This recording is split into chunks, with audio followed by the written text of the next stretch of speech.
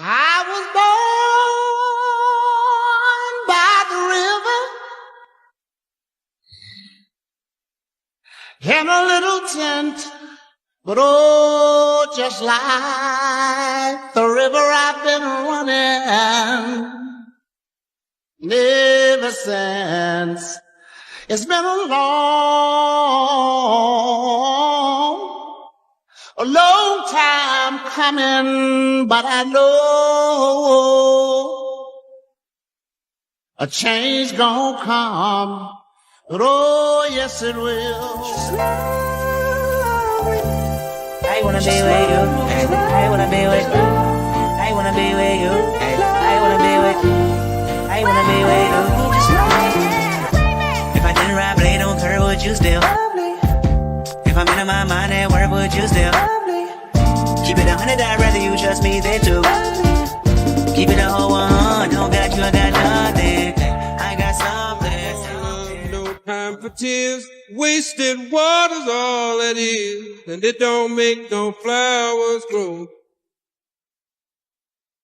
Good things might come to those who wait, not for those who wait too late.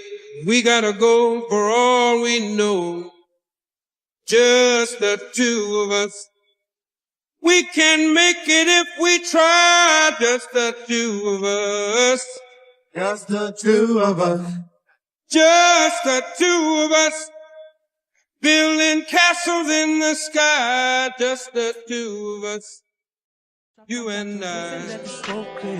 I got diamonds, 2 inches, and slides in both ears. Dice rolling on the Las Vegas trip tonight. Slip that on and we might miss the fight. Fuck a night, I keep the koala in my shorty bag. You know she want a mom and she tattoo that ass. I'm a lover boy, she love the toys. Keep it coming, you a rider. This that roll myself a J and count my figure shit. This that stepping out, I feel like I'm that nigga shit. I drop 30 on this room, we ain't gon' split the shit. If I catch you nothing off, then it's gon' be your body. Is this real? Temperature's rising, I don't wanna feel I'm in the wrong place to be real. Whoa, when I'm longing to love you just for a night, kissing and hugging and holding you tight. Please let me love you with all my might. The reasons that we're here, the reasons that we feel, I feel as it won't disappear. After all the reasons why, all the reasons we're alive, all the reasons love.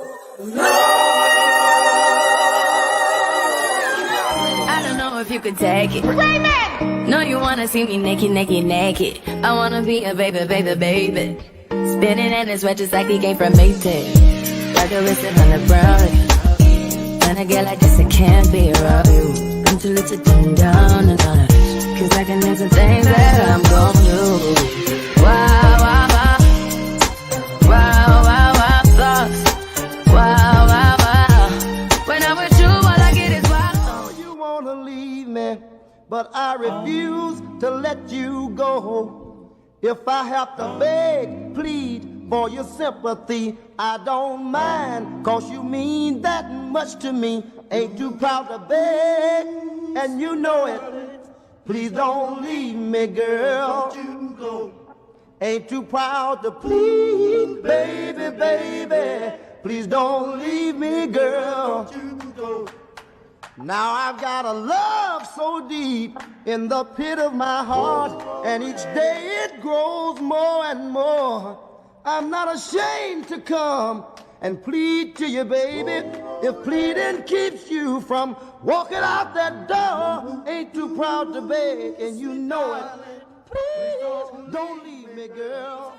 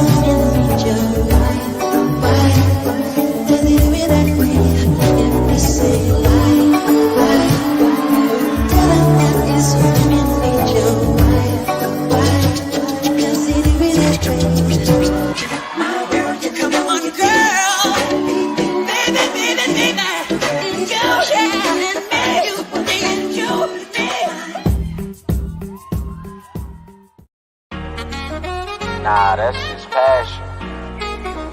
We love the game. You already know what it is. FYF. You don't got tough skin.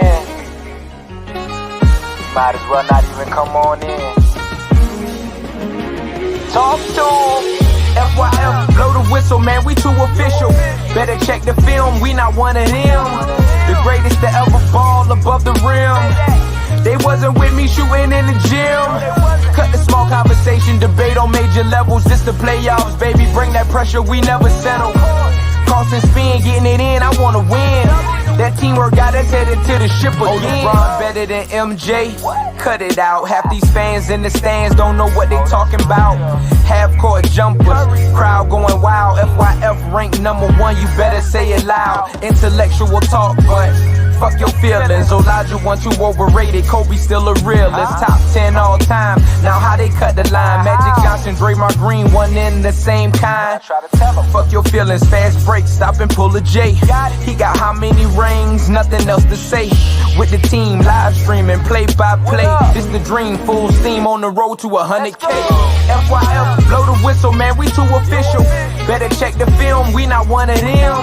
The greatest to ever ball above the rim. They wasn't with me shooting in the gym. Cut the small conversation, debate on major levels. This the playoffs, baby, bring that pressure, we never settle. Cross and spin, getting it in, I wanna win. That teamwork got us headed to the ship again. Started small, then turned into big dogs. They treat me like the GM, I just make the call. No matter who my op is, I'ma stand tall. Then pull up to the game, fresh like I just left the mall. 100K, 100K, 100K, check the score. We gon' bust the shot clock, fans running to the floor. All I hear is go this and go that. Man, your team suck, hang it up like a coke rack. I love the game, I admit it, I can't quit it. Step in front of me, man, your ankles gon' get the business. Been a legend like Moses Malone, way ahead of my time. This the greatest sports show ever, I just had to remind. FYF, blow the whistle, man, we too official. Better check the film, we not one of them. The greatest to ever ball above the rim. They wasn't with me shooting in the gym. Cut the small conversation, debate on major levels. This the playoffs, baby, bring that pressure, we never settle. Cross and spin, getting it in, I wanna win. That teamwork got us headed to the ship again.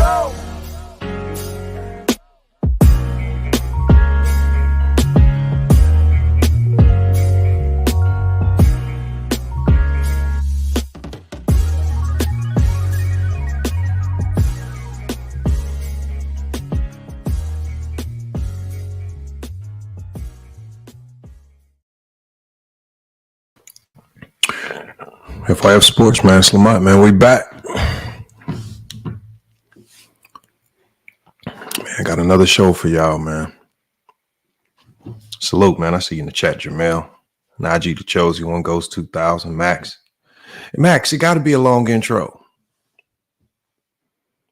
YouTube be on some BS with the notifications. They don't be notifying people.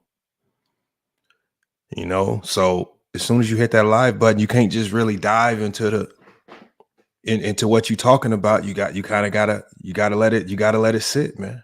Yeah, back to back, Go James. I think you're gonna I think you're gonna want to come up here and come on an open panel after this one. They not gonna and this don't stem from, see, a lot of people gonna look at this show, right?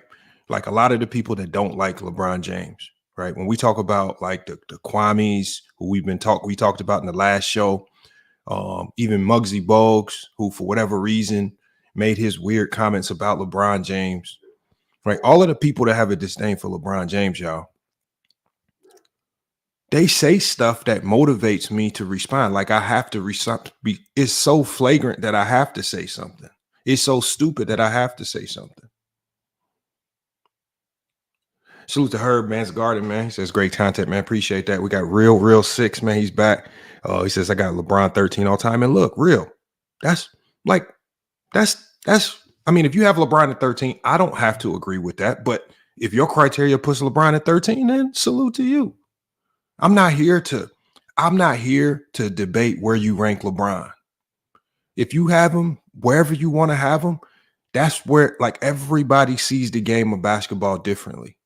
Everybody appreciates something different from the game of basketball. So I can't expect you to see it the way I see it and have him where I have him ranked. Right? Hey, Mahari, and also Mahari, I see you in the chat, Mahari. I was listening to some of the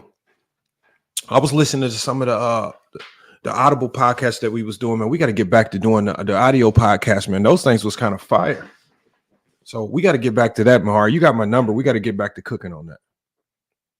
We got Jarrell Robinson. He's calling real a clown. It's not even that. It's just like, I mean, I don't agree with LeBron at 13 because I'm curious to hear the other 12 guys you have ahead of him and whatever criteria that you have that puts him ahead of him. I just think at this stage, I don't care how you try to get trickery with your criteria and how you formulate it. I just don't see you finding 12 guys that you can confidently just put above LeBron James. And I don't care how you rework and rewire your criteria to finesse it, because that's what it will ultimately have to take. And that's just according to me, though. He says, I'm just kidding. I got him third. He says, I don't think the Zesty Jeffries want to be on the panel with FYF. They don't, man. Like, I always let people know when I go live, feel free. If I've called you out, if I said something about you publicly, feel free to hit the link and we can have a conversation about it.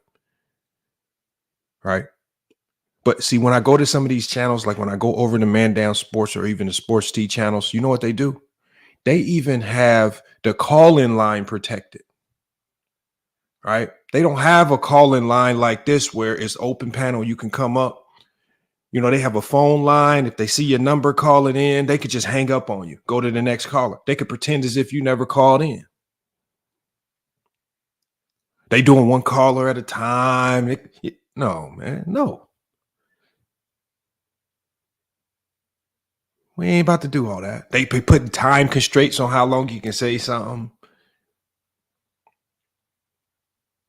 No, we're not doing that. There's a reason why a lot of people don't like even when Go James Kingdom have his lives. It's a reason why a lot of people strategically avoid hitting the link. Like the one thing I've noticed is people like Willie. Willie will go over to Go James Kingdom live. For whatever reason, this Willie guy won't ever come over to FYF Sports, especially in the setting where it's just me and him. I don't know why he just avoids it. The guy named Judah Morneth. I mean, this guy named Judah Morneth will type.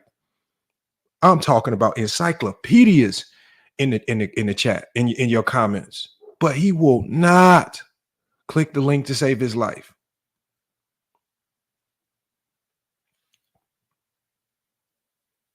Salute to Dr. Maggie. Yeah, shout out to Willie, but Willie just is a chat warrior supreme. And then when I see him ultimately get on the panel on Go James Kingdom channel, he just up there making himself look like a dang fool. Salute to True the King in the chat as well, man. I'm talking about Judah's comments. Judah's comments and my comments be so long. I'm talking about you got all this time to type all of this. Like when I say long, I want y'all to just go look through my comments and just go find one of Judah's comments. It's long as hell. It's crazy how long it is. They say exactly. They say because they can say what they want, they can lie, and they can get the hell up out of there if it don't sound right.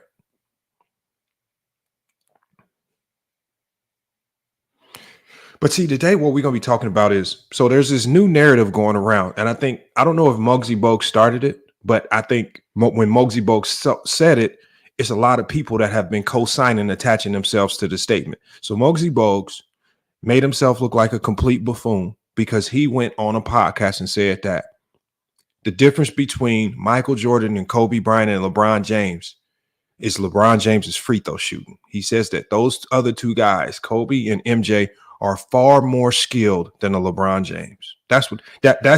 This is the new sentiment, right? I think Carcino and Kwame Brown were talking about it yesterday. Kwame Brown said it on his show. He says that LeBron James is not as skilled as Kobe or MJ. That's what he said. And like I say, my question for Kwame Brown, if we ever got Kwame Brown back on the panel, would be,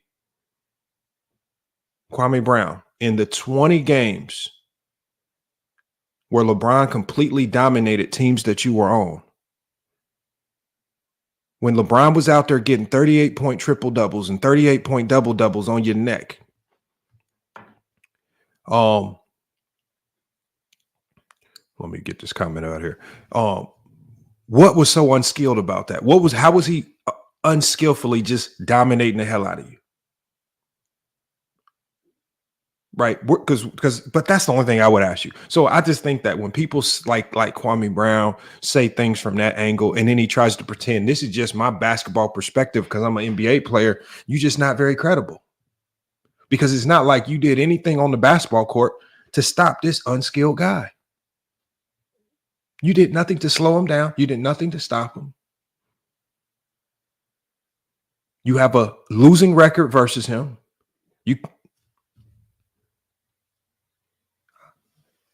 Salute to Michael in the chat as well. I mean, it's just crazy. Salute to Autism Boy in the chat as well. Appreciate you guys pulling up. So what I've done is, you guys, because I think when you hear like people like Muggsy Bogues talk about skills, when you hear all these people talk about Kobe is more skilled, when you hear people saying that Jordan is more skilled, what are y'all talking about when y'all say skilled? What is y'all definition of skilled? When y'all say skilled, what are you referring? Because when a lot of times when these idiots start talking about skill, what's the first thing that they say? Footwork. Is that what skilled is to you on a basketball court? Mid-range jump shot. Is that what skilled is to you? Out of all the skills on the basketball court, every skill that you could possibly have that lends to winning a basketball game on the offensive side, on the defensive side, the versatility side, the intangible side, and all the skills that you could talk about, it seems like these Jordan and Kobe fans reduce skills down to footwork and mid-range jump shots.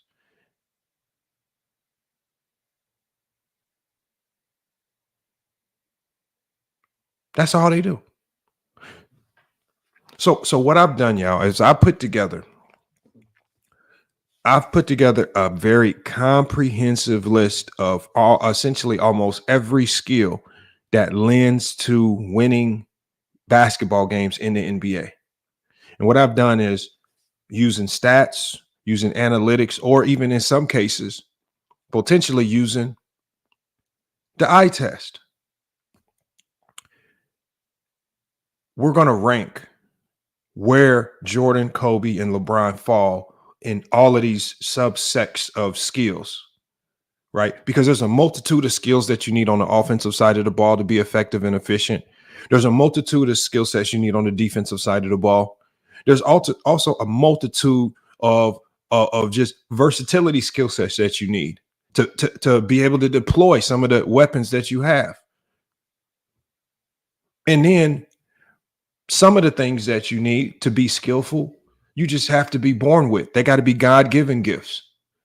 You know, for example, to be an elite shot blocker, sometimes you just might need an unbelievable wingspan that's just God-given, that might lend to your ability to be a much better shot blocker than another player.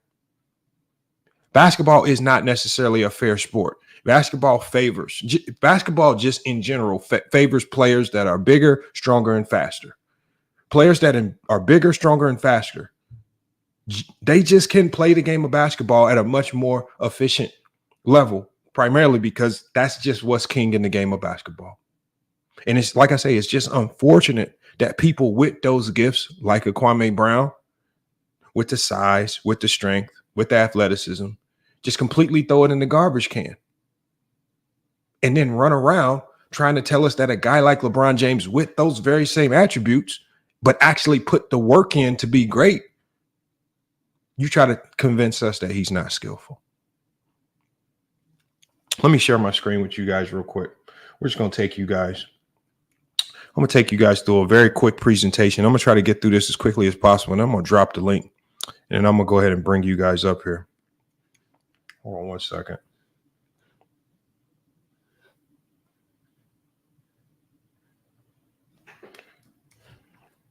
And while you guys are at it, make sure, salute to Jason Brown in the chat. Make sure y'all hit that Cash App to support FYF Sports, or hit us in the PayPal, FYF Sports Debates at yahoo.com. Make sure y'all support, man. Salute to Jason Brown in the building. Oh, man, one of the OGs of the channel, Peter Bag Juice. Peter Bag Juice. Man, Peter Bag Juice, you got to stop going up on Go James Kingdom channel, man. Make yourself look crazy, man. Your takes be in the garbage can a little bit. I think you need to think a few of those a little bit through, a little bit more sometimes. He is skilled. He's just not more skilled than Kobe. And please don't bring Mike into this conversation. We're about to find out, Boy Wonder.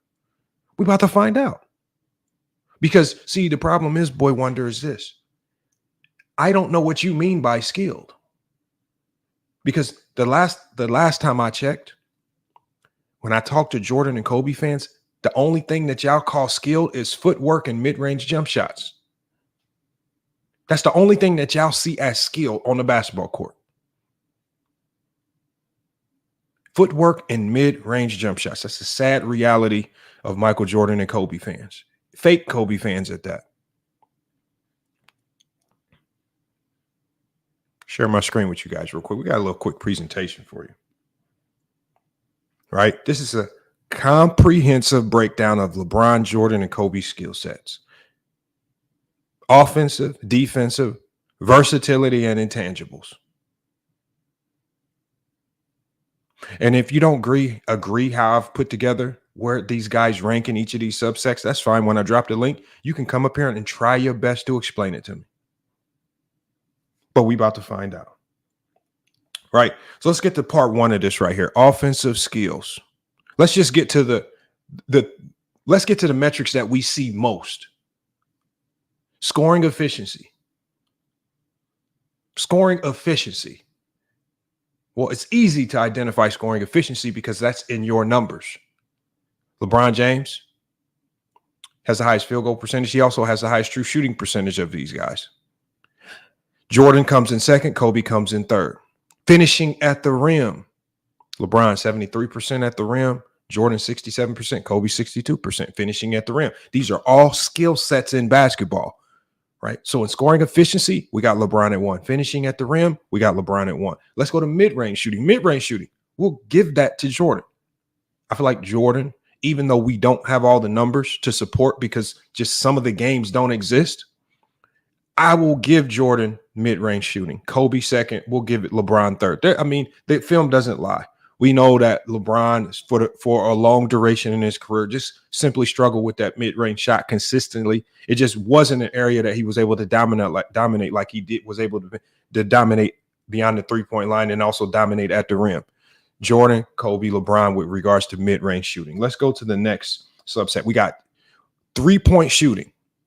And in regards to just the skill set of three-point shooting, LeBron James. Right, 34% regular season, 33% at a higher volume and a higher efficiency than both Kobe and Michael Jordan. Kobe Bryant, 32.9%. In the playoffs, 33%. He was high volume, but not as consistent as LeBron James. And then we have Michael Jordan, who in the regular season, 32.7%. In the playoffs, 33.2%. He was a low volume three-point shooter. So unlike Kobe and LeBron, we know three-point shooting was not in Michael Jordan's bag because he was a low-volume three-point shooter. He did not do it much. It was just an aspect of his game he was not confident in, not a core part of his game. So the rationale behind the three-point shooting is that LeBron edges out Kobe due to higher percentages and increasing reliance on the three-pointer in his game, while Kobe's volume and reputation as the three-point shooter placed him second. Jordan, obviously third, because three-point shooting just really wasn't a part of his game whatsoever. We go to free throw shooting. Muggsy Bogues talked about this. You know, out of all the elements of basketball, Muggsy Bogues said it was free throw shooting that was the biggest separator for Jordan, Kobe, and LeBron. That's what he relied on. Former NBA player. I think his brain might be just as small as everything else. But Jordan has the highest he's the best free throw shooter in this particular aspect right here, with a career of 83.5%, Kobe second, 83.7%, and LeBron below 80%, 73.5% for his career. Not necessarily saying that any of these numbers are bad. It's just where we rank them. LeBron just happens to be third in this particular aspect. So the rationale behind this is Jordan's mechanics at the free throw line was just a little bit better, right? He was a free throw merchant, especially early on in his career. He went to the free throw line a ton. He made a ton of free throws, and he accumulated a ton of his points from the free throw line. Same with Kobe, consistent from the free throw line, and LeBron, seemingly free throws has been one of his weaknesses. We just have to accept that. All right. We can go to another offensive skill set, playmaking and vision. Playmaking and vision. Assist and also assist percentages. LeBron James obviously going to be first in this particular skill set right here. LeBron James assist percentage 36.9% for a career, 7.3 assists per game for a career. Jordan comes in second with a 24.9% assist percentage, 5.3 assists per game for his career. Kobe is going to be last in this particular category. He has the lowest assist percentage, 4.7 assists per game on his career. All right. So the rationale behind this is very simple. LeBron is the best playmaker of the group. I don't think anyone will contest that at all. Akin to a point forward, Jordan was an underrated passer. Kobe could facilitate, but he preferred to score. So we have LeBron James just coming out on top in this offensive skill set of playmaking and vision. We'll go to post scoring. All right. When we go to just pure post scoring, we got Jordan at number one. Jordan's bread and butter was to operate from the high post high elbow out of the triangle and a lot of ISOs. And he did a hell of a job at that right there. So we got LeBron number one in post scoring. Jordan number one in post scoring. We got LeBron at number two. We got Kobe third. And the rationale again behind this, Jordan's footwork, obviously the iconic fadeaway that he started to develop toward later in his career. That just became staples in his game. I think the triangle defense that put him at that elbow, the spacing that the illegal defense gave him at that time, just allowed him to thrive as a post player back to the basket, not necessarily having to worry about a significant amount of help being rotated over to his way, and he could dominate guys out of that one-on-one matchup from the high post. Let's go to another skill set in the game of basketball. Offensive skill set, offensive rebounding. This is another easy one right here. The numbers will tell you this. Also, just the intangibles that these players have will tell you the answer to this as well. LeBron, first out of this group in career, offensive rebound percentage at 3.9. Jordan, second at 3.3. Kobe, third in this group at 2.4. So LeBron, like I said before, his size gives him an edge, while Jordan is an excellent offensive rebounder. As a guard, he just does not beat out somebody like LeBron James. So we got LeBron James first. With regards to the skill of offensive rebounding, we got to give that to LeBron James. We're going to go to off-ball movement, screens and cuts, right? So when we go to screens and cuts, there's a lot of people that, when you go to some of these channels that don't know anything about the game of basketball. I know I've heard Sports T say it. We've heard Carcino say it. All of the people that talk without any data, any understanding of the game, they just try to go off of common themes that they hear from haters. Well, again, that does not necessarily hold any weight in this particular context, because when you go to off-ball movement and screens, right? When you go to Synergy Sports and you look at all of these players, points per possession without the ball in their hand, off of screens and cuts, LeBron James scores an astonishingly high 1.79 points per possession, according to Synergy Sports. Kobe, off ball, is second in this group at 1.59 points per possession. And then Jordan is third in this group at 1.29 points per possession. Michael Jordan fans are the best. Says Synergy doesn't cost $1,000 to get a membership. No, it doesn't. Because Synergy used to cost a lot. But now that it was been sold, they've now kind of formulated for just the general public to actually be able to get accounts. Generally, it's a resource and a tool that universities and schools with sports programs have.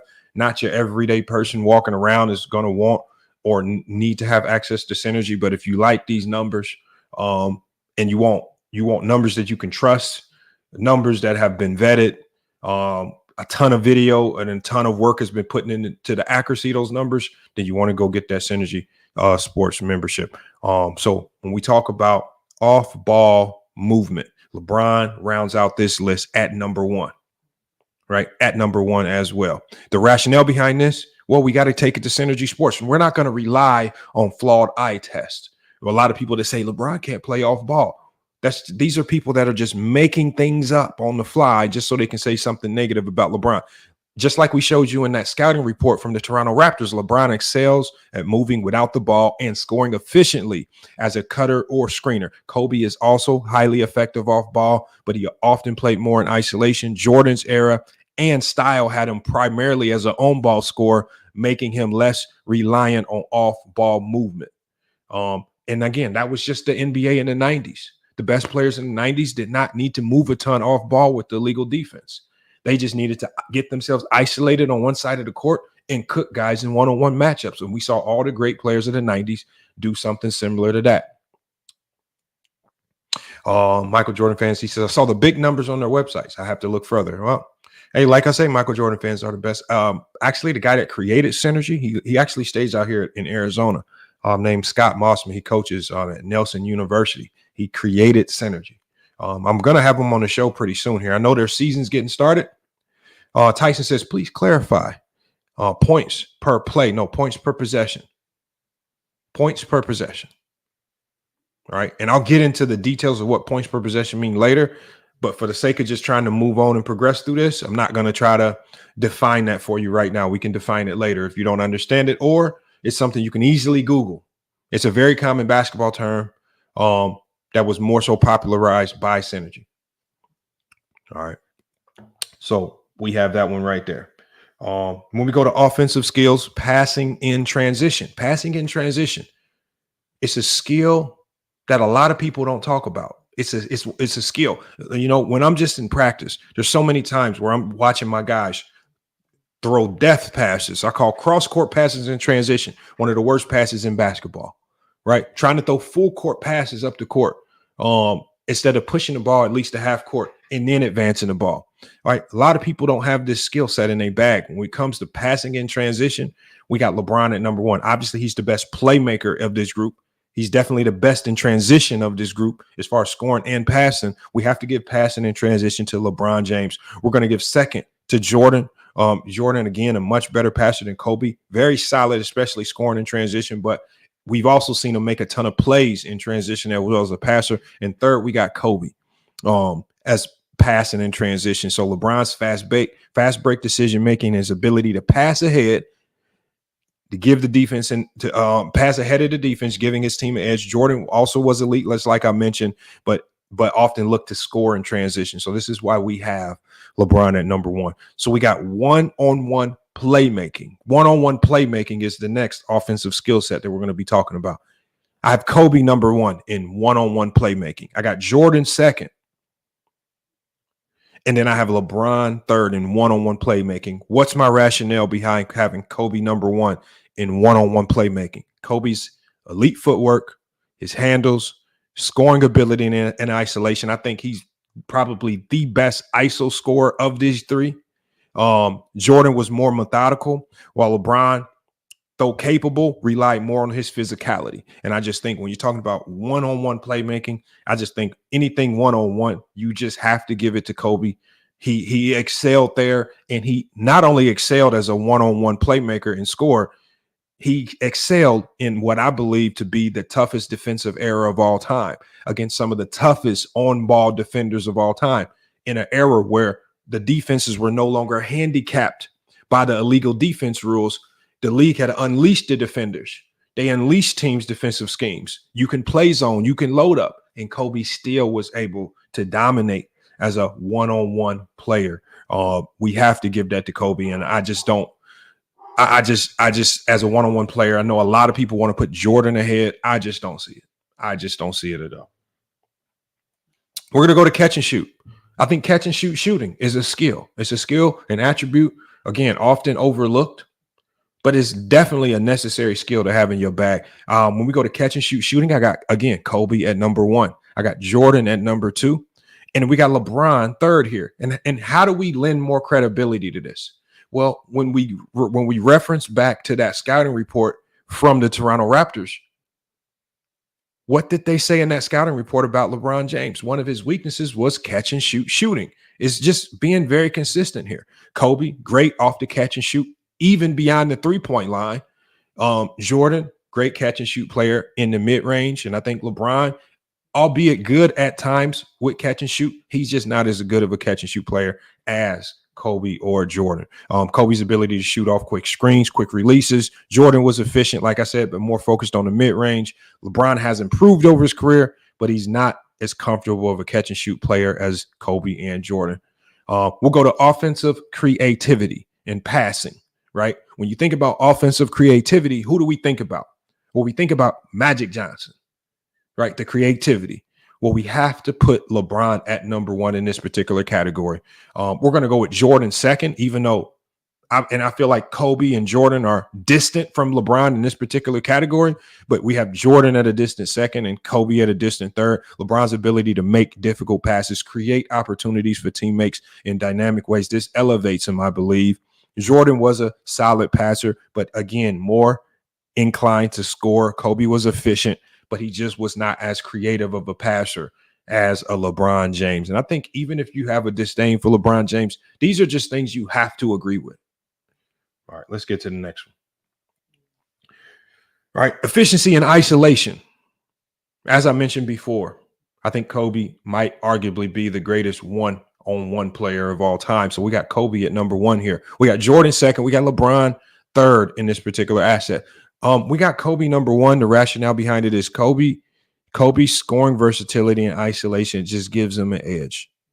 And then not just an edge. To me, it's who he did it against in the time frame that he did it in, which clearly puts him at number 1 in this particular offensive skill set. He's followed by Jordan, who was more focused on mid-range and post moves. And then we got LeBron at third, who's definitely efficient. He relies again on physical mismatches more in isolation, more so than actual moves.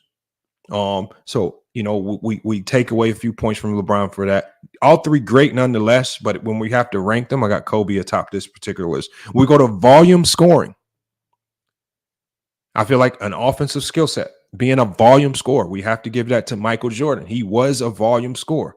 The one thing he was always going to do, make or miss, was score the basketball. We got Jordan first, 30.1 points per game for a career. We got LeBron in second in this category. And even though LeBron is looked at as a pass-first player, I mean, as a volume scorer, he's still been able to dominate, averaging 27.2 points per game for his career. We got Kobe third at 25 points per game. And then the rationale, obviously, like I said, Jordan led the league in scoring for 10 years.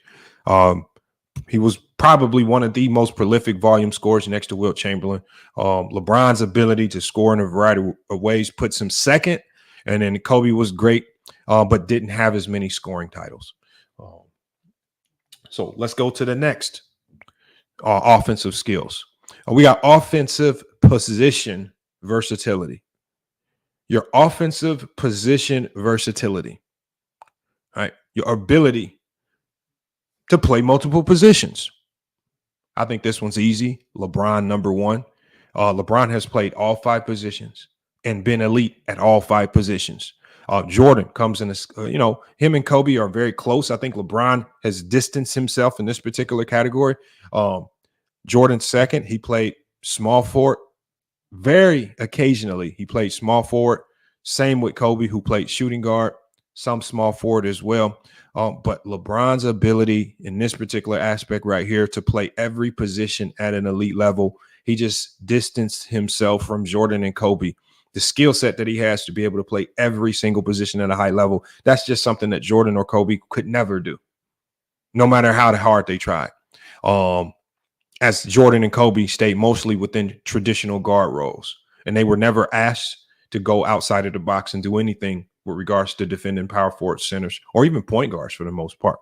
Let's go to shot creation for teammates.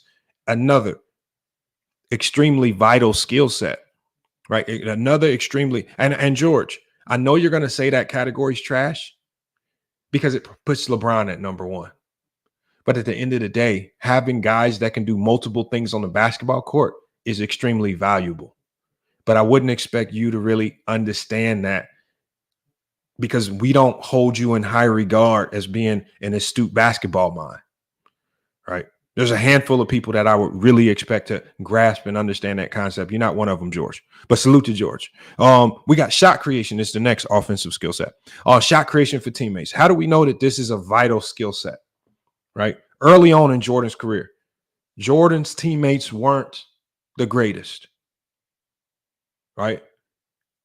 Jordan could go do all of the scoring himself.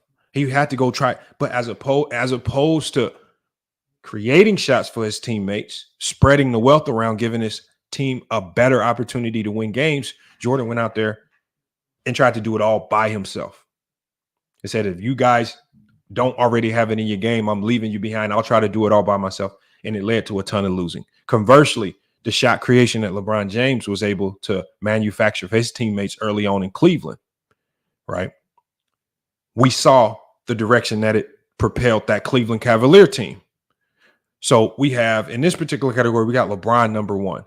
His ability to create shots for his teammates, understand ball placement, where they want the ball, finding their shot pockets, knowing where they excelled on the basketball court. Not only was he able to do it successfully, but he was able to elevate a ton of guys, lead teams that we never thought could win 60 games. We're winning 60 games because he had guys like Boobie Gibson looking like borderline all-stars because of his ability to create shots for his teammates.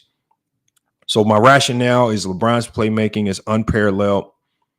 He's constantly creating shots for his teammates. Jordan was more of a scorer. He could pass, while Kobe's tendency to take over limited his assist opportunities. So we know Kobe was just the ultimate bad shot taker. When the going got tough, Kobe just shot the ball more. We've seen Jordan in crucial moments at least have some propensity to try to pass the ball or make the right pay, while LeBron James has been elite in that aspect. Lastly, in offensive skills, before we move on to defense, we'll just go to basketball IQ.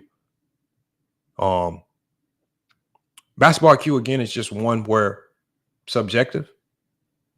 You weigh it and view it how you want. I have LeBron first in this particular category, Jordan second, and Kobe third. LeBron's understanding of the game, ability to read defenses, allows him to adjust a lot of things mid-game. Jordan had what we call best killer instinct, but didn't adjust his game much, while Kobe often just relied on difficult shots when the going got tough. Also, let me give a big shout out to Sean Talks, man. He just donated $15 through Streamlabs, man. Salute to Sean Talks, who's always heavily supporting FYF Sports, man, always coming through donating. And like I say, you guys, when we move these streams over to Streamlabs, whenever you send those messages through Streamlabs, whatever message you want to send is going to be text to speech, right? So we're going to turn on that text to speech. And so it's going to turn your donations into text to speech messages, so you can also have a voice on the show as well, even if you don't want to come on the panel. But basketball IQ rounds it out. I got LeBron number one in that particular aspect as well. We got sports. We got Sporting Page. He says Jordan is number one in basketball IQ. Just Sporting Page. But as you say, but if you're going to say Jordan is number one in IQ, you would have to explain it to me, because, like I say, IQ to me means sometimes looking around you and saying, okay, this is what I got to work with. And then you have to ask yourself, as a great player, how do I maximize the talent that I have around me, whether the talent is great or whether the talent is flawed and not necessarily that great? And I believe that only the highest IQ players are able to look around and adjust their games to the talent that's around them. We saw Jordan early on in his career. He could not adjust his game. He struggled to win. He was going to consistently push against the grain and just score until the Bulls brought in superior help to help him. right? We saw that same issue with Kobe Bryant in his career when the Shaqs weren't there and all the other great players weren't there. Kobe, score. Y'all better bring in some help or I'm out. Score. But he didn't alter his game. But the one thing we've seen with a guy like LeBron James early on in Cleveland, what does he do when he gets to Cleveland? Okay, let me look around. Nah, not the greatest talent. We might not be able to win a championship with this bunch, but how do we maximize this? Let me modify the way I play the game so that this group that we have right here, we can go win. And I never saw Jordan do that in his career. You know, even later on in Jordan's career in 95, when he would have needed to make modifications to his game, when they didn't have Horace Grant. Horace Grant was on the Orlando Magic, right? They didn't have that elite power forward. What modifications to kind of make up for that deficiency did he do? There were none. They just had to the only way Jordan teams got better is if they just brought in competent pieces right out the gate. Right? The Bulls didn't start really winning until Pippen evolved into a competent piece. Jordan didn't make any significant changes to his game. He was still Jordan, who was score driven. And so I think when it goes to IQ, your ability to adjust the way you play the game to get optimal results, that's IQ. And I think the people that don't make adjustments, because you guys talk about it all the time with coaches. For example, with Darvin Ham, y'all talk about, Darvin didn't make any adjustments. That's why the Lakers was losing. Keep that same energy, because Jordan and Kobe lost a lot because they failed to make any adjustments. And not necessarily lose. When I say lose, what I mean is optimize what they have around them. And I don't think Kobe ever optimized what he had around him during the Kwame Brown years. I don't think Jordan ever optimized what he had around him during the Orlando Wolves years. And like I say, but again, you guys might have a completely different definition of basketball IQ. I don't know where it stems from or what the logic is behind it, but I'd be curious to hear it when you guys come up on the panel. Let's go to the next category. We got defensive skills. We'll just stick with the basics, the easy ones. On-ball defense. On-ball defense, to me, again, more of an eye test. Okay. Right. There's a lot of games that's not on video. Right. You really kind of have to just look at his game. On-ball defense, I got to give it to Jordan as far as on-ball defense. I feel like Jordan's game defensively had a lot of holes. But when he keyed in on you defensively and he was just guarding you, and that's all he had to really focus on, he was elite at it. And I think I got Kobe second and I got LeBron James third in this particular category. This is just one element of defense. So Jordan was known for relentless ball pressure. He did win a Defensive Player of the Year award, even though I feel like that year he wasn't even the 5th or 6th best defensive player, but he still got it. Kobe's defense of Tennessee's, they did kind of mimic Jordan's, especially as an on-ball defender. And LeBron's strengths to me were in his help defense. That then takes us to help defense.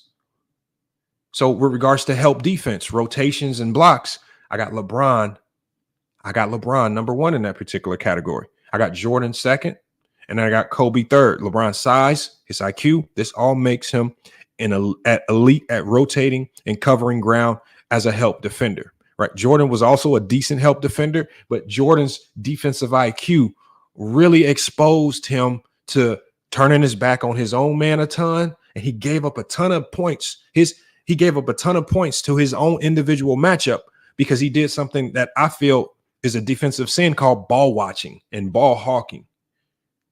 And this is one of the reasons why Jordan's man, the guy that he was responsible for defending on a night in and night out basis, generally tend to barbecue on any particular night. Salute to Doe Eyes in the chat. Doe Eyes, I did get your email. I'll be responding to you probably tonight or so. Let's go to the next one right here. So we got LeBron first in help defense, Jordan first in on-ball defense. The next one we got is help defense. Help defense, rotations. Again, I got LeBron first there as far as the help defensive rotations. Jordan second, Kobe third. Defensive IQ. I got LeBron first, Jordan second, Kobe third. right? I think LeBron's ability to read opposing defenses, LeBron's ability to anticipate plays, LeBron's ability to adjust to more complex defensive schemes with constant switching, varied schemes, that all places him above Jordan and Kobe. And I think statistically, and this was a neat stat that I found that actually helped me make this particular decision. So LeBron's teams, when he's on the floor, by defensive rating, are a top 10 defensive team when he's on the floor throughout the duration of his career. But when you remove LeBron James for the duration of his 20-year career, when you remove LeBron James from the floor, those teams generally on a year-to-year basis, when LeBron James is not on the floor, they drop to a bottom tier defense in the league. Now, when we do that same analysis with Jordan and Kobe, and this was really more so with Michael Jordan. Jordan on the floor, his team was a really good defensive team. But then when you take Jordan off the floor, there's no drop off. They're still a really good defensive team. And the same thing you notice with Kobe.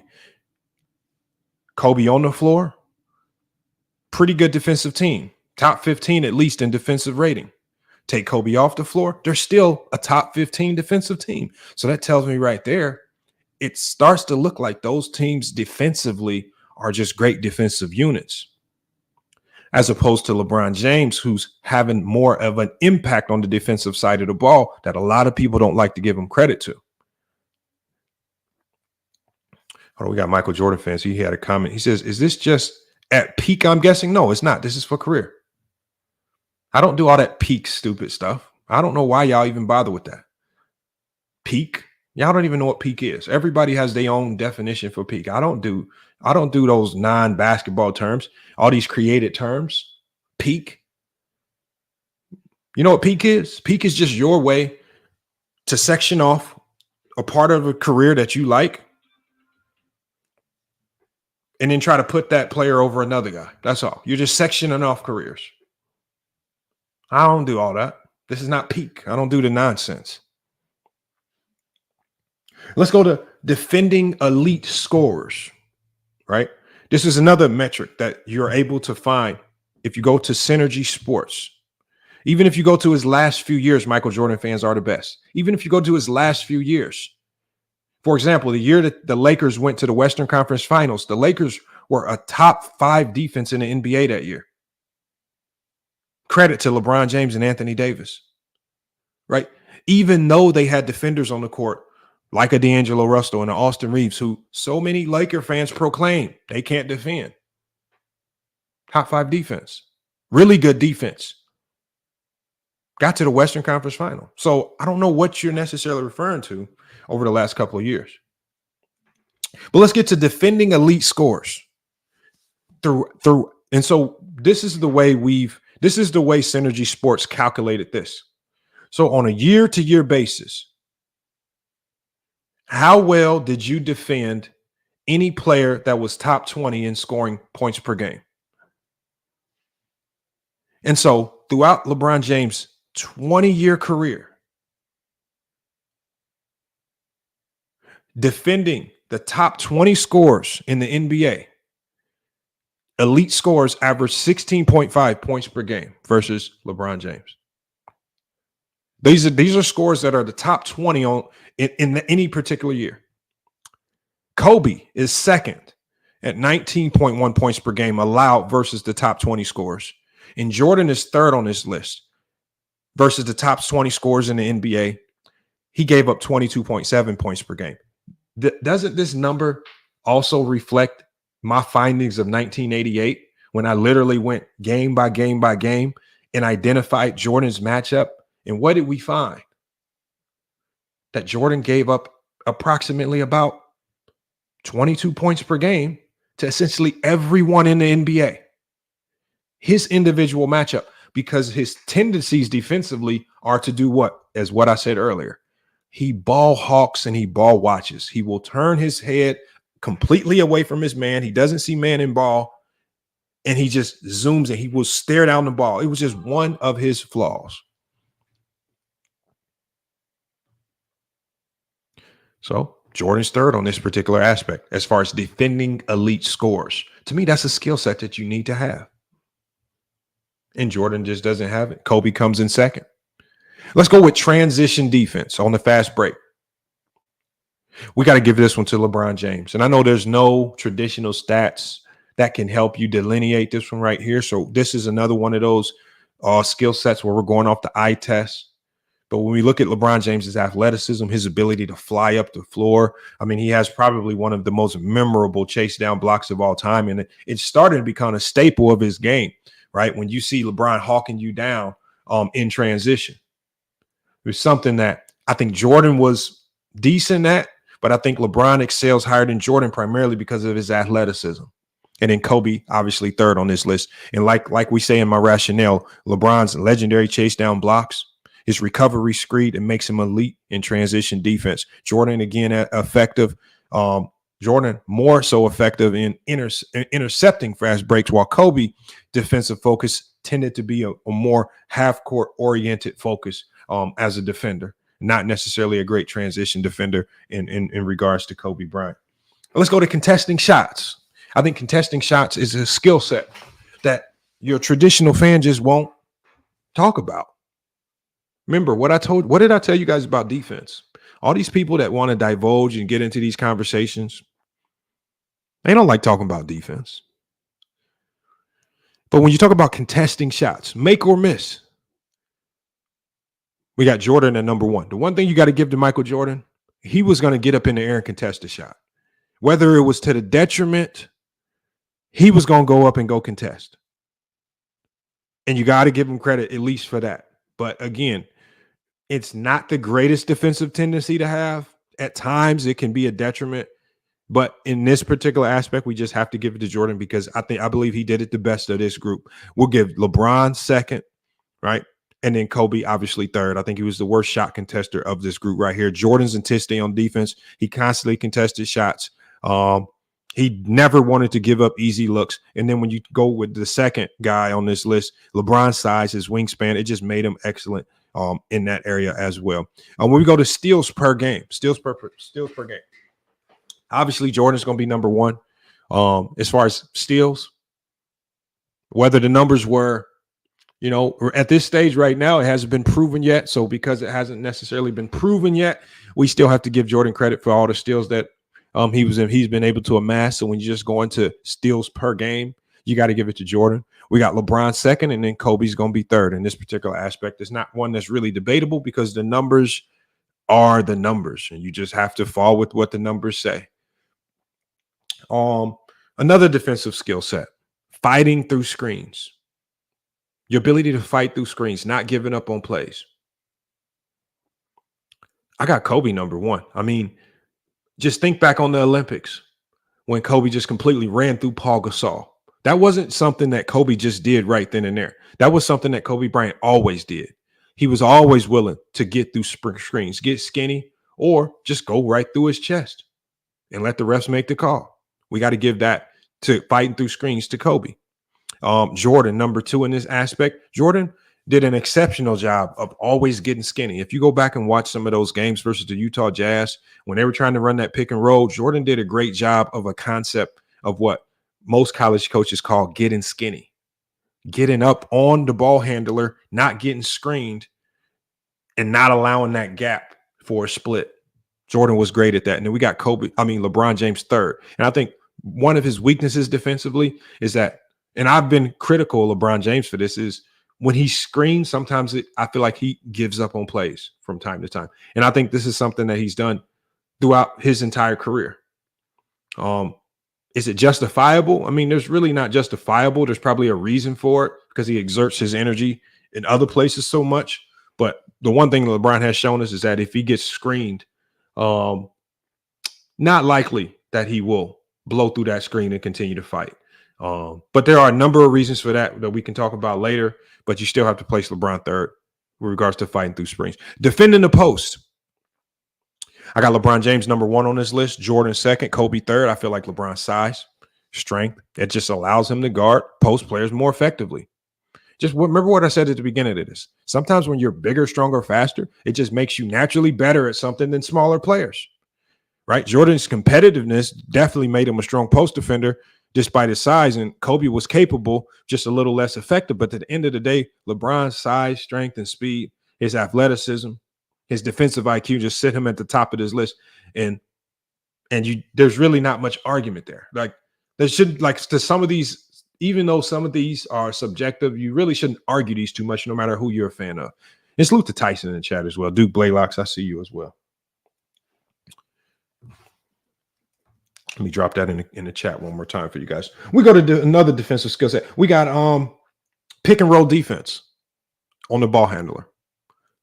I got LeBron James at number 1 in pick and roll defense.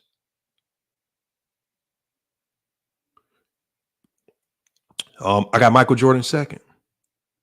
And then I got I got Kobe Bryant third. My rationale behind it, and salute to MC 2 Wheels. Salute, man. Rebranding, I see you in the chat. I see everybody in here, man. Make it salute, man. Appreciate you. Make sure y'all smash that like, hit that PayPal, hit that Cash App if you want to support the channel. My rationale behind having LeBron James as the best pick and roll defender. LeBron James dominates this category due to his ability to defend the pick and roll in a guard, because he's doing it in a guard dominant era where we've seen more pick and rolls than ever before in NBA history in this particular area.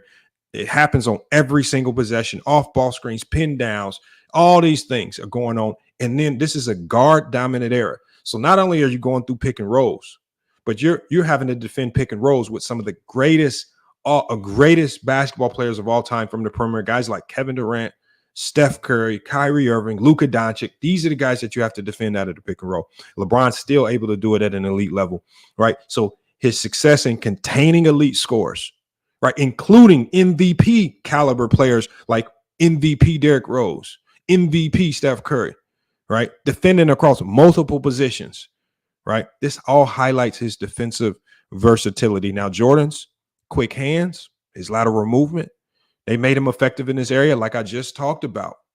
Jordan was one of the best at getting skinny, getting up on screens, not getting screened, right? But Jordan did it in an era where you're not looking at a ton of dynamic guards, right? So to get up on a screen on John Stockton, maybe it's not the same as getting up on a screen and defending a Steph Curry. A little bit different. And when you can do it at an elite level where Jordan still gave up a ton of points, where as opposed to LeBron, who is in a more offensively driven era where the guards are much better, he's still able to be much more elite at defending these players than Michael Jordan. You got to give him credit for that. Help side shot blocking is the next category. See, I know a lot of you guys hate these categories and you don't like the fact that these are actually skills that are necessary on a basketball court. But they are.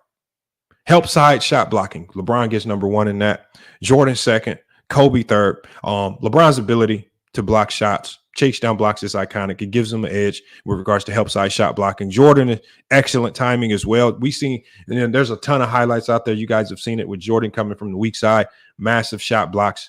And then Kobe, though he was capable, he just wasn't a great help side shot blocker or even defender for the majority of his career. All right, we got defensive communication, directing teammates, directing traffic, making sure your defense is aligned. I got first, I'm giving that to LeBron James, one of the best communicators we've ever seen on a basketball court. Jordan second, Kobe third. Like LeBron's vocal leadership, ability to direct teammates on defense, it gives them an advantage. Jordan led more by example, and then Kobe's communication was just less frequent, but it also was effective. So I got LeBron James a top defensive communication. Lateral quickness. I think lateral quickness is a skill set. I got to give that to Michael Jordan. Kobe second, LeBron James third.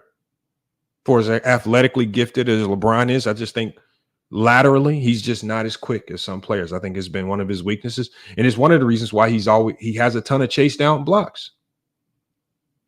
Right? Because he gets beat laterally, but he's able to use his athleticism to catch up and block the shot from behind. But it's still a weakness of his. We put him third on this list right here. All right, we got defensive playmaking, generating turnovers via deflections.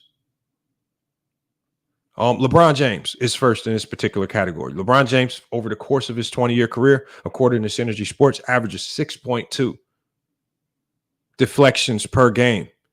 3.9 of those deflections resulting in turnovers. Jordan is second on the list with 3.9 deflections per game. Two of those resulting in turnovers. And Jordan's numbers are a bit skewed because his numbers are only from 1991 on up. Hope if we're able to recoup all of the games prior to 1991, maybe that looks a little bit different. But because we're missing so much film and footage on Michael Jordan, it's hard to count deflections because it wasn't a stat that was counted prior to them keeping stats over all these games.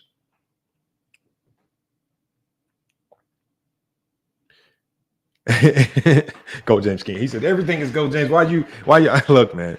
We'll see what the conclusion is at the end. I don't know what it's going to be. We got chase down blocks. I think chase down blocks is an element that we've been talking about because it touches on other aspects of defense. But when we just talk about the ability to recover, LeBron James clearly outclasses Jordan and Kobe in this particular category as a chase down shot blocker. Ability to recover if you get beat. The ability to take away transition buckets from the other team. LeBron is best at that. Right. Iconic, mind you. Let's go to switchability. Switchability, like, and especially in today's era, we're being able to switch and guard multiple positions. How do we know this is important? Because look at a guy like Rudy Gobert. He's a defensive player of the year, but he gets no respect from fans because fans say, oh, he can't guard Luka Doncic. Oh, he can't guard Kyrie Irving. Oh, he can't guard Steph Curry. You guys actually do appreciate switchability. You know, you act in this particular context, you're gonna pretend, but we know you guys actually care about switchability because you will barbecue a great defender like Rudy Gobert because he has no switchability. When it comes to LeBron James, he's number one in switchability. He can switch to all 5 positions. I have Jordan number 2. Jordan could defend 3 positions. And then I have Kobe third on this list because I feel Kobe could competently guard 1 to 2 positions. But LeBron's ability to switch onto any position makes him the most versatile defender in this regard. Defensive consistency. This is another subjective stat, but I got Jordan number 1 in defensive consistency. I got LeBron second and Kobe third. Right. Jordan's defensive effort on a night in and night out basis, it was relentless. He was prone to making a ton of mistakes, but he was a relentless defender, even though he made a ton of mistakes. LeBron, while effective, he's definitely had moments of inconsistency. I've talked about it over the last 2 years. As he's gotten older, his defense has become more inconsistent. We will see moments where he can guard Nikola Jokic for a few quarters, but then we'll see stretches of games where he takes off a ton of plays.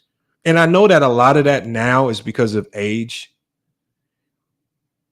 but it just is what it is. And like I told Michael Jordan fans are the best, I'm not about to just consider a peak. I'm going to consider everything. And in this particular regard, we got to put Jordan at number 1. We got LeBron at 2, and we got Kobe third. Next category, we got versatility and intangibles. All right, positional versatility. We got LeBron number 1 here in positional versatility. LeBron can effectively play and defend all 5 positions. Jordan, second on this list.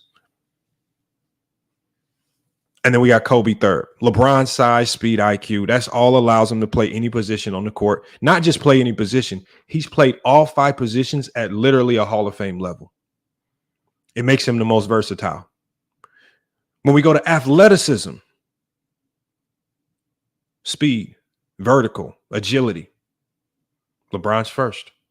Because in this particular context, LeBron's vertical has actually been recorded. And it's not the fake 48 inches that Jordan fans just threw out there for LeBron, for Michael Jordan. And then Michael Jordan has to come out. And what does Michael Jordan say? I've never even been tested. I've never did a vertical jump test. You got Jordan fans that will run around saying the man can jump 48 inches in the air. And Jordan comes out and says, I ain't even never done a vertical jump test.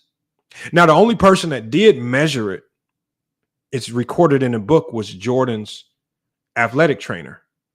And he says, when I recorded it, he had a 42-inch vertical, not a 48. I don't think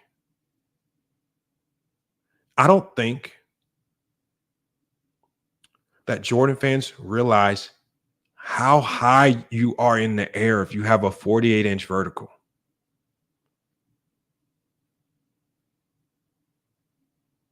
He says, I have a source that says he got measured at 43. Well,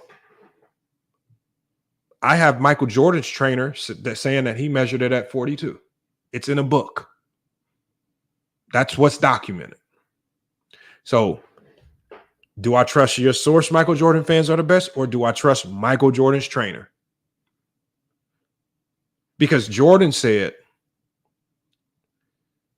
he says, Jordan himself said, I'm not going to be impressed until I see somebody do a 360 from the free throw line.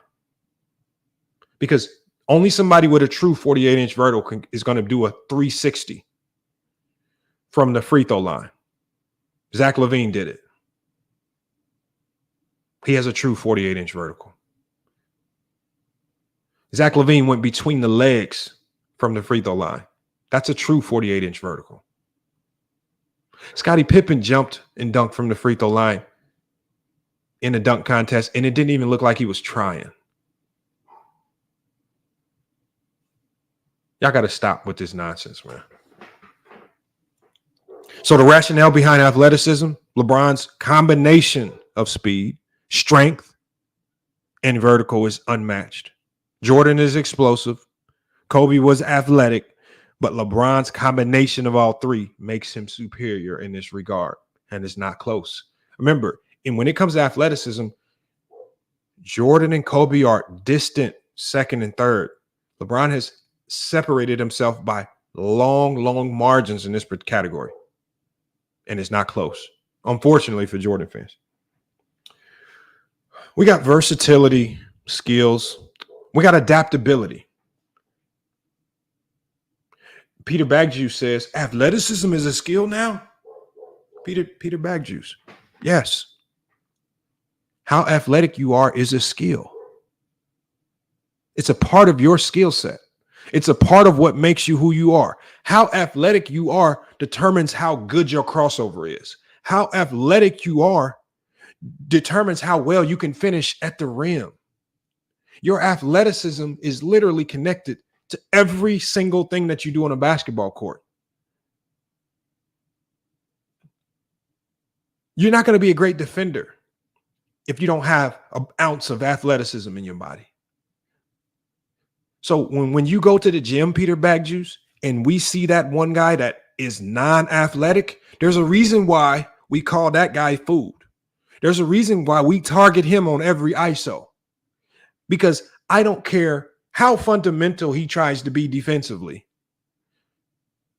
Because he doesn't have the athleticism to do anything that can keep up with me, I'm going to go barbecue him. Your athleticism is tied to everything. The fact that you want to pretend like it's not a part of your skill set, that's just you being mad because LeBron is the best at it. Thank you, Twin Man. I cannot believe how, and then I literally just told Peter Bogues about saying stuff that just makes absolutely no sense, like he does when on GOAT James Kingdom show. And then he says something like athleticism is a skill set. Yes. Peter Bogues, athleticism is the exact reason why you can't hoop. It's the exact reason why you got barbecue soufflé on the JV high school team. You had it all figured out in your brain. Your body just wasn't functioning and keeping up with all the stuff you had going on. You wanted to cross them over. You ain't had the speed. You didn't have the hip mobility. You wanted to go finish. but you got a 7-inch vertical. You can't go up and finish it with the trees when you barely get off the ground. How you tell me a great finisher that can't jump and get off the ground? Mingle Jester says Michael Jordan definitely more athletic than LeBron James. How? What standard? But what metric? Mingle Jester. Definitely how? Definitely because you say so? LeBron has a higher vertical than Michael Jordan's recorded 42 inches or reported 42 inches. LeBron is faster up and down the court than Michael Jordan. The only thing athletically that Michael Jordan might have over LeBron James is lateral quickness.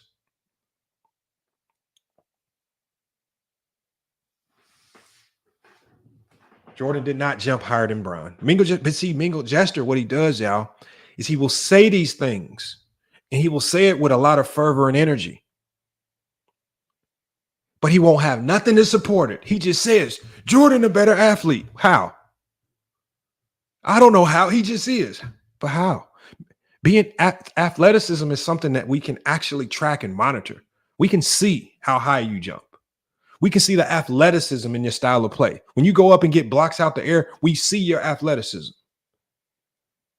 Like, for example, as crazy and wild as JaVale McGee was, it doesn't take a rocket scientist to know he's a superior athlete. He can jump out the gym. He can fly up and down the court. All the other stuff, okay, questionable. But if you can't identify the elite athlete of the three, that means you're just biased. Salute to Jeremiah Smith, man. He says that's yes, man. You know I've been cooking. I told everybody I'm gonna be giving you guys at least 3 live streams a week. So I'm gonna try to hold my word to that, man. I'm gonna try to keep them going, man. When we go to durability,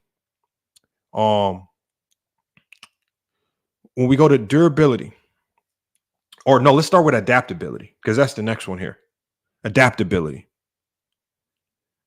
to era and style of play adjustments. We've literally seen LeBron James kind of adapt to almost 2 to 3 different eras or styles of basketball. And he's been elite in every style that he's seen. I got LeBron number 1 here. I got Jordan second. As the NBA started to change, as Jordan got older, Jordan looked a lot different.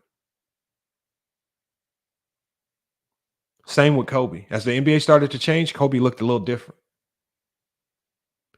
Right? LeBron's ability to thrive in multiple eras, more physical or even less physical, more scoring or even less scoring, and adjust his style of play makes him the most adaptable. Jordan dominated his era, but didn't face the same stylistic demands. Kobe excelled, but didn't have the same versatility in adjusting his style of play. These are facts. Durability, longevity, minutes played. Are we going to argue this, Mingo Jester? Are we going to argue durability, longevity, minutes played? LeBron is number 1 in this category. It's a skill set. Your best, what's the best thing you can do? Your best ability is availability. LeBron James, number 1 in durability, longevity, minutes played. Jordan, number 2. Kobe, third. LeBron's longevity is sustained peak performance over 2 decades put him ahead.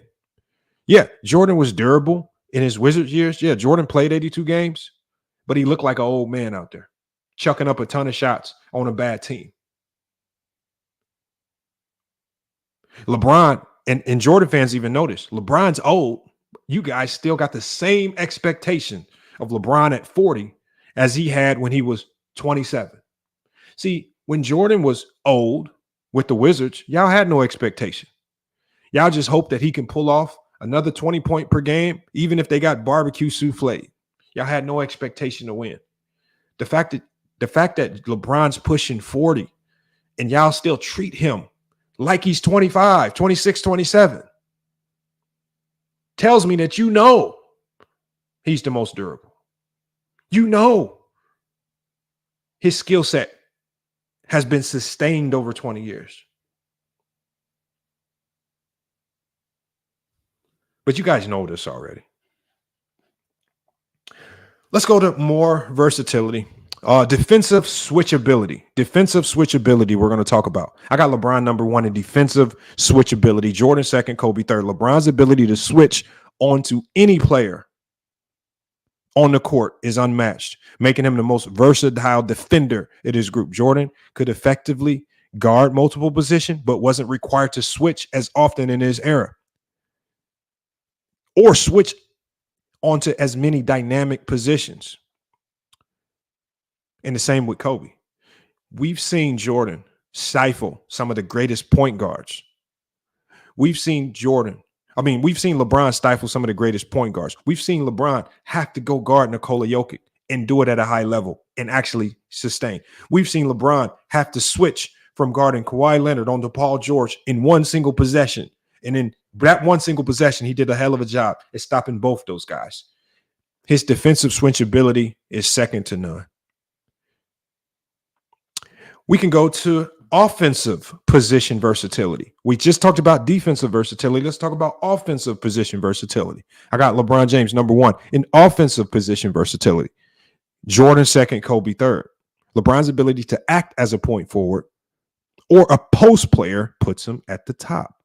Jordan and Kobe, great scorers, but they were just primarily guards with less positional flexibility.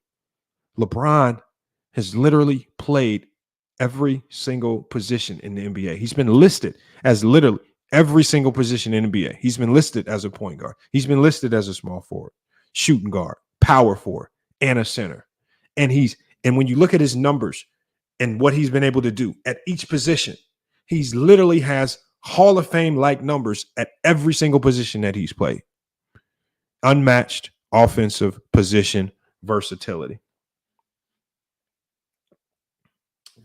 Another skill set, the ability to adapt to different roles. I got LeBron number 1 in this category. Jordan second, Kobe third. LeBron has thrived in multiple roles. He's thrived as a primary scorer and looked like a Hall of Famer. He's thrived as a playmaker and looked like a Hall of Famer. And even facilitating for teammates and depending on the team needs. Jordan and Kobe were both hyper-focused on scoring. They did take on the duties of playmaking every now and then, like Jordan did for a stretch of maybe like 10, 15 games or whatever early on in his career, where he was averaging double-digit assists. But as the Jordan fans say, how impactful were those numbers? Because the last time I checked, once again, they were getting barbecue souffled while he was trying to accumulate those assists. While he was running, and we know it wasn't necessarily natural because he was running to the stat table to check his numbers. Do I have X amount of assists? I'm trying to get this triple-double. So it wasn't even organic. It was never an organic part of his game to do it. It's natural for LeBron James to be a primary scorer. It's natural for LeBron James to be an elite playmaker. His ability to adapt to different roles. We've seen him do this on multiple teams, multiple situations, multiple players, multiple types of all-stars, even instances where he's able to do it with no all-stars on the roster. We can't say as much for Kobe and Jordan. Playing in different offensive systems is the next one. We got LeBron James number 1 in this one as well. Versatility skills. Jordan second, Kobe third. LeBron's success in various offensive systems. We have Miami's pace and space system. How many people say that wherever LeBron James goes, they run the LeBron system? This is something that you'll hear Man Down Sports say. This is something that you'll hear Sports T and Carcino say because they are, remember what I've always been using the last couple of live streams, they are stupid. They pretend to know the game. They don't know what pace and space is. They don't know what a pace and space off. They don't know what Miami was running. LeBron James excelled in Miami's pace and space offense. LeBron James excelled in Cleveland's isolation heavy offense. LeBron James has excelled in the Lakers' hybrid offense. It showcases his adaptability. And when I say excelled, I mean won championships in all various systems. Now, I want you to ask yourself, outside of the triangle, how much did Jordan win? Could he win? outside of the triangle offense, how much could Kobe win? How much did he win? Could Kobe and Jordan play in different systems? Because we saw Kobe in Mike D'Antoni's system. We saw Kobe in a lot of different systems. But they looked hot garbage. Maybe he got to his numbers, but they looked like walking garbage cans. They lost. Not my fault. I didn't do this. This is what, get mad at them.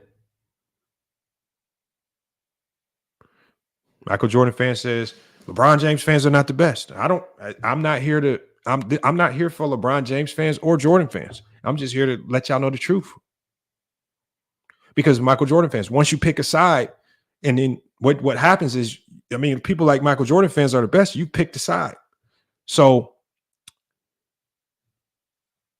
your basketball aficionado, sports, fitness, and rants, you just got to take everything that he says as gospel. And then when you run around trying to regurgitate the things that Rance says, then you start running around looking crazy. You know, because he done popped some steroids. His mind is all over the place. He ain't thinking correctly. Not very trustworthy information. But we got LeBron first in this particular category as well. Let's go to some more versatility skills. Handling defensive assignments across positions. We got LeBron number one in this particular category. Jordan second, Kobe third. LeBron's defensive versatility allows him to guard players from guards to centers. We've seen it. Jordan's quickness, tenacity allowed him to guard most guards on the perimeter, and same with Kobe. But they did not have the ability to handle various defensive assignments across positions. Effectiveness in transition. I got LeBron number one in regards to effectiveness in transition.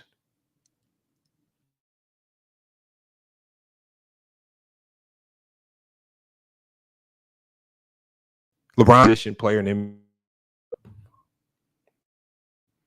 right. Jordan was also an elite transition player, but he was just more focused on finishing. And then Kobe often excelled more so in the half court setting. We got Twin Man says sniffs and rants. That's what it is, man. Man, sports, fitness, and rants is a different breed. Peter Bogues says, man, you've relabeled the same skill 3 different ways. What same skill? What's the same skill 3 different ways?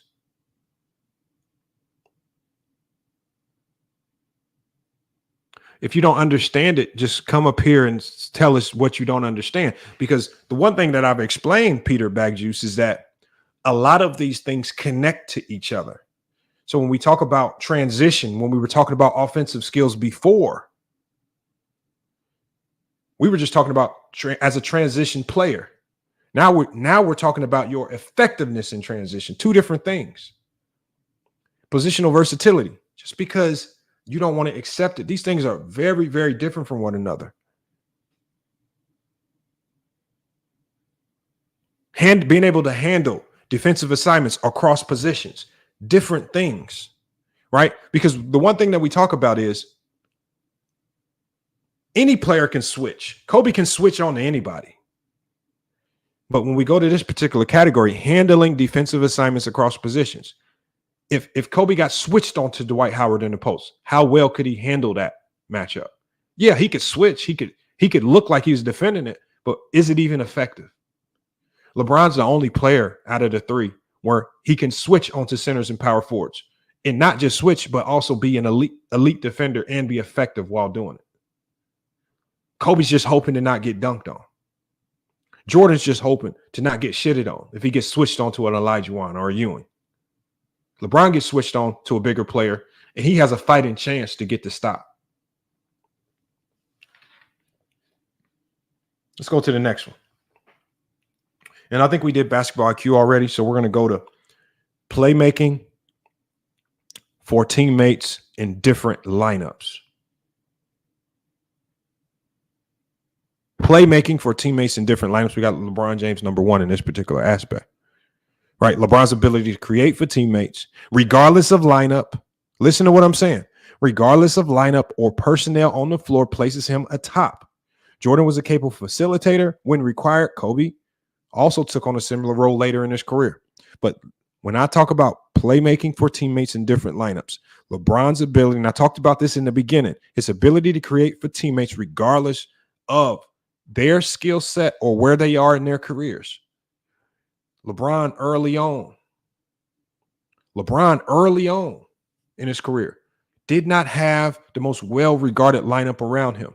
But instead of moping and crying and asking for trades, what did he do? He galvanized those guys, and he had everybody playing well above their pay grade.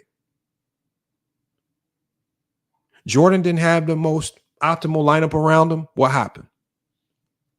He was not able to play make within those different lineups. He wasn't. He cried about Orlando Woolridge. He cried about all these guys. He called them cokeheads. He went to the front office, said, y'all need to trade these guys for the guys like Orlando Woolridge that can actually score the basketball. What did he say? He wrote in his book, he said, oh, they still in my shine. He didn't want to work with, people say that Jordan didn't have any help, but you had guys like Orlando Woolridge, who was a super athlete. You just didn't know how to work with him to win games because he did what you did best. And you allowing him to thrive meant that your points per game would go down. It's just unfortunate reality. It's just the truth. And this is not my words. This is what Jordan said himself. Ability to dominate in different eras. We got LeBron James at number 1 in this particular category. He's played through different rule changes and styles in the NBA. Jordan second, Kobe third. A sustained peak across positions. We're going to give that to LeBron James, right? LeBron has sustained his peak across different positions and responsibilities. Jordan was primarily a scorer throughout. Kobe's roles have also stayed the same. But LeBron's roles have changed everywhere he's been. And he sustained a high level of play the entire time, irregardless of age. We can get to the intangibles and the natural gifts as we start to round this out. Obviously, as we mentioned before, intangibles and natural gifts, athleticism, speed, agility, strength, that all goes to LeBron James. We talked about that earlier. Wingspan and reach, that goes to LeBron James. Wingspan and reach, again, it's a natural gift that these are things that you can't argue. LeBron's wingspan contributes to him being a much better post defender. His wingspan is 7 feet. Jordan's wingspan is 6'11". Kobe's wingspan was 6'6". LeBron's wingspan gives him just a naturally built-in advantage with regards to defense and rebounding. The same as Jordan's reach gave him an edge. We already talked about durability. LeBron will top out this list in durability. The ability to avoid major injuries. Same thing with Michael Jordan. And then Kobe's third on this list because we saw him go down. Look, here we go with Peter Bogues. Again, Peter Bogues. The title for this category was Intangibles and Natural Gifts. Right? Because intangibles and natural gifts tie into your skill sets. For example, Peter Bogues, you're not going to be an elite shot blocker in the NBA if you don't have an elite wingspan. It's one of the reasons why, even though Kobe was a good defender, he was never an elite shot blocker because he had a 6'6" wingspan. So your natural gifts tie into your skills and how effective those skills are. Peter Bogues. So when we talk about skills, what we're also talking about is some of the things that contribute to you being more skillful than other players in certain things, in certain aspects of the game of basketball. All I ask you, Peter Bogues, is just to think a little bit the next time before you actually type. Please. The next one we got here is mental toughness. Now, mental toughness is subjective, but I'll defer on the mental toughness, and we'll give that to Michael Jordan, right? That was an MO. That was a moniker attached to Michael Jordan from the start of his career. I'm not one to push back against that notion. The way he played the game, his approach to the game, some of the things he had to deal with took a ton of mental toughness. In 93, when his father was killed, took a lot of mental toughness. Again, just we give that to Jordan. I'm not gonna, and I'm not even deferring to bias because I've already given you examples, right?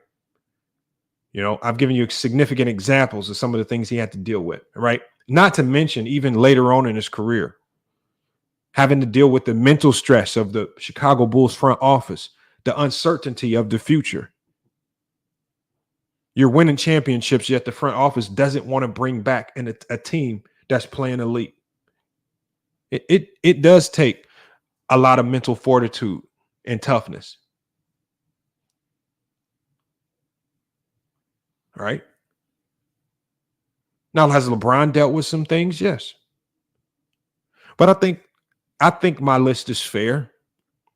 You know, Kobe, I got Kobe second on this list. What did Kobe deal with? He was playing basketball, then also fighting a case in Utah. I mean, how much more mental toughness and resilience would you need to have to play with those type of circumstances? And this is also the man that had to play with Kwame Brown. I mean, how would you feel? And you throwing dimes to some dude who completely blowing layups. Right? You got a guy saying, I don't want to be in the game, late game, because you feel like he's going to blow up the play. This your starting center. It takes mental toughness to play with Kwame Brown. You know how many times Kobe Bryant probably wanted to lay hands on Kwame Brown? He probably wanted to really lay hands on that man. But he couldn't lay hands on him. Why? Because he didn't have the physical intangibles. Kwame Brown was big and strong. That motherfucker was big and strong. So Kobe Bryant, because of the natural gifts that Kwame Brown had, the size and the strength, Kobe said, well, I'm not going to slap you upside your head, but I am going to get your ass traded up out of here. You're a big ass bum. That's what happened. But y'all see how the natural gifts play a role in that? All right, we talked about basketball IQ. Let's get to leadership. I'm going to give leadership to Jordan. I'm going to go LeBron second, Kobe third. Again, that's all subjective, just based on what you see in the game, right? I think leadership by example as a player is probably one of the best forms of leadership. Is there some truth to Jordan's example of dominance on the floor having some impact on Scottie Pippen's brilliance? Yeah, I believe there is. Not all, but there is. Did it help Phil Jackson excel? It did. His leadership, different form of leadership, but leadership nonetheless. I got Jordan. I got LeBron second, Kobe third. Clutch factor. I think clutch factor is another one. What do you define as clutch? But if we just go with the traditional definition of clutch, just the traditional definition of clutch, what we traditionally view clutch as, without getting into some of the more complex metrics of what clutch is or clutch isn't. I think if you just stick to just the most base definition of clutch, I think you just have to give it to Michael Jordan. I mean, it is what it is. Kobe second, and then I'm gonna go with LeBron third. Does it mean that Kobe or LeBron are not clutch? No, they are. These are three of the most clutch players in NBA history. But if you have to rank them, this will be my ranking. We can debate it later. Basketball instincts. I got Jordan number one. See, I want y'all to notice something. And salute to Crooktown P. And salute to Class Clown. I want y'all to notice something. Do you see how when I go to clutch factor and basketball instincts, where Jordan is atop both of those lists, you don't see Peter Bagjuice in the comments saying, basketball instincts is a skill? Clutch factor is a skill now? Look, do you see Peter Bagjuice now? Do y'all still? He only says that in categories where LeBron is atop. But y'all see how Peter Bagjuice has stopped typing?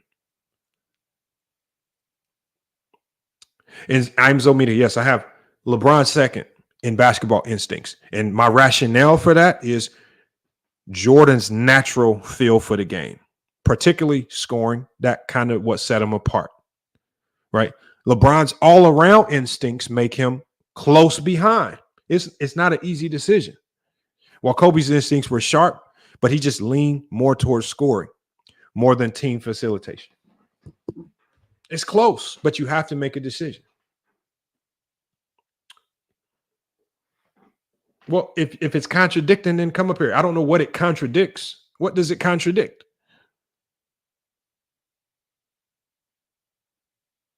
Because there's a clear explanation for it. Just a natural feel for the game. Right? There was a lot of things that Jordan did, especially early on. Right? That LeBron had to learn how to do. Right? LeBron kind of came into the league as a raw talent. His game looked raw. When LeBron first stepped into the league, physical dominance, but did it, if you're being honest, did his game look natural?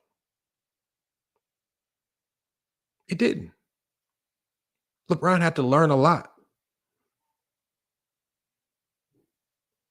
So I give the slight edge to Jordan there. That's all it is. And go James. That plays a big factor into it as well. The age. That plays a humongous factor into it. One of the reasons why Kobe, similar to LeBron, came out of high school. And I think LeBron obviously hit the ground running a little bit better than Kobe did. But there was a lot to be learned from both of those guys, right? Kobe kind of thrust into a different situation because Shaquille O'Neal was on that team. LeBron just kind of thrust into a situation where, all right, here's the team. We just need you to go take over and figure it out on the fly. Jordan came and hit the ground running, and it just looked like he was a natural at the game. He says, but you have to take into account understanding all of the instinct factors. What is, if you want to come up here and explain instinct factors and go that deep into it, fine. And at the end of the day, if you want to swap them and you want to put LeBron at number 1 and Jordan number 2, I'm fine with that as well. I don't care. I literally just said in my rationale, it's close between Jordan and LeBron. That means it's arguable.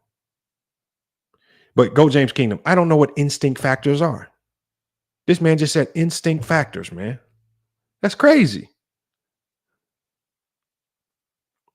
And we got Hillary Clinton in the chat. Says Jordan was efficient in the finals. Well, we've already went through the efficiency numbers well before we get to this point. LeBron was atop all of the efficiency numbers. Fake Hillary Clinton. So we got a final conclusion right here.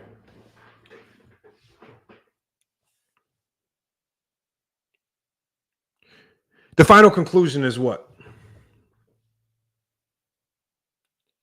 The final conclusion is that LeBron James is the most versatile player in NBA history.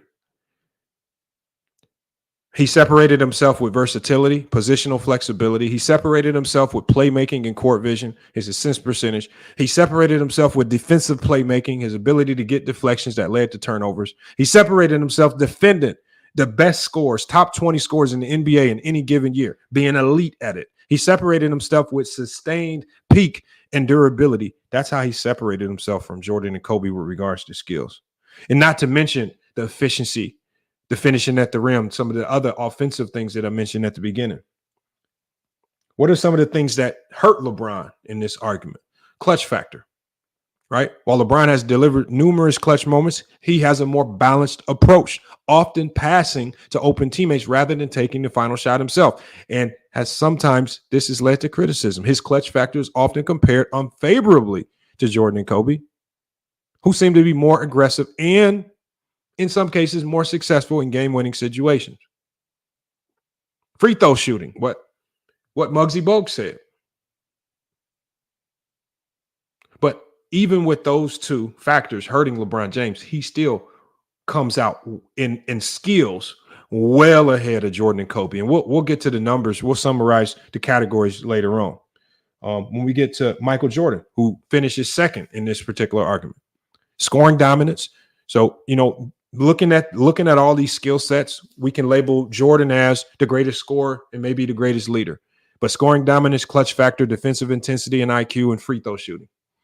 What are some of the things that hurt Jordan? Defending elite scores. Struggled his entire career. Off-ball movement. Struggled his entire career. Plus, he played in an era with illegal defense and playmaking. Kobe Bryant.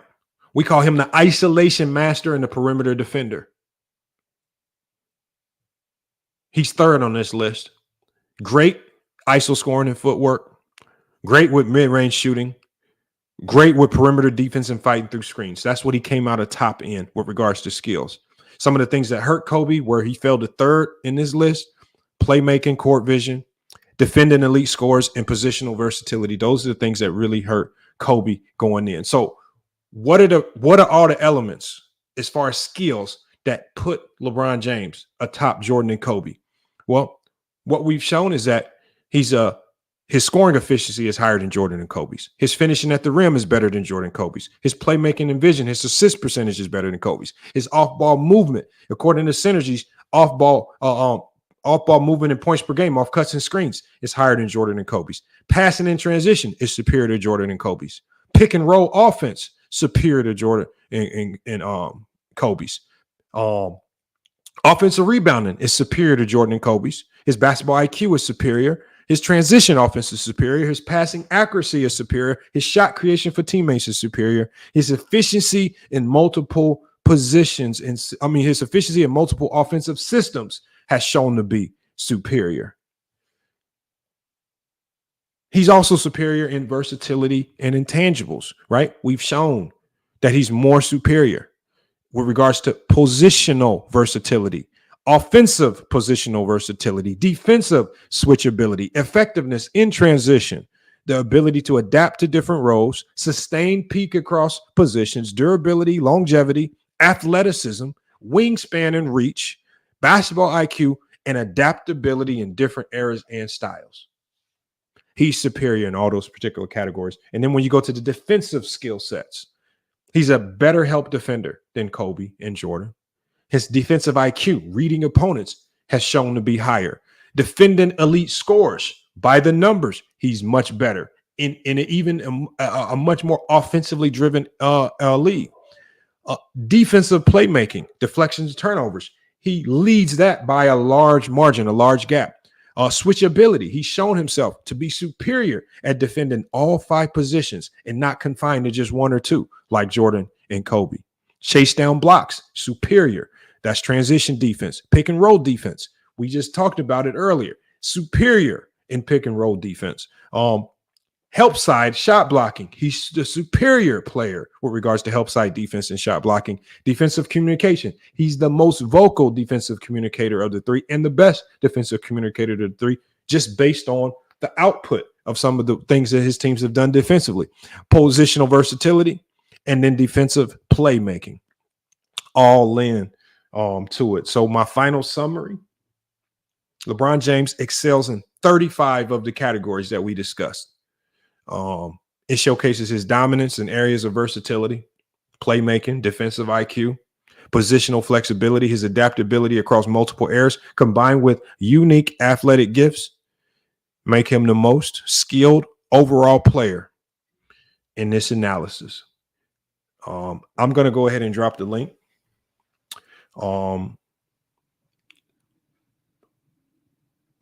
Would like to hear some of you guys' arguments if you don't necessarily agree. But just at least if you argue it, at least try to make some sense of it. At least make some sense. He says the stream right here made me the GOAT, LeBron James. No, this isn't about the GOAT. This is just about who's the most skilled player. Being the GOAT has it has way more to do than just skills. And I've talked about that. There's a lot of other elements to being the GOAT outside of just skills. Right now, we're just talking about skills and the lies perpetuated by a lot of people because what they do is they try to confine skills to a few things that they like. Like when Muggsy Bogues was talking about skills, he confined it to free throw shooting. When we hear other people talk about skills, they're only talking about footwork in the mid-range shot. But see, when I talk about skills and I cover over 50 different categories of skills, well, you can't get mad because now I have a more comprehensive breakdown of all of the skills that are all crucial to winning basketball games in the NBA. And LeBron James came out on top of 35 of those categories. Put this link in the chat, man. Let's get you guys up here to cook.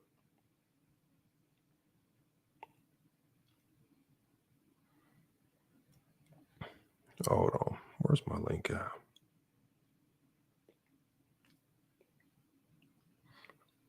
And also, while you're waiting here, make sure y'all become a member of the channel. If you want to become a member of the channel, you can become a member of the channel right there. Link is in the chat. About to drop the link in the chat for you guys to pull up, join the stream.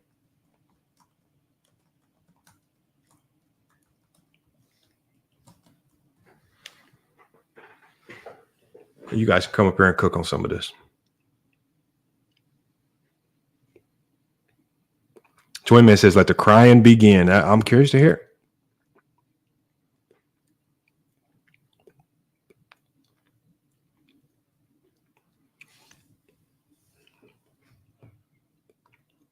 But see, I think what you guys need to do more is whenever you're talking to somebody that has LeBron James as the GOAT, you just need to start by asking them why they have LeBron James as the GOAT. Because a lot of times what you guys do is you will hear somebody say that LeBron is the GOAT, and you'll just completely poo-poo on it, not understanding that their criteria might very well, based on how they see the game, might very well have LeBron as the GOAT. See, what happens with Jordan fans is Jordan fans will say, I got Jordan as the GOAT because he's undefeated in the finals. That to me doesn't make sense because there are better people. There are players who have better records in the NBA finals who are also undefeated in the finals with similar numbers to Michael Jordan, yet they're not even in your top 20. So I know and I think that's what happens in these conversations. You guys will say something is your criteria, and then when we ask you about the Bill Russells or the Hondos or the Sam Joneses, then you get the copping deuces and bringing up all types of other stuff. We did have ball handling in here, MacDef. You just missed it. There was ball handling because at the top the ball handling, we had Kobe. I had Kobe as the number one. Kobe, Jordan, then LeBron.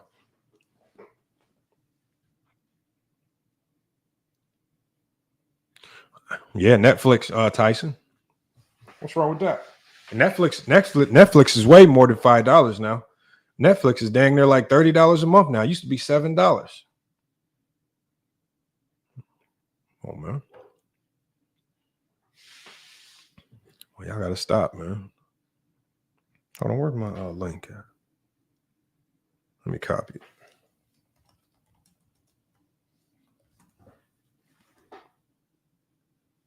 Link is in the chat, y'all, man. Peter Bag Juice, Jason the Kid. Link is in the chat, man. Mingle Jester.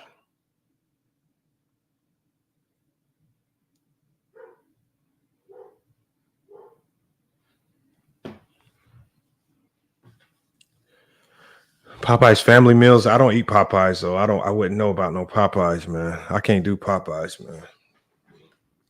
I can't do it, man. It's too goddamn greasy. I can't do it. The ball handling responsibilities is different between those players, though. Yeah, it is. But I don't care what your ball handling responsibilities are. You can still look at the way people move with the basketball, handle the basketball, and you can kind of tell who's the better ball handler.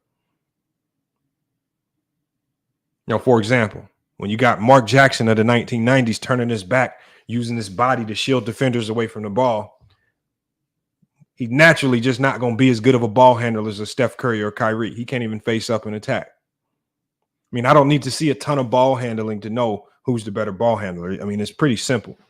I think Kobe might be the nicest with the ball. I think LeBron looks a little clunky. I think Jordan was solid, got to where he needed to go.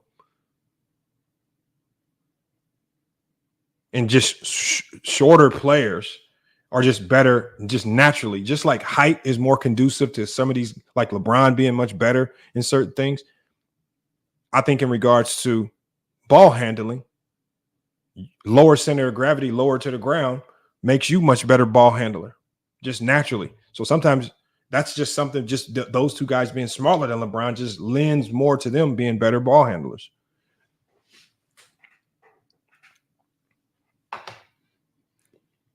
Come on, y'all.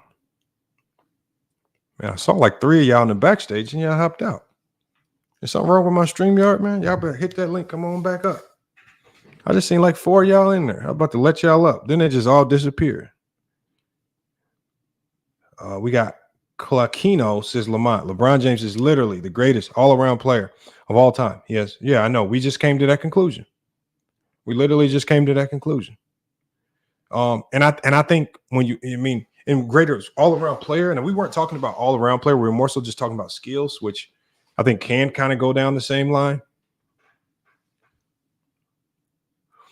He says, well, no, Bill Russell, Hondo, and Sam Jones never had to do what MJ did. MJ had to be elite on both ends. Bill Russell was elite on both ends. John Havlicek was elite on both ends. What are you talking about? John Havlicek was one of the best defensive players in the league, and he was arguably the best offensive player for that team. What are you talking about? John Havlicek was one of the best defensive players in the NBA at that time. What do you mean? What do you mean elite on both ends? He was elite on both ends. And he's 8-0 in the NBA Finals. And he has just as many points as Michael Jordan. What do you mean? What do you mean carrying a significant harder load? How do you know? You're making this stuff up on the go. You're making it up on the fly. You haven't watched any of those games from back then. You sitting here telling me who had it harder.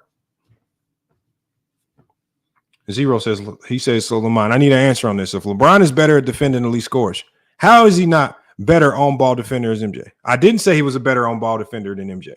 What happened, Zero, was I said when we break down defense in certain categories, I said as in regards to on-ball defense, we had Jordan where? At number 1, 0. I said in help side defense, we had LeBron higher than Jordan.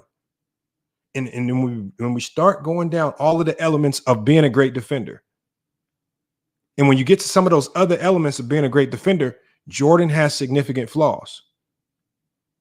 For example, in Jordan's Defensive Player of the Year season, in 1988, the year that so many people proclaimed Jordan was this great defender.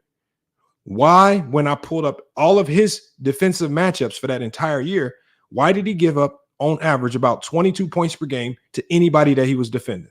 I don't care if it was an all-star. I don't care if it was a non-all-star. I don't care if it was a bum like Otis Birdsong. Everybody was getting off on Jordan.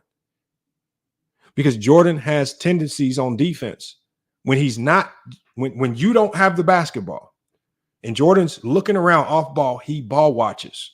He loses sight of his man. His man can get loose, get rebounds, get off on open shots because Jordan will ball watch a ton. When we pulled up the list of defending top 20 scores in any particular given season, LeBron James, when defending for the duration of his career, when defending the top 20 scores, he gives up 16 points per game. Jordan gives up over 20 points per game. Kobe gives up 19. This is when you're defending the elite scores, not just random bums. But see, Daryl Cover, y'all said I was making stuff up about the 1988 season. But then people started Googling the games. And when I start playing the games, I even started playing the games that I could find from 1988. And I had to literally show you guys that Otis Birdsong was burning Michael Jordan. I had to show you guys the game where Reggie Miller came off the bench and gave Michael Jordan 20 points in 12 minutes. See, I had to go play the game for y'all to believe it. I don't make this up because I didn't get the information from out of thin air. The information came from Synergy. And then when I just tell you the information, You guys just try to say the information is false. Well, look, I'm going to tell you this, Daryl Cover. If you don't think it's legitimate, go watch as many games as you can find from 1988. I want you to explain to me why, Daryl Cover, why Doc Rivers was able to drop a 29-point triple-double on Michael Jordan's neck. I want you to explain to me why, when they were playing the Cavaliers, they played them 4 times that year. The first 2 games, Gerald Wilkins. Jordan was guarding Gerald Wilkins. Gerald Wilkins barbecued him over 20 points. They switched him off for the last 2 games. He's guarding Mark Price. Mark Price souffles him, 20 points. Explain to me this. It's on video. He says, I wasn't talking about that. I was talking about the Hondo take. Well, I don't, unless you click the link and explain yourself, I don't know what the hell you're talking about. What am I making up with Hondo? Hondo's 8-0 in the finals. Hondo's career totals almost mirror Michael Jordan's career totals exactly.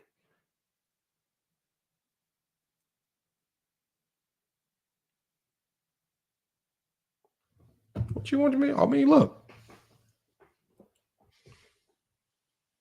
Y'all can get mad at me because Hondo was nice. Don't get mad at me because you haven't ranked him appropriately based on how you rank Jordan. Don't get mad at me because you said Jordan was 6-0 and that's why you have him as the GOAT, but you give no credit to other guys that are 8-0 in the finals. And not just 8-0 in the finals, he was a bona fide all-star when he played. 8-0 and a bona fide all-star, yet you don't have him ranked anywhere. He says Otis Bird song wasn't a bum. He was a 4-time all-star. Don't nobody know no Otis Bird song because I got some more names on that list outside of Otis Bird song that you can't explain. I mean, I still got it right here. Hold on, let me show you. I still got it right here. Y'all thought I deleted it? Watch this. Watch this right here.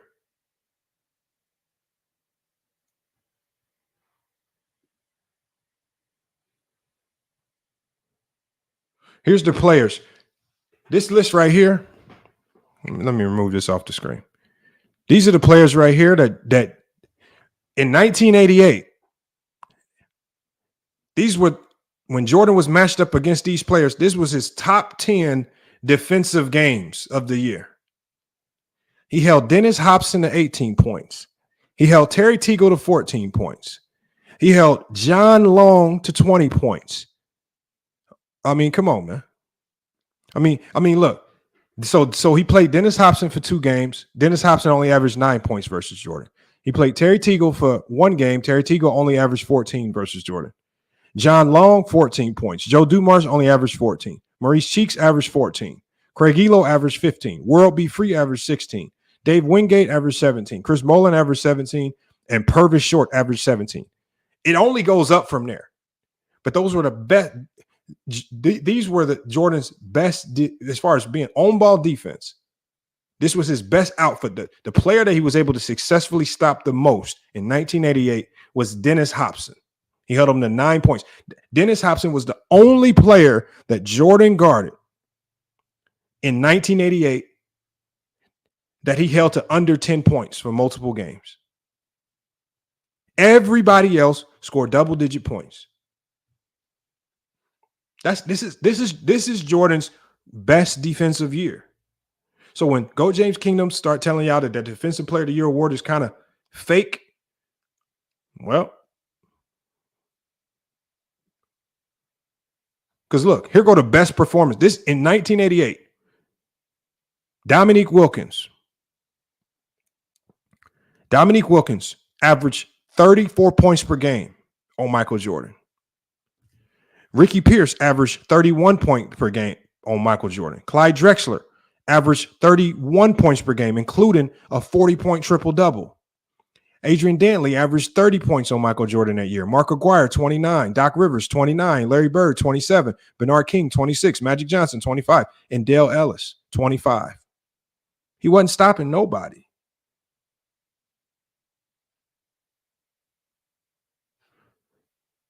Right? When we go here, against the non-all-star players that Jordan was matched up against. They played an average of 33 minutes per game. The non-all-star players in 1988 averaged 19.1 points per game, 4 rebounds, 4 assists on essentially 50% from the field. The all-star players did a little bit better. The all-star players played 38 minutes, averaged 25 points per game, 4 rebounds, 4 assists, on literally a little bit above 50% from the field.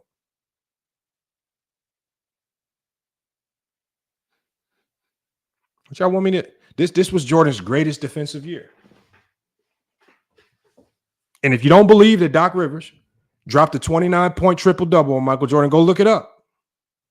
If you don't believe that Clyde Drexler deep fried and souffled Michael Jordan for a 42-point triple-double, go look it up.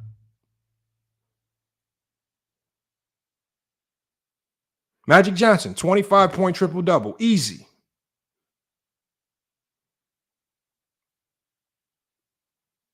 Reggie Miller wasn't even starting that year, came off the bench. Let me get 20, Michael Jordan. Give me 12 minutes. All I need is 12 minutes. I'm getting 20. Barbecue.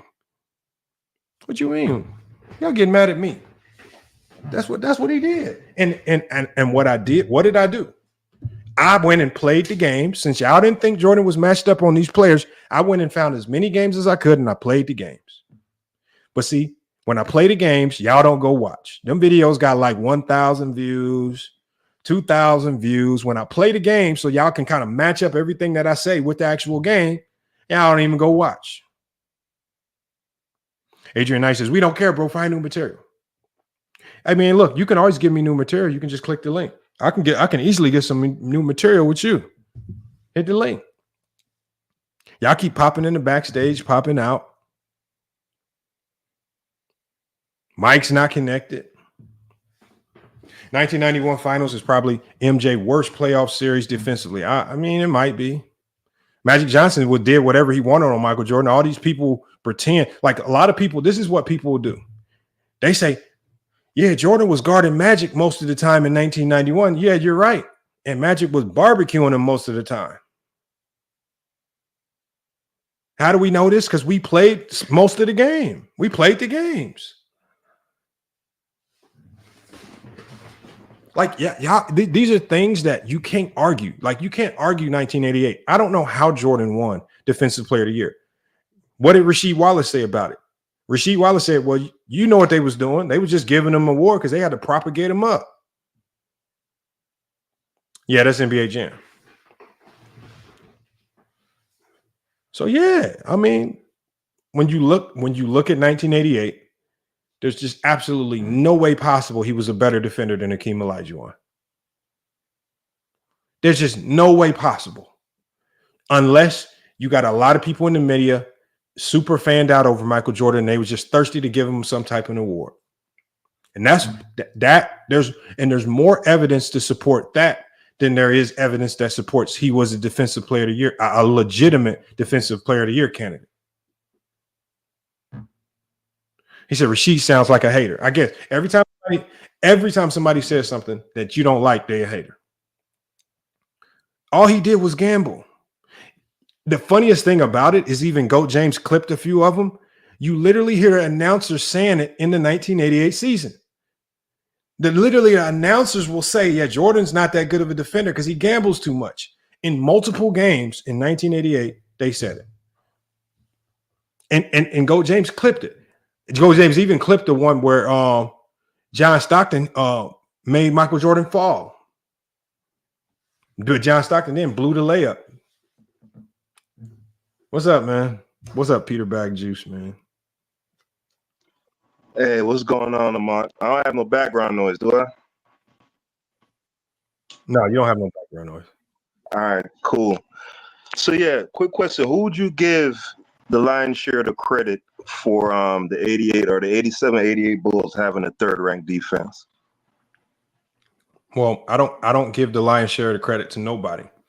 I give it to the team. You can't have a top-ranked defense without a complete team. Yeah, I'd agree with that. But just similarly, like you said, you would give Hakeem.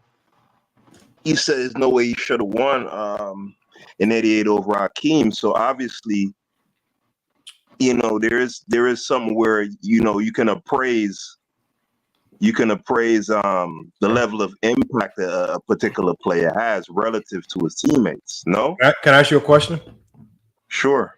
How often, and it doesn't happen very much, how often does the defensive player of the year happen to be on the team that has the number one defense in the NBA? Don't happen a lot. I mean, there were years when Golden State was doing their run. Draymond Green only got one defensive player of the year. But they were always a top defense. There were times when the Cleveland Cavaliers, number one defense with LeBron James in them, none of them guys got defensive player of the year. The thing is, being a great defensive team and being a great defensive player are two different things. If I'm saying that Hakeem Olajuwon was a better defender than Jordan in 1988, is because individually he was a better defender. I don't care about the team results, because a great team defense has more so to do with coaching, scheme, players, guys staying healthy, good rotations coming in and out. It also depends on about who you're playing, because back even in the 80s, you played teams in your division a lot more. So I think during the season you play teams like the Cavs and the Bucks 6 times instead of 4. So it was a lot different. The being a great defensive team a little bit different back then. As far as being a great individual defender, me watching the games and watching Jordan play, I don't know where the hell people got the notion that Jordan was a great defender in 1988, because he wasn't. How much stock do you put in defensive metrics like defensive box plus minus and defensive win shares? Very little. So how do you appraise individual? Because it's like the hardest measurable of all, right? Measuring defense. So, when you say Hakeem was the best player, because you say you don't put much stock in overall team defensive rating, even though typically a defensive player of the year, you're going to be top 5 defense. If you're outside of the top 5, I'm pretty sure off memory, there's going to be a strong correlation between being a top 5 defense and a guy winning defensive player of the year, right? So you say you don't put much. There's not a correlation. When Rudy Gobert. What word did the Timberwolves rank this year? Watch this. I'll pull it up for you. Rating. Let me give you an example. Rudy Gobert, I think it was his last year in Utah, where I think the Utah Jazz had literally the best record in the NBA. I think they were just barbecuing everybody. And Rudy Gobert, that Utah Jazz team was not a great defensive team. Rudy Gobert was single-handedly belling all of those bummy defenders out on the perimeter. Mike Conley, Jordan Clarkson, Donovan Mitchell, all those guys that get consistently blown by, he was belling them out time and time again. They were not a very good defensive team, right? But you can clearly see that the things that Rudy Gobert was doing to completely save that team on the defensive end, even though they didn't have a really high or great defensive rating, we knew that he was one of the most impactful defensive players in the NBA. Conversely, even with Minnesota last year, and I can pull it up. I don't know where their defensive rating was. I don't know if they were the number 1 team in NBA. I don't know if they were the number 1 team in NBA or not, but I can pull it up and check. But I don't think they were number 1 defensive team in the league. I'm almost certain the Celtics. I'm almost certain the Celtics were the best defensive team in the league. I don't know who was second, but I'm almost certain.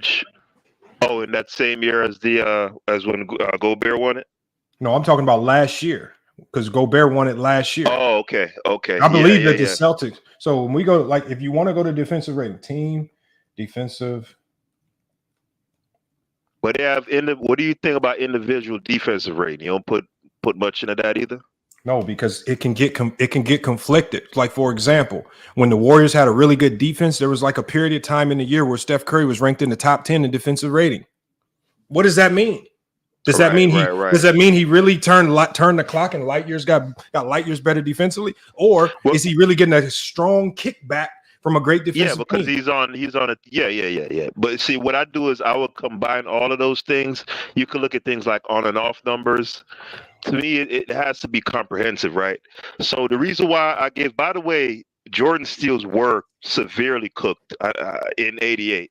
The steal stats were. I know you said earlier that there was no proof, but a guy named Johnny Arnett actually did the He was actually able to find like a good amount of games, and yeah, it was really bad. But the reason why I'd give Jordan so much credit in '88 is because their front court, defensively, their front court was poor. And most of the times in the few games that I watched from that '88 season, I watched about 10 games or so. Most of the times they put him on the point guard and he dropped below the free throw line, like basically completely ignoring the point guard, because back then point guards just would not shoot the ball for whatever reason. I think that's just a philosophical thing, right? And because of the floor being more compressed, he could have that much more impact running around and getting involved in everybody else's business. So hold on 1 second, Peter Bogues. Let me correct everybody. Yeah. So if we want to go to defensive rating for last year, the Minnesota Timberwolves were the number 1 defensive team last year with Rudy Gobert. Yeah. Yeah, it's not going to be every year, but I'm pretty sure if you were to go through the list of all the defensive player of the years, I'd venture to say, I don't know, maybe 85+% of the time, because a great rim protector, typically they're going to have big time impact. Hold on. Let me ask you, Peter Bogues. Peter Bogues. Yeah. What's the number 1 sentiment that people are saying about Rudy Gobert right now? What are they saying? What's the number 1? Does he get his flowers? Does he get his flowers for leading to the Minnesota Timberwolves for being the best defensive team, or because of the flawed way in which people look at defense because they are heavily invested in the numbers? You know the optics. That is, Lamont? You know what that is? A lot of that is aesthetics, because when he runs, he looks like like an injured deer running around sometimes out there, and he's clumsy looking, and then he's French. Americans have that bias about French being soft and all. A lot of that is just a lot of aesthetics. So what were you saying? Go back to what you were saying about Jordan in 1988. What were you saying about? In '88, I was saying that defensively, the front court wasn't doing shit. Who was the front court? Who was I see? They had I think it was Corzine. Who started? Let me think. I know Corzine played the 5, right? Sellers played the small forward. I think he started as small forward. Well, that's a wing player. I think it was Corzine and Cartwright, right? Okay, Cartwright was a good defensive player. At that point in time? Yes. Nah, I mean, Lamar, he was on the tail end of his career, man. I mean, Cartwright was a good defensive player in the 80s. Yeah, he's a good post-up defender. Yes, he's strong. He's going to contest a shot, but he wasn't. He didn't have any. All right, that team didn't have any rim protection. You got to agree with that. Okay, Bill Cartwright. Who were the rim protectors? Because I don't even know if Bill Cartwright was there that year. He won Defensive Player of the Year. Let me look it up right now. But that's what I'm saying. I know for a fact that he didn't have any rim protection. Okay. So you say that, but you don't know the centers.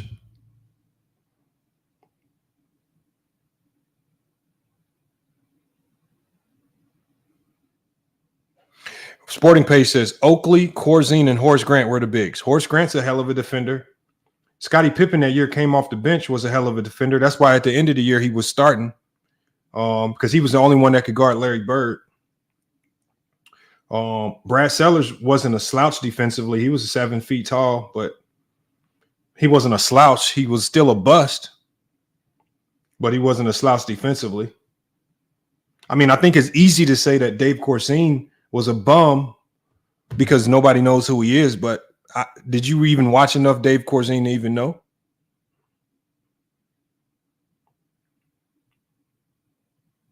And then you're starting with the flawed philosophy of a whole bunch of good defenders always make a good defensive team.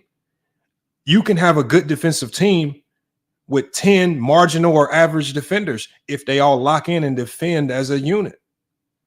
You don't need elite defenders to have an elite defense. You just need guys that are going to buy in.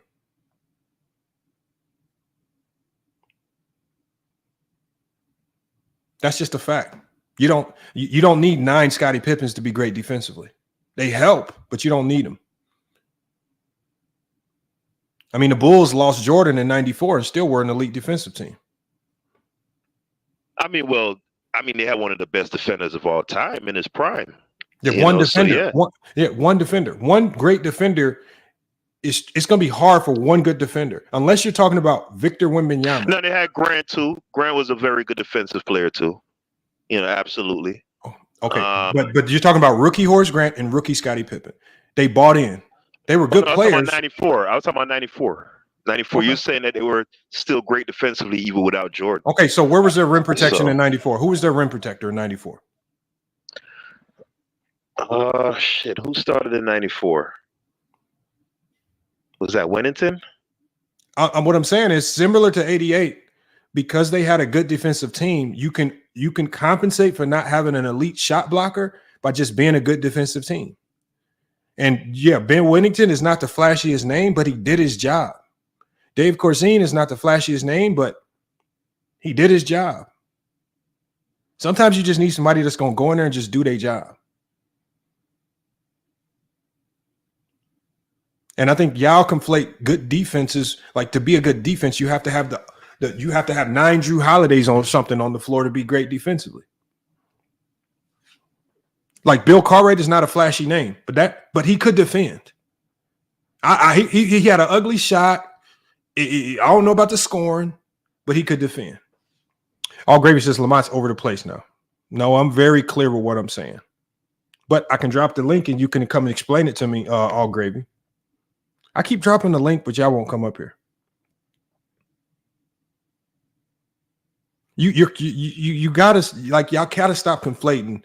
Y'all gotta keep saying just because the team was good defensively or they had a good defensive rating, that's why he got Defensive Player of the Year. That's not why he got Defensive Player of the Year. No, it wasn't. People were saying he got Defensive Player of the Year because he led the league in steals, because of all the steals. Yes, and then when people said that the steals was fictitious, and they started talking about how a lot of the steals was doctored, that's when people were saying, well, maybe he shouldn't have got that award, because he solely given that award primarily because of the steals, because he was not an elite on-ball defender that year. He was a horrible off-ball defender. He just went for every steal and went for every block. Nah. Bad take. A horrible off-ball defender? You want me to play video? You want me to? No, he was a horrible off-ball defender. He was a horrible off-ball defender. How does your man? How does Peter Bagjuice? How does your man on all 82 games of the season, night in and night out, average over 20 points per game? Your man, not the point guard, not the center, not the power forward. How does the shooting guard or whoever Jordan's guarding on a night in, night out basis for 82 games score over 20 points?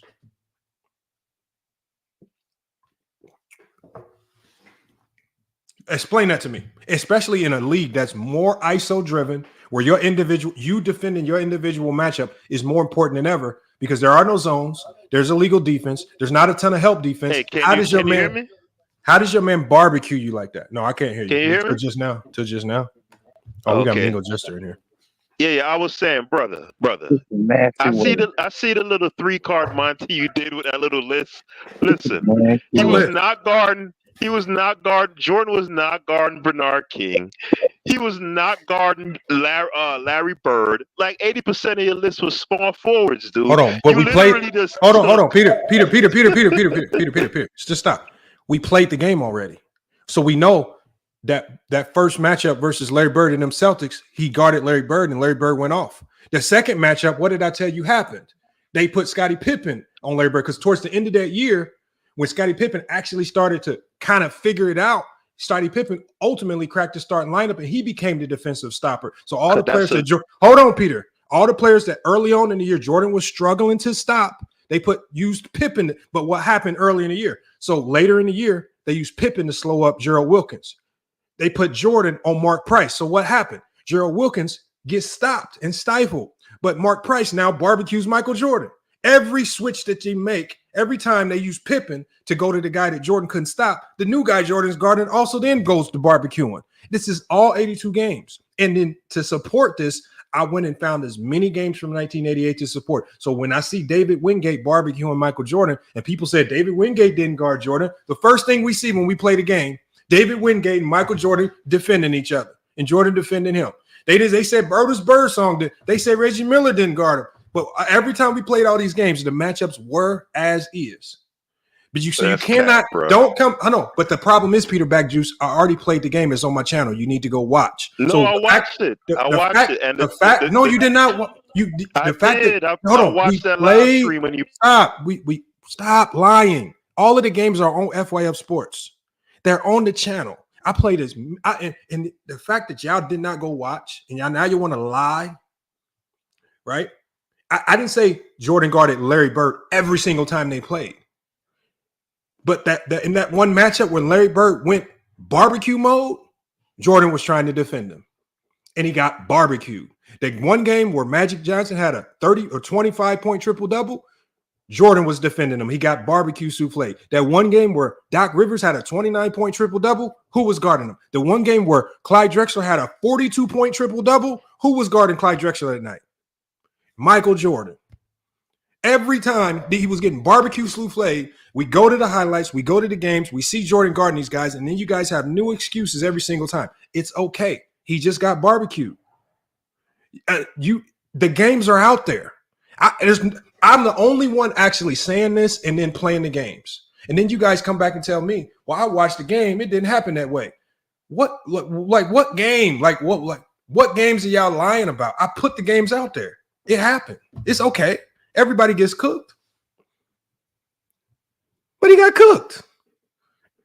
And I don't know how the hell he won Defensive Player of the Year in 1988, unless the league was really trying to give him something, because he was not a Defensive Player of the Year that year. Not close. He was not. It was not close. Jordan was, he was a good defender in the 90s, but in 1988, he was not close to being a great defender. The league gave him an award that he did not deserve. That's a fact. That's just a fact. I don't know what standards y'all looking at. Even the announcers in some of the games. There was announcers during that Laker game, during the Laker and Bulls game.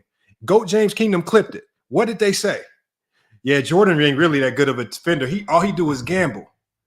Why would the announcer say that about a guy that's supposed to be in the running for Defensive Player of the Year? Somebody please explain that to me. How the hell? Why would an announcer say that? Then they also said it. They actually said it in another game. It was 2 games where the announcer said that about Michael Jordan. All he does is gamble. He just keeps gambling. He goes for steals. I think it was a Celtic game and a Laker game. I can't remember 2 games, but I listened to it. I'm sorry, but he wasn't no Defensive Player of the Year in '88.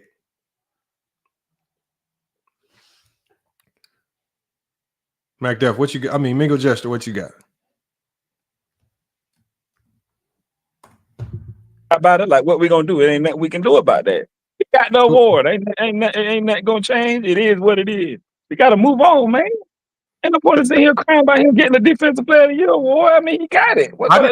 I didn't bring it up, Mingo Jester. That's not me talking about it. I mean, he got it. I mean, we can't change that. Y'all these people that got these awards, we can't change it. It is I didn't bring the conversation up. But all I'm saying is back. But now I will say this. Me personally, I'm one of the ones that believe that Scottie Pippen was the best defender on the team. I'm one of those ones. I never said that Jordan was a better defender than Scottie Pippen. On no screen. You can't find no screen where I said Jordan was a better defender than Scottie Pippen. But now, y'all trying to say that Jordan defense is overrated now. I can't really get with that because Jordan was a pretty good defender. He wasn't better than Scottie Pippen. Who's that overrated? But how you look at all that stuff you're saying? That's not overrated to me. Okay. That's a little over. You said every time one of these players had a good game, Jordan got barbecued. You co-sign Rashid. Listen to what I said. He was overrated. Hold on, listen to what Rashid. That's not what he said. So this is what I said. What I said was in 1988 specifically, I don't think Jordan was a Defensive Player of the Year. I said he was a much better defender in the 90s, right? Much more locked in and not as prone to mistakes because he had a much better defensive team around him. But in 1988, Jordan was a bad defender. And I don't know how the hell he won Defensive Player of the Year other than the league just wanting to give him an award because he led the league in steals. Because there was nothing he did on the basketball court outside of steals that was good defense. Steals ain't the only thing he led the league in. So what about his 1.6 blocks? You know that. No, because you got to think. To you? Because Peter, think about this, Peter. As my perception on steals and blocks as a coach are much different than just the casual fans. I believe that blocks and steals are two of the most fraudulent categories ever, because we've seen time and time again guys lead the league in steals and blocks and not be the best defenders. We've seen a guy like Jaren Jackson Jr. lead the league in blocks. He's not near the defender of Anthony Davis. We've seen guys like Steph Curry, Allen Iverson lead the league in steals, but they weren't near the defender of Ron Artest and Tony Allen and them boys, or even a Kobe Bryant. So leading in steals and blocks, that steals and blocks is the most fraudulent category in regards to defense ever. It don't tell you nothing, because even Steph Curry can lead the league in steals. Allen Iverson led the league in steals. Magic Johnson can lead the league in steals. And you're talking about all three horrible defenders.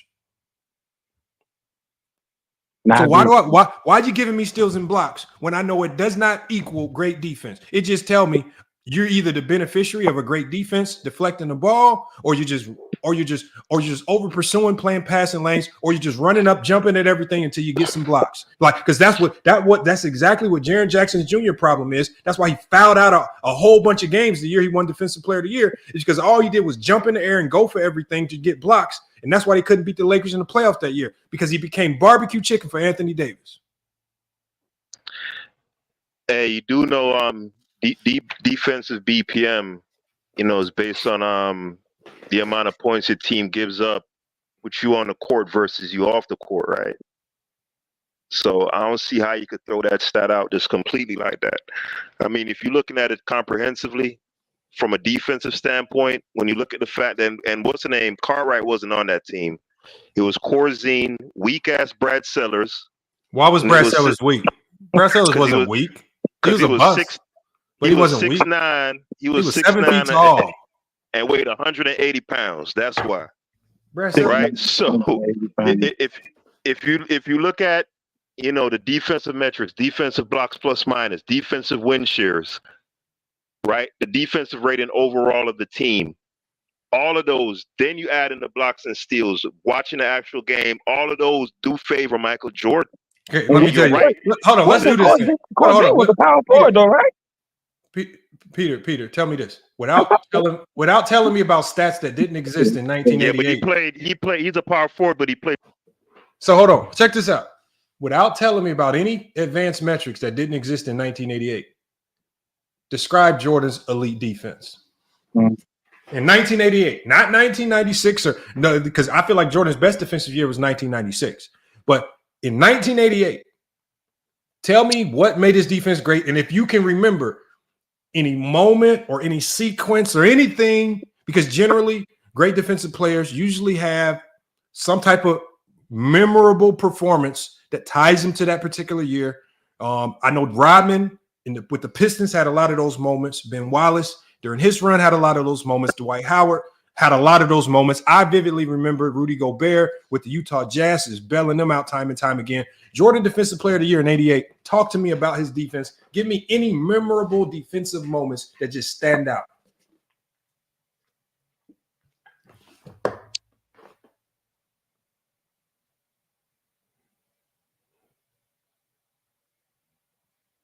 And the impact and defensive rate. I favor that stuff over anecdotal moments. I don't put much value in that. Well, describe his defense. Was he a tenacious on-ball defender? Was he holding guys to under 10 points? No, he wasn't. He wasn't really playing a lot of on-ball defense. That's what I was saying. The defensive plan going into the season was literally to have Jordan roam around.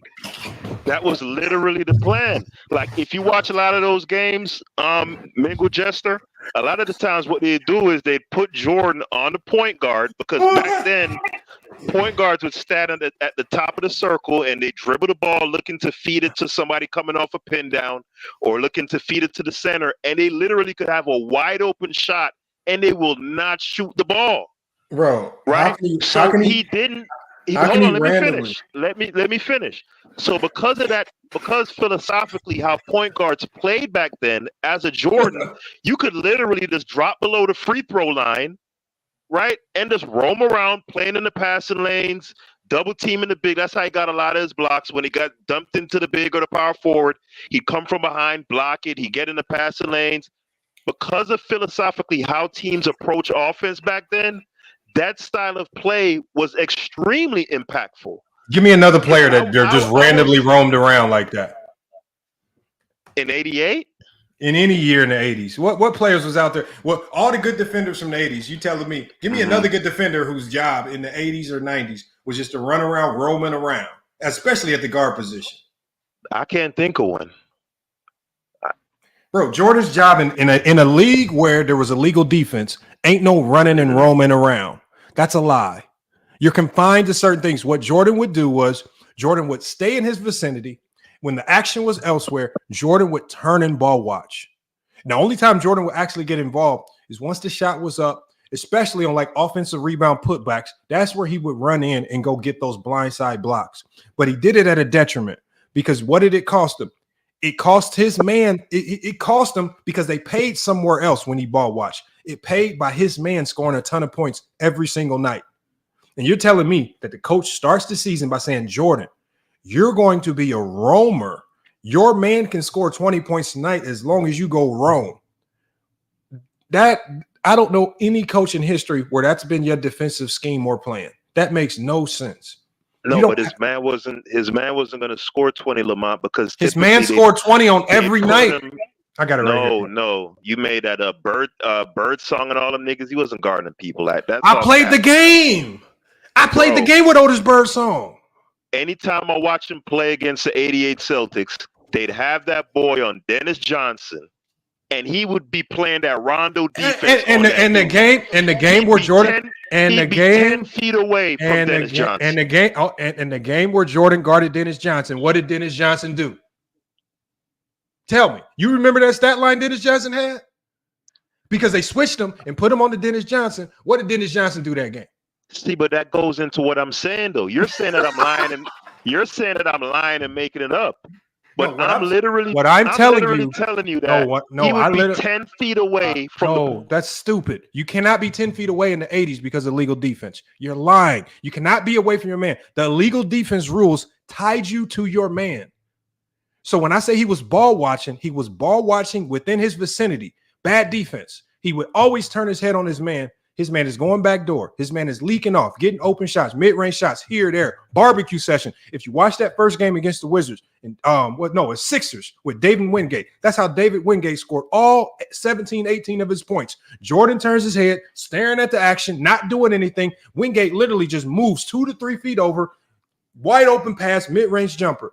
17 points just like that, not even really trying, not even an elite player, but 17 points just because you have one guy not roaming, not doing all this other stuff because you couldn't roam with illegal defense. That's all a lie. He was just a bad defender because he ball watched. And it's a habit that young players tend to have.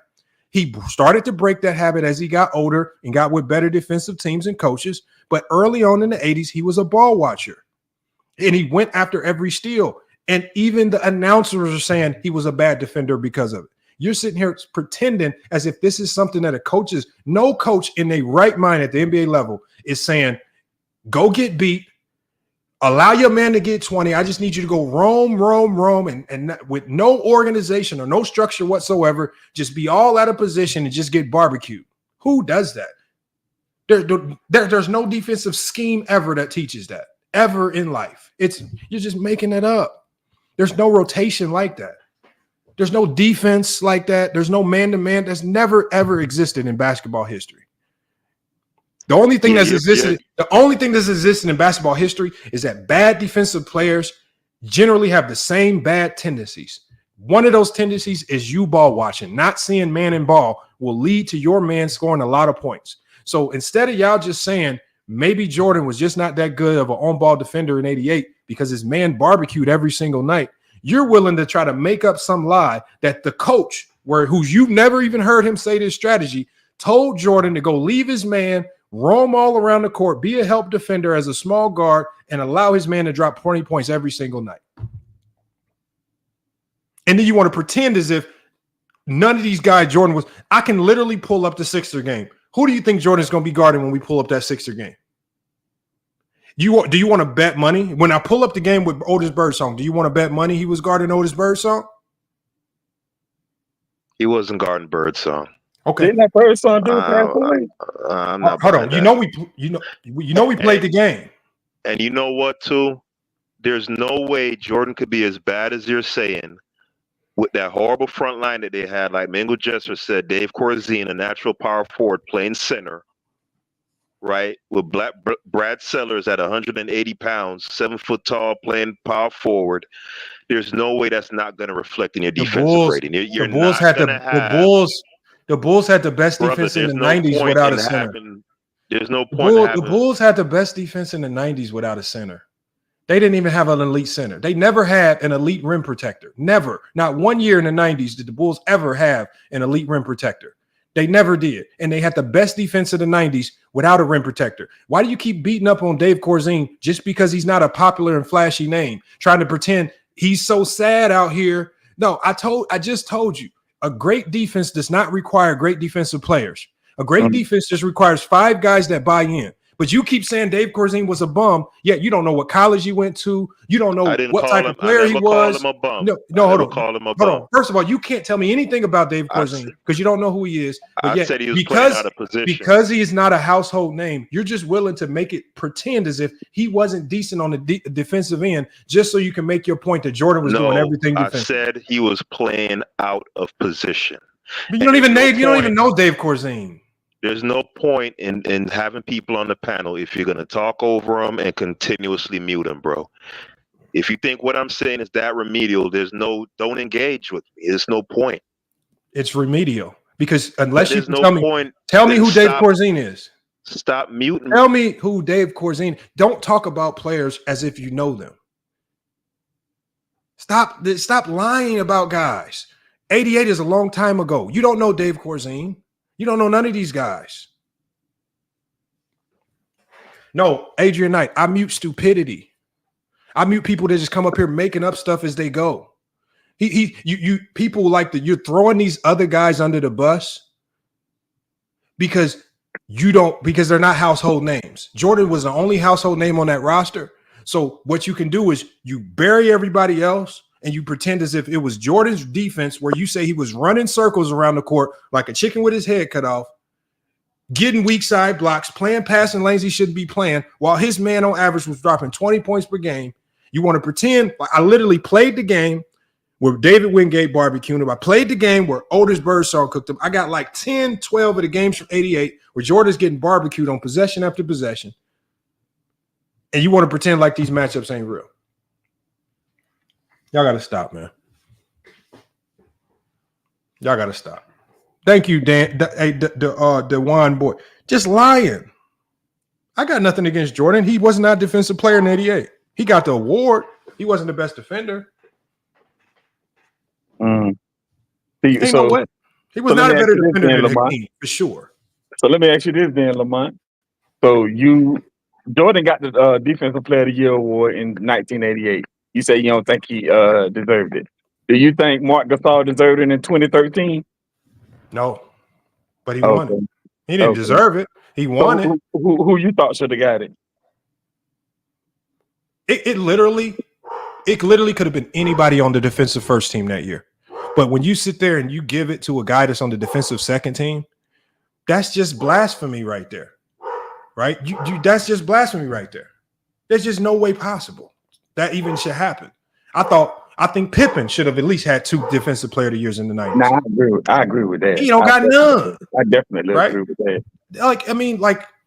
That's how you know the way they've given out defensive player of the year awards was flawed, and it was more so connected to stats like steals and blocks as opposed to real defense.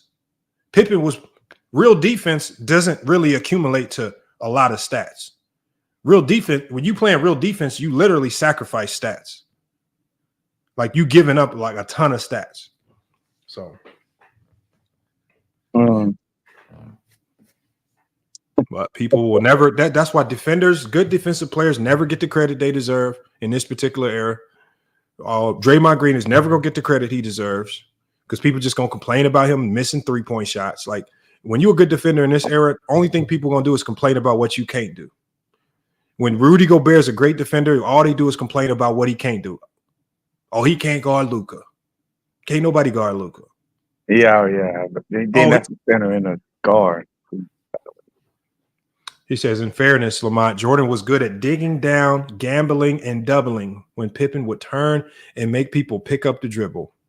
Digging down and gambling. First of all, Tyson, gambling on defense is never good. So a good defense doesn't gamble. So, I mean, whenever you throw the word gambling in and you try to mix it in with good defense, sometimes good defenders. So when you gamble, bad defenders will gamble. And that one steal that they get out of 10 tries, they try to use it to justify why they're gambling. But they don't want to talk about the other 9 times when they got barbecue soufflé because they gambled. You're going to, just like in the casino, when you gamble, you're going to lose more than you win. That's just what gambling gets you. Gambling and defense don't go together. It don't.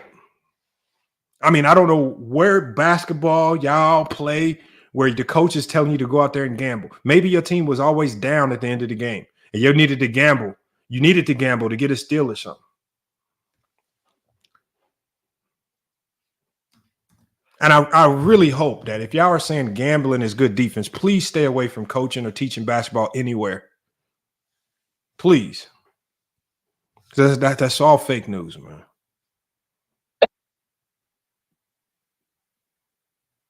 Well, so Lamont, basically your argument is Jordan wasn't a good defender in the 80s, not the 90s.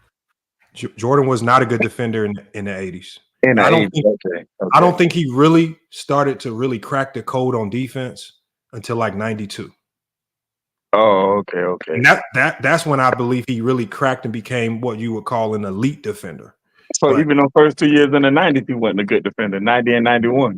Because he still didn't have the discipline to like guard players like Magic. Like if you watch how Magic would beat Michael Jordan, he just beat Michael Jordan with patience. He would get him on the block and just be patient because all he needed to do was because he always knew Jordan's always going to make the first move. He's going to gamble. He's going to put himself out of position. And even though Magic was slower and wasn't as athletic, he could always beat Jordan to the rim because Jordan was so jumpy and did not know how to sit. He'd make Jordan move or jump certain way. Gone. He's spinning baseline layup and one foul. Couldn't contain him. Come on. So does defensive awards count? Like when you get defensive awards, does that count? I mean, if you get the award, it counts. No, I ain't talking about the defensive player. You're talking about all defensive teams, all that kind of stuff like that. Anytime you are you given an award, it counts. I don't mean I have to agree with it. Like when Jaren Jackson won Defensive Player of the Year, I didn't agree with it.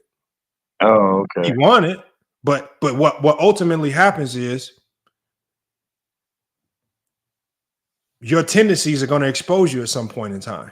Like imagine with Ben Wallace. When Ben Wallace was Defensive Player of the Year, there was never a time where you felt like his defensive liabilities became some type of issue where they lost the series because of Ben Wallace. His defense was always elite. Win or lose, he was still an elite defender.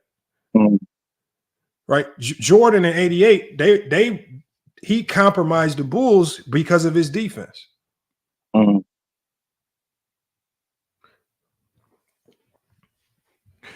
K. Marco says you don't coach your teams to go for steals, blocks, or deflections. First of all, you can coach deflections. That's by just keeping your hands active hands in passing lanes. Right? No, I don't teach my team to go for steals. I teach my team when there's a loose ball. Yes, you go get a loose ball, but I teach my team to stay in front. Right? When we play in a game and there's a shot clock, the more that shot clock ticks down, the better chance we have of getting a stop because y'all got to panic. We don't got to panic. We on defense. Man, come on, you sit. You don't have to gamble on defense. Gambling on defense is trash. Nobody sit there and gamble on defense. There's ways to pressure. We play no middle defense. That means we're pressuring everything away from the middle. We send help from the weak side. Everybody knows where their rotations are. Everybody does. So if that weak side help comes from the low end, after we didn't force the guy baseline, well, if he drives baseline, then we know that the high man on the weak side has to go protect the baseline pass. Everybody has a job. Ain't nobody running around gambling. Didn't Jordan them used to play that? What you just said? No, you could not do that. You cannot do that. But you couldn't do that in the 80s because of illegal defense. You couldn't do that in the 90s. I'm talking about the 90s. You could not play like that in the 90s because of illegal defense. So I read. The reason why I asked that, because I read somewhere where they said Scottie Pippen and Jordan were playing the bulldog defense. Now that was they said it was picking up full court. They broke it down like what it was and what they did and all that. So you saying that's lying? That's a lie? No. So picking up full court is a different strategy. So remember in '96 when the Bulls had the best defense in the league. Mm-hmm. The reason why the Bulls picked up full court is because in the half court they were one of the worst teams at defending the 3-point line. So what did they do? If we can speed teams up, pick them up with full court pressure, get them to make bad decisions, then we don't have to play a ton of half-court basketball where teams could barbecue us from the 3-point line. All Phil Jackson did was recognize their weakness and then play around the weakness. Their weakness in '96 was the 3-point shot. They would be prone to giving up threes in the half court. How do we fix that?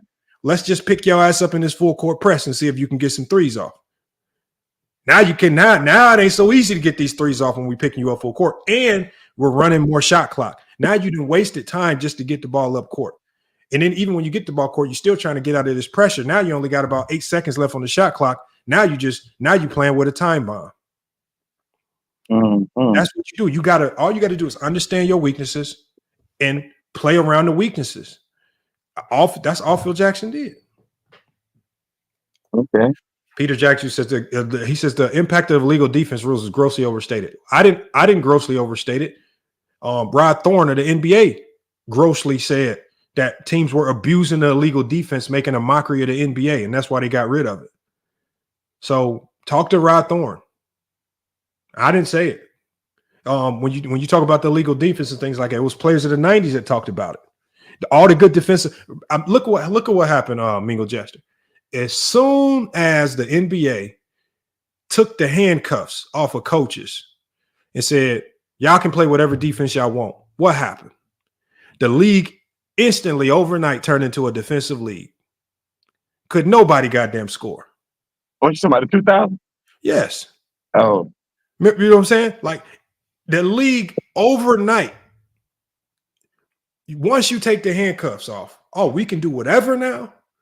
Oh, now you about to not move. So then it took 3-4 years just for everybody to adjust, because now you need a new set of personnel to beat all these defenses. You got to stretch the floor. Now you need shooters. Here come the Steph Currys and them of the world. We about to bomb your lights out. If you trying to play all this help and pack the paint in and make it tough, we about to shoot your eyeballs out. And this is what it evolved into what we see now. But there was a period of time in the league where them games was low scoring, 70s, 80s, and that was a normal game. That's because these coaches, you take the handcuffs off of them, they about to go crazy. That's just a fact. 96 Sonics and the Bad Boy Pistons bent the illegal defense rules. I mean, you can at the end of the day, Fabian, check this out. You can try to cheat the system, but you still are limited because you're playing defense trying to cheat the system. You're still always thinking about, well, make sure I don't go too far over here. Make sure the ref don't see me here. You still playing at a disadvantage because you always thinking about not breaking the rules. The league completely changed overnight when they said, all right, illegal defense is gone. And almost every team in the league significantly got better defensively because now you've unleashed the coach's entire defensive playbook. And nobody had an offensive playbook that could prepare for it. The only team that was prepared for it were the Phoenix Suns. And that's because their owner was on the competition committee. And so he knew years in advance what they were planning and what they were doing. So the Phoenix Suns and Steve Nash and them boys, they had that 7 seconds or less offense tucked in. That's why they was bringing in all them 3-point shooters.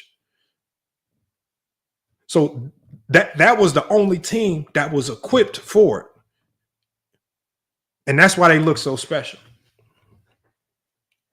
Late 90s with League of Divas was just as low scoring as the early 2000s. Well, the 90s low scoring and the 2000s low scoring are completely different. Lamont Dunn, aggressive defenders who gamble frequently can force the ball. Aggressive defenders don't gamble. Tony Allen didn't gamble. Tony Allen would sit in front of you and he ain't going nowhere. Ron Artest would sit in front of you. He not going nowhere. All the good defenders is going to sit in your face. They're going to slide with you. They're going to meet you chest to chest, and they're going to do something to make you lose the ball. And once that ball is loose, they're going to dive and fight for that loose ball like no other. Good defenders will sit down. That's what have you heard the saying sitting on defense? You're supposed to sit. We ain't going nowhere. The guys that gamble are the guys that end up on their neck on the ground somewhere crossed up. With the elbow, a little extra push in the back, they done flying one way and the guy going the other way.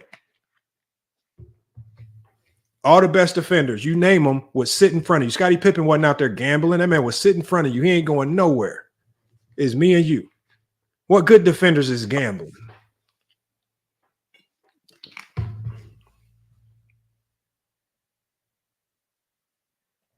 You're right, Fabian. Yeah, Shaq foiled the plan too.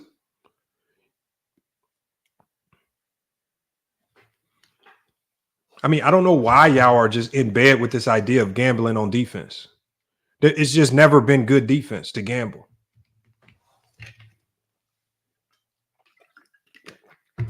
I mean, just because Jordan did it a ton, just because you said Gary Payton gambled, Gary Payton did not know gamble. What are you talking about? What do y'all be? Gary Payton was a cold-blooded defender. That's another person. I think he should have more than one too. And what's the traditional Gary Payton stance? Him sitting right in front of you. Yeah. Gary Payton ain't going nowhere. Like the traditional Gary Payton stance. He's slapping the floor. Yeah, I was about to say he's slapping that floor too. The slap the floor mean I ain't going nowhere. Mm-hmm. The slap the floor mean I'm gonna be right in your face. The slap the floor mean, yeah, you know what it means. Like, man, come on. Yeah, I mean Gary Payton. They even gave Gary Payton the nickname to corroborate his defense. That's cold blooded. The glove is that's. He said Mike, Fabian Savage. He said Mike and the GOAT are synonymous, and so is gambling. Yeah. Jordan was definitely a gambler. That's funny. Definitely, you right. But I mean, but in order to lead the league in steals, you have to gamble. That's basically what leading the league in steals is: gambling. You have to gamble, stay the passing lane, that type of thing. Sometimes, I mean, but see, I don't consider Steph Curry a gambler. I think when Steph Curry led the league in steals, it was a byproduct of great defenders around him who could get deflections. And he was really good at cleaning up loose balls, being the first to the ball, being quick, right? Even Allen Iverson, when he led the league in steals, when they went to the NBA Finals, that was a hellified defensive team around him. Eric Snow and them boys, that was just great defenders. And all Iverson with his quickness had to do was make sure he took advantage of any deflection that they made, because they had great defenders. Or anytime, let's say Mutombo gets a block or creates a block, I'm cleaning that up. You know, Iverson was great at that. Yeah. So, but you know, I mean, I'm not saying leading the league in steals is not nothing. It's still an accomplishment. But I'm not about to over bloviate on it and pretend like if you lead the league in steals, you a top 10 defender. So it doesn't mean anything that Michael Jordan was the all-time leading, you know, when it came out of blocks for shooting guard before Dwayne Wade came along? Well, I think the blocks for guards matters more than blocks for centers. Yeah, okay. You see what I'm saying? Like, that's what I'm saying. Like blocks for centers,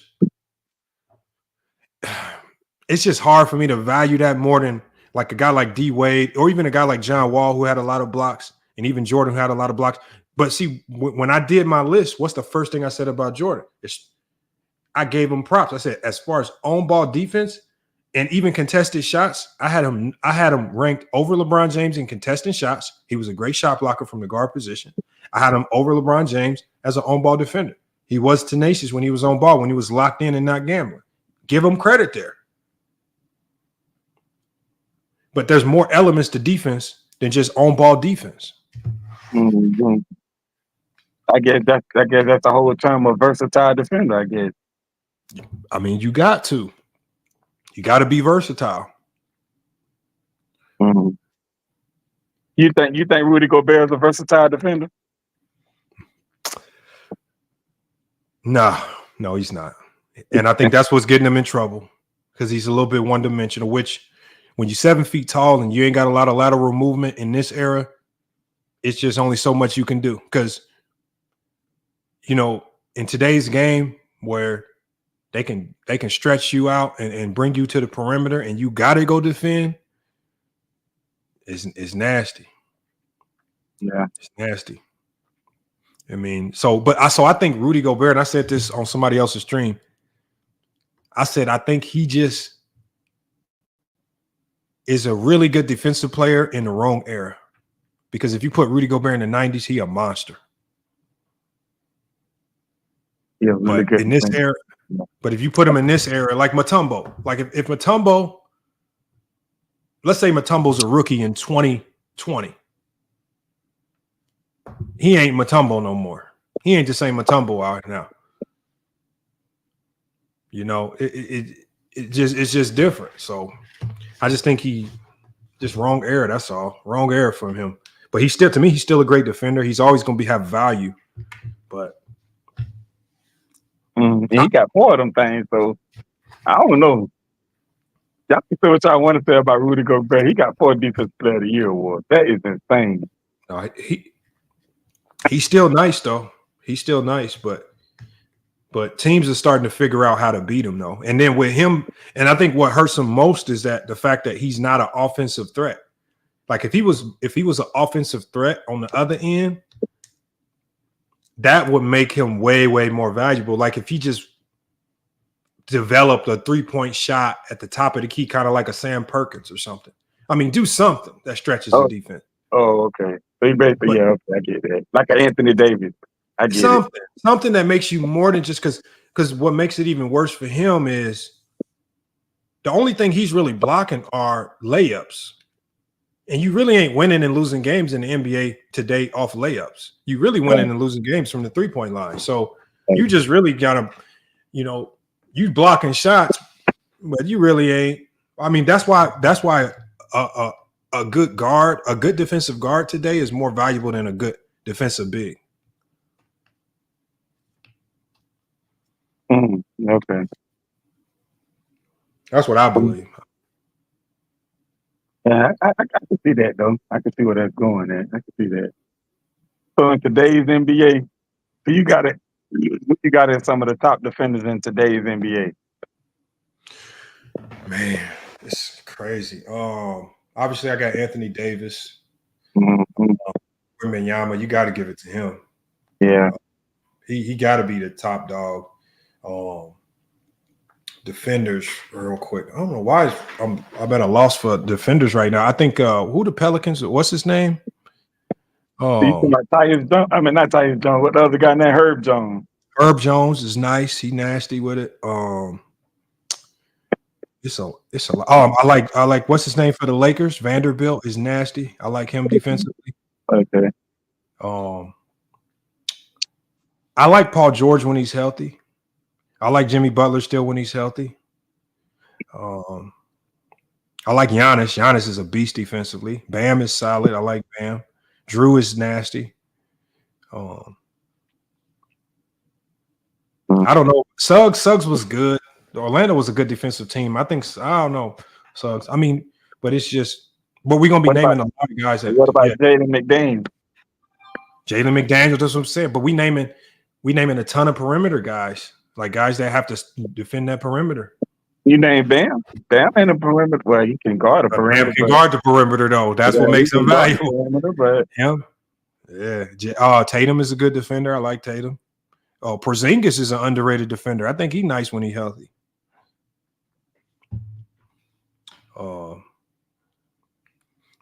But you know my prediction though? I think Embiid, I don't know if it's gonna be this year or next year, but I think Embiid about to fall off a cliff, man. What that mean? I think his game just about to fall into the garbage can. I think Joel Embiid is done. Why you say that? I don't know. He just don't look right. You say how you look in the Olympics? He don't. Something about his game to me just seemed like this about to be over pretty soon. Damn. I think Embiid, like when I saw him in the Olympics, that was just the first sign. But he looked like walking garbage can in the Olympics. And that's horrible because they just got Paul George and they just read up their team. And if you fall off a cliff, that's not good. I would have never built a team around Joel Embiid. Never. Never. I think that's the worst decision in the world. It's like you might as well always chalk up a loss before the season even start. Damn. Like I feel more. Don't you like? Be honest. Do you feel if you had to bet money right now that who goes farther in the playoffs? The Lakers as mismatched up their roster and coaching is, or the Sixers? Do you trust Embiid? Nah, I will pick the Lakers. I'm not trusting Embiid, man. I will pick the Lakers to go further. I will pick the Lakers to go farther than 76. I can't mess with him no more because his game, man, is just like I don't know, man. I can't mess with Embiid no more, man. It's over with, man. Yeah, damn. Well, I mean, I thought I had a little faith in the 76 because they they got Caleb Martin, they got Paul, they got all these guys, they brought all these guys in over there, and you telling me now you said Joel Embiid finna fall off a cliff. That is unfortunate. That is unfortunate. And I could be wrong, and if I'm wrong, I'm fine with that. But that just, the one thing I know for certain is that as long as you have Joel Embiid, it's gonna be hard for you to be a contender. I know that for certain.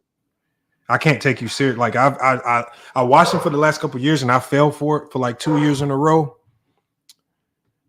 And it's just like, nah. And I think he's I think he like drains the energy from the team because he shoots so many bad shots. Like I'd be watching Maxey and them. I don't even think they fuck with him like that. Lamar, you better go check on your dogs. It might be in the yard. No, they just stupid, man. So like they just really. Them dogs dumb, man. They crazy as hell. So somebody might be in the yard, man. They see him.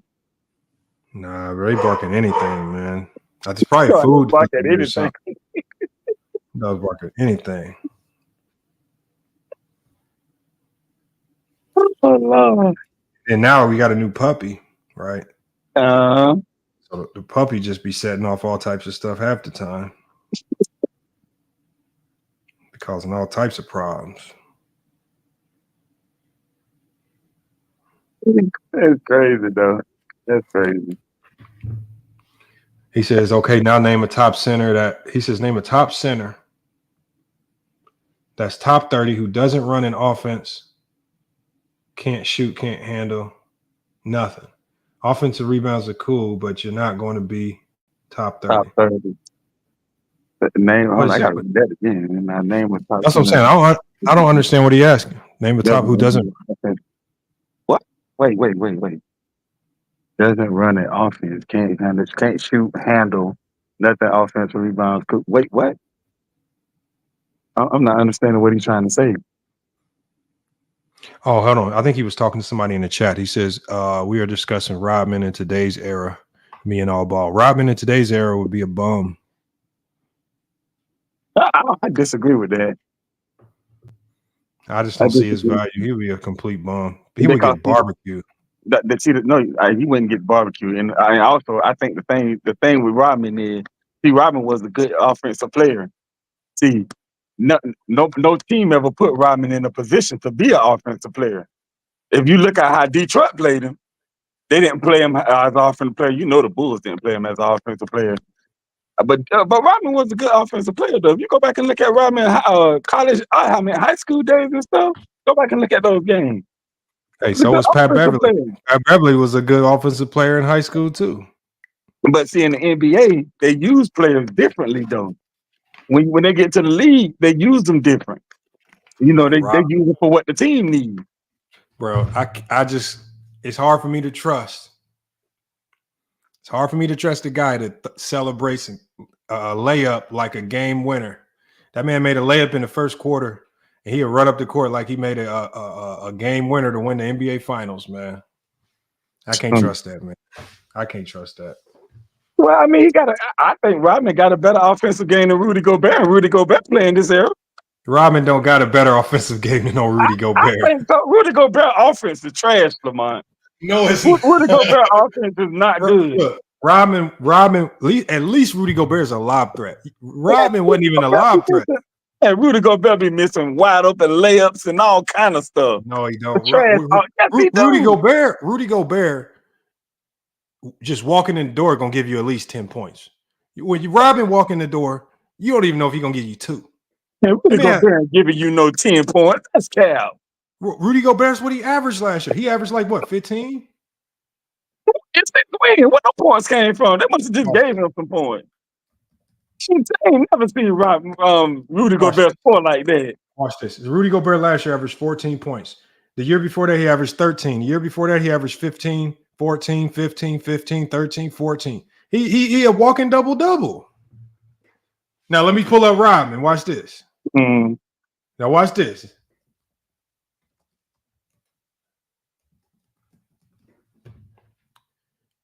Okay. 2.8, 2.1, 4.7, 5.7, 5.5, 7, 4.7, 7, 9.8, 8.2, 8.8, 9. And his second year was the Pistons. Highest he ever averaged was 11 points per game.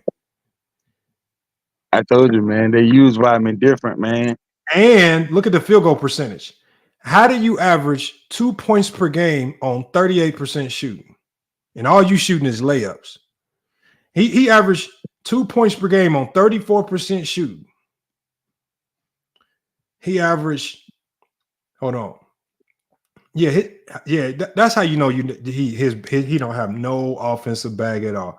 He averaged 4 points a game on 40% shooting. These are all layups.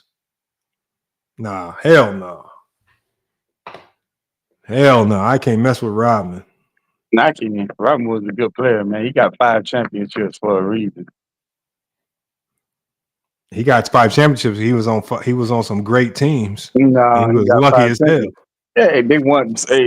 According to y'all, that last 3-peat with the Bulls. That's the reason why they won that last 3-peat, because they got Rodman. I mean, he was an integral piece. He was an integral piece. He definitely fit perfectly into that Horace Grant role. I'll give you that. If they don't replace Horace Grant, they don't win. That's a fact. So I'm not saying he's not good in that role, but if you asking him to do more than that, if you telling me that he can come into this era where he would struggle to defend the pick and roll, he would not be a threat on the offensive end whatsoever. Nah, he ain't even a lob threat. You can't even use him in the pick and roll. Man, I still think he's better than Rudy Gobert, defensively and all. He had a better career than Rudy Gobert. He's not a better player. I think he's a better player. No, hell no. You don't think he's a better defender than Rudy Gobert? No, I think Rudy Gobert's a better player. I'm talking about defender. Just strictly defender. He's not a better defender than Rudy Gobert. You don't think so? No. Oh, I disagree with that. I definitely disagree with that, because I don't think Rudy Gobert doing nothing with young Shaq or prime Shaq. Rodman didn't do nothing with Shaq. He slowed him down. He didn't. Slowed him down a tad. He never slowed Shaq down. Look, he slowed him down a tad. I ain't saying he stopped him. He slowed him down a tad. Look, the game there where everybody say he stopped Shaq, and I looked at Shaq's stat line. That man still stopped him. He didn't stop him. I don't know. Shaq had like a 28-point quadruple double. They talking about Rodman stopped Shaq. He didn't stop him. He slowed him down. Not stop him. He ain't stop him. You can't stop an elite player. Imagine going to the locker room talking about I slowed Shaq down. He had dang near a quadruple double. Man, you ain't stopping the elite player. You can't stop guys like LeBron, Kobe, Jordan. You ain't stopping them guys, Luka, Giannis, Well, who did Rodman ever stop? Man? Like everybody talks about Rodman's defense, like it was. Who did Rodman stop? I mean, Rodman won 2 Defensive Player of the Year awards, though. No, he was a good defender, but people be talking like Rodman was like that dude. Like when people like the story, like if you let people tell the story, he literally held Shaq to 2 points. Like if you don't go watch the game or see the stat line, they make it sound like he held Shaq to 2 points. Nah, the only person that could stop Shaq legitimately was Ben Wallace. I don't even think Ben Wallace didn't stop him. Ben Wallace didn't stop him. Nah, that was the fun. And against the Pistons, but like he averaged like 26 and what it was 14. Yeah, but they fed into the game plan. Chauncey talked about that. What's going on, baby? What's good, man? What's my man's name over here? I'm sorry. That's Mingo Jester, man. Justin? Mingo Jester, one of the OGs, man. He been around since we first started this thing. Bro, come in with the shades on instead of blaze shades. Okay. yo, Lamar, let them know it's Nick's rehab, man. Yeah, that's Nick's rehab, man. Make sure I go check him out, man. All ball TV. Listen, I always had that. People hate me when I say that. We spoke to Kenny Anderson before. He agreed with us. I said, it's not that Rodman would still be a superstar, but Blake Griffin was a superstar. It had nothing to do, like superstardom to me has more to do with popularity. What? Huh? What? Was Rodman a superstar? No. Blake Griffin. Was it? No, Blake in his prime was a superstar for sure. Yeah, but I'm saying you wouldn't take him over. Who's the power forwards back then? Like Chris Bosh had a better game, more skilled. So you'd rather have Bosh, right? But just like hold on, you talking about prime? You're taking a prime Bosh over a prime Blake? Remember, we never got to see a prime Bosh. Really, he was in Miami. You know what I'm saying? But I'm just saying that even if let's just concede that point, right? If Bosh is more skilled, it ain't got Tim Duncan is not a superstar in terms of off the court. If Tim Duncan is in New York, all the parks are big to play ball, right? If Tim Duncan is at Brooker Park, you know what I'm saying, and Shaq is at in Dykeman, everybody's going to Dykeman. We know Tim Duncan can play against Shaq. He had success against the Lakers, but superstardom to me has more to do with who did your girl know their name? I'm not letting my girl go to VIP with Allen Iverson. You crazy? He's a superstar. He got charisma. It has, like I always say, the Shaqs of the world, LeBron, more so Jordan, Iverson. We hate to say it because we dudes, but these are the guys with charisma that you don't, they had to, that affected them off the court. Remember, that's why Kobe was mad at Shaq. If I was you, nobody would talk about Jordan. There would be no conversation. Imagine if Shaq had Kobe's mentality. There's no conversation. They would end the NBA. They probably would have assassinated him. In all reality. But back to my point, Rodman, I'm not trying to dispute his greatness now. I think L's going crazy. Mingo. Yeah, he is. But as a perimeter defender, he was bananas. He was an antagonist. Like with what Draymond does. Draymond gets away with murder, but I love it because he exploits the game. He knows he does this for clicks. Bro, he assaulted people on the court, Lamont. All ball TV. Fabian. Imagine this right here. Yes. He should be in jail. Yeah. I would not wish that on him. Mingo. Imagine this. I want you to sorry. It's Mingo? Mingled. Mingled. Mingled. Mingled. Oh, mingled. This guy's he's an antagonist, Lamont. No, he is. No, hold on. I want you to picture this. Yes. Off a pick and roll. You got Kyrie Irving coming off a pick and roll and Dennis Rodman on the switch. 10 out of 10 times, out of 10 possessions, what's going to happen? Now, see, in this era, Rodman has he has less of a chance. But remember, Rodman's ability. See, the thing we're going back to the Michael Jordan thing too is remember they got the recovery ability. That's really their superpower. Remember Rodman's 6'7"? He can miss the assignment and get back and trap you and double you in the paint. Don't get it twisted. These are super athletes, bro. Now you playing games, Lamar. You playing a dirty game right now, right? But to your point, in this era, it's way harder to do that shit. That's why they don't play defense. They don't play defense, bro. But they do play defense. Nah, that shit is way harder to play defense, Lamar. No, it's way harder to play. What I'm saying is they do play defense, but what happens is we're in an era now. Like if you've ever worked out with an NBA player over the summer, all summer long, all these trainers have these guys working on is counters and counters and counters to great defense. If this guy do this, this is how you react. If you beat this first guy and the second guy steps up here, this is how you react. All they do, they don't spend. There's no training camp over the summer for great defenders to go to work on how to defend and stay in front of the Kyries. You got to figure that out on the fly. But all summer long, I'm talking about guys 1 through 15 on the roster is going to the best trainers in the world trying to figure out how to beat the best defenses. And so as an individual defender, if you don't have an elite team defense right behind you, you as an individual defender are about to get barbecued by the even the seventh and eighth man on the bench in these one-on-one settings. And, you know, I mean, I love Dennis Rodman. Like, I got nothing against him, but as an individual defender, if he doesn't have an elite team defense behind him, he barbecue chicken. It's harder for him, but another reason why it's harder for him because those stronger perimeter players, bro, that hand checking is serious. No, it's not. Nah, come on, that's man. Fake. That's fake news. That shit ain't fake. That's fake. I'm telling you, it's fake. You hand check me. You hand check me.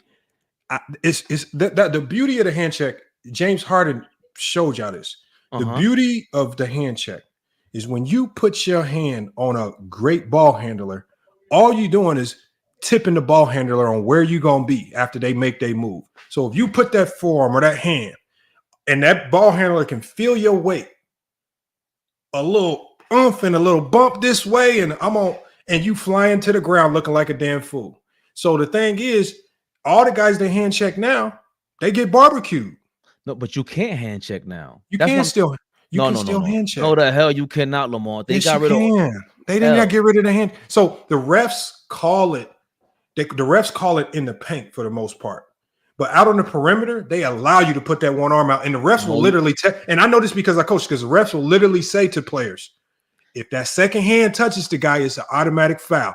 The ref will tell guys, I'm gonna allow you to use the one, but if that second hand comes up, it's an automatic foul. So the refs allow. Like I can play video right now, all types of crazy contact, but guys getting the ankles toe off the frame because they want a hand check. But I don't like this. That whole evolution talk is bullshit, Lamar. Because now you're talking about the same thing they allow right now, or they don't allow right now. They allowed it back then, partially because of what you're saying. They opened the game. Michael Jordan changed the game for the good and the bad because they wanted to promote that kind of player and Magic and Bird. It wasn't even Jordan. It wasn't even Jordan, though. Who you blaming on? No, what exposed the player that came in the 90s and exposed the hand check and showed that the hand check is fake defense. Grant Hill. Grant Hill. Because remember, Grant Hill was like he was like the version 1 model, the fake tester model. If we put a 6'7" guy with a handle in here and he facing up attacking these hand checkers, what this look like? What's the first thing that happened to Scottie Pippen? Right. Barbecue chicken. What's the first thing that happened to Jordan? Barbecue chicken. This is just version 1. Then Allen Iverson comes. Now he model number 2. I'm gonna face up. Let's test it on Michael Jordan. Hand check. Ankles just gone. Come on. No, you're going too far because I believe, in my opinion, Michael Jordan is the most influential player of my lifetime, right? And second is Allen Iverson. Allen Iverson is the first guy to go from point guard to 2 guard. He's the first guy to do it before Steph Curry and all that. They all influenced by him. They named the damn action after him, the Iverson cut. It was really like what's it called, a horns play? That's what you say. You the coach. You tell me, Lamar. What about horns? What about it? But that the Iverson cut is a version of I love the Iverson cut because it's right? ISO play. We barbecued last year with the Iverson cut, yeah. Right, but that was around before him. So my point is, he's the guy. It's not people keep saying culture. He influenced. No, he didn't just influenced the culture. He moved the guy from one position to the other, to 2 guard, chucking 30 shots a game. But part of the reason why he was able to do that, they started letting people carry the ball and all that too, bro. Like now you do, and they're traveling. Like the shit you saying right now is pissing me off, Lamar. What you talking about right now? The handshake that they allow is way different. And yes, you are correct. It's not. Hold on. You are correct. The athletes did get better after Mike. Why? Because all the damn drug money was gone in the 80s and 70s, and the athletes started coming playing in the NBA. They started paying for the kids around the way to start playing ball. We'll keep it thorough. We're gonna keep it thorough.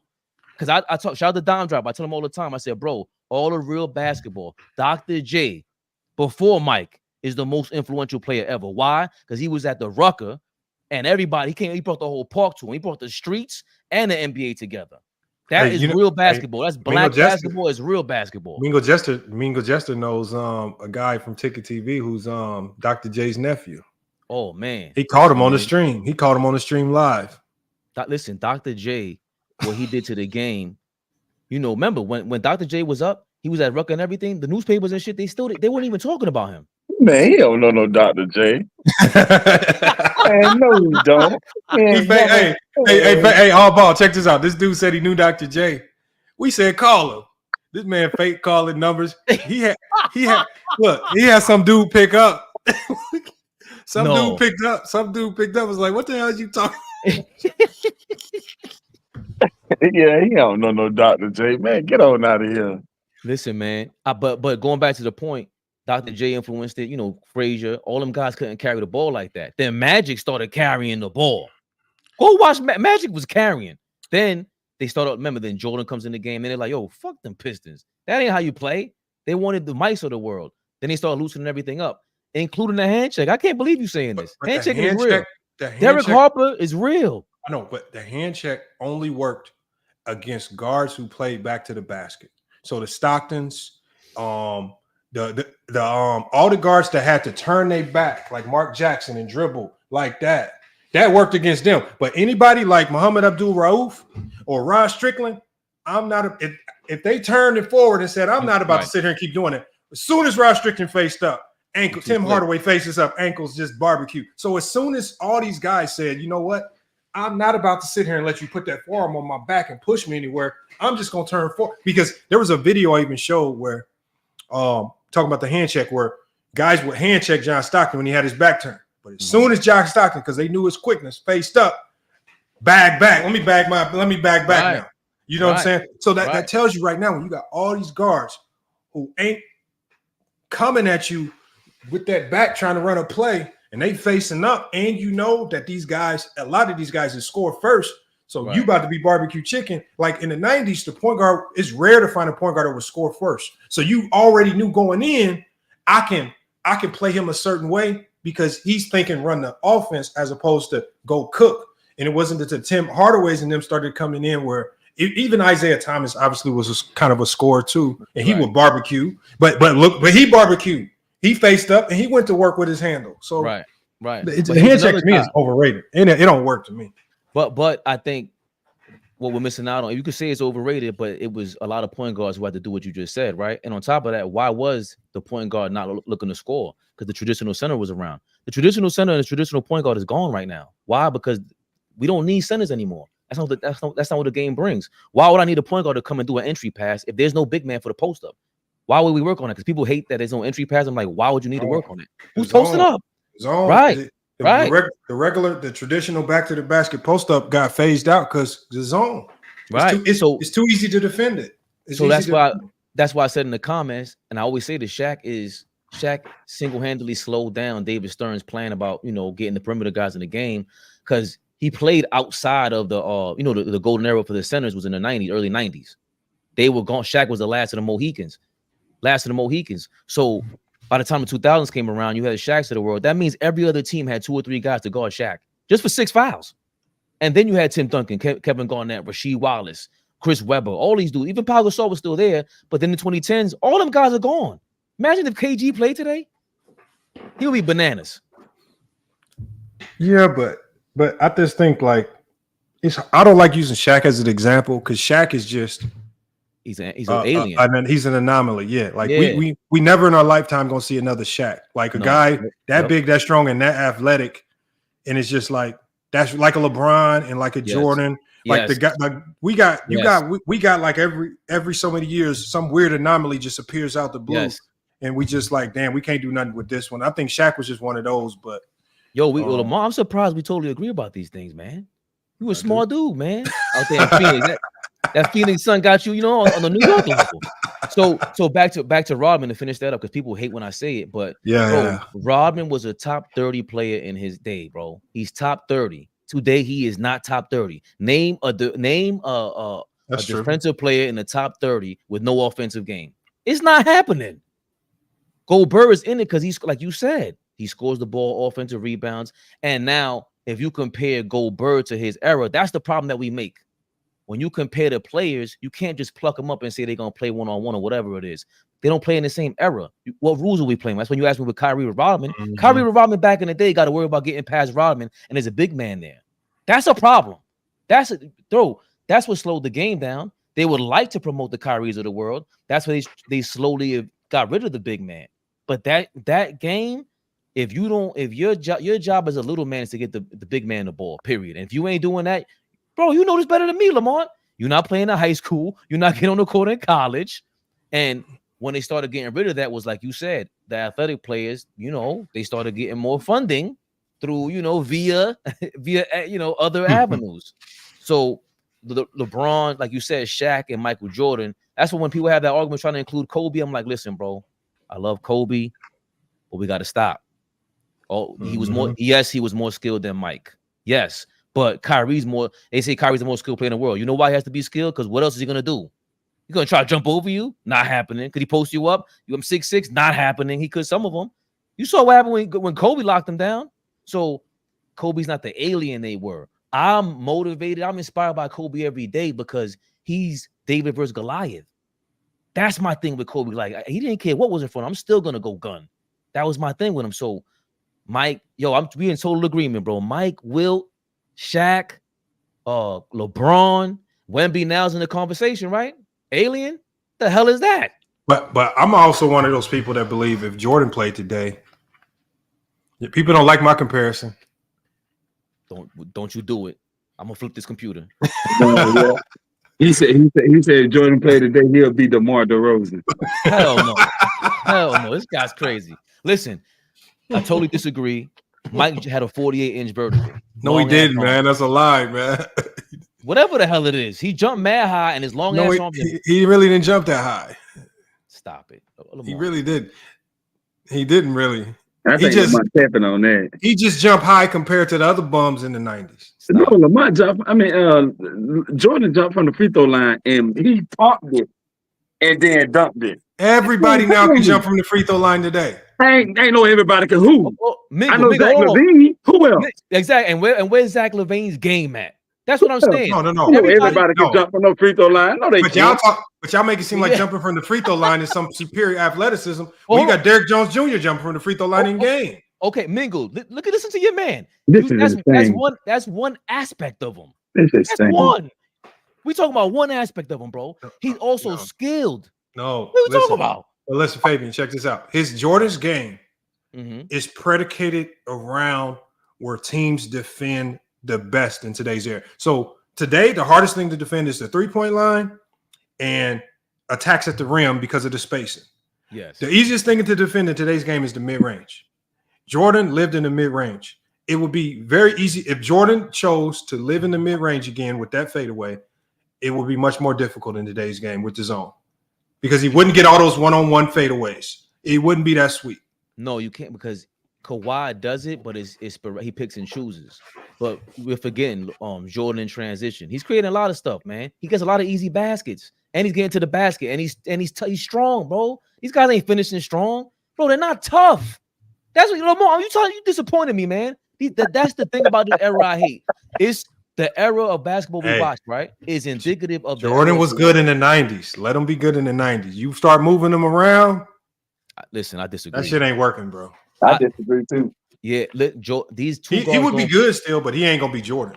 He's skilled. He's even with the mid range. He's not getting stuck there. The beautiful thing about Michael Jordan, you don't talk about, and like you said, the reason why the 90s makes sense is because that's when he honed his skills and he came into his own. He finally listened to Phil Jackson, pass the damn ball, bro. What are you doing?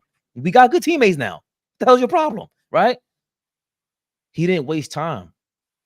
There's no stop. That's my biggest. Jordan did waste time. Wait a minute now. That was all he did was hold the ball. That wasn't necessarily Jordan's fault right there. Now that coach, what his name is, Doug Collins. Doug Collins, the one had Jordan playing that way. That offense that he ran had Jordan playing that way. Really, it wasn't really Jordan himself. It was that offense that Doug Collins ran back then. Everything run through Jordan. Just get Jordan the ball and get out the way. That's basically what his offense was. Ishmael, he probably the closest removed from high school to know. High school is jumping from the free throw line right now. Ishmael, get up here, man. I'm talking about this. Can these high schoolers hit a layup from like 10 feet under the basket, whatever the hell he was doing? Jordan wasn't doing that.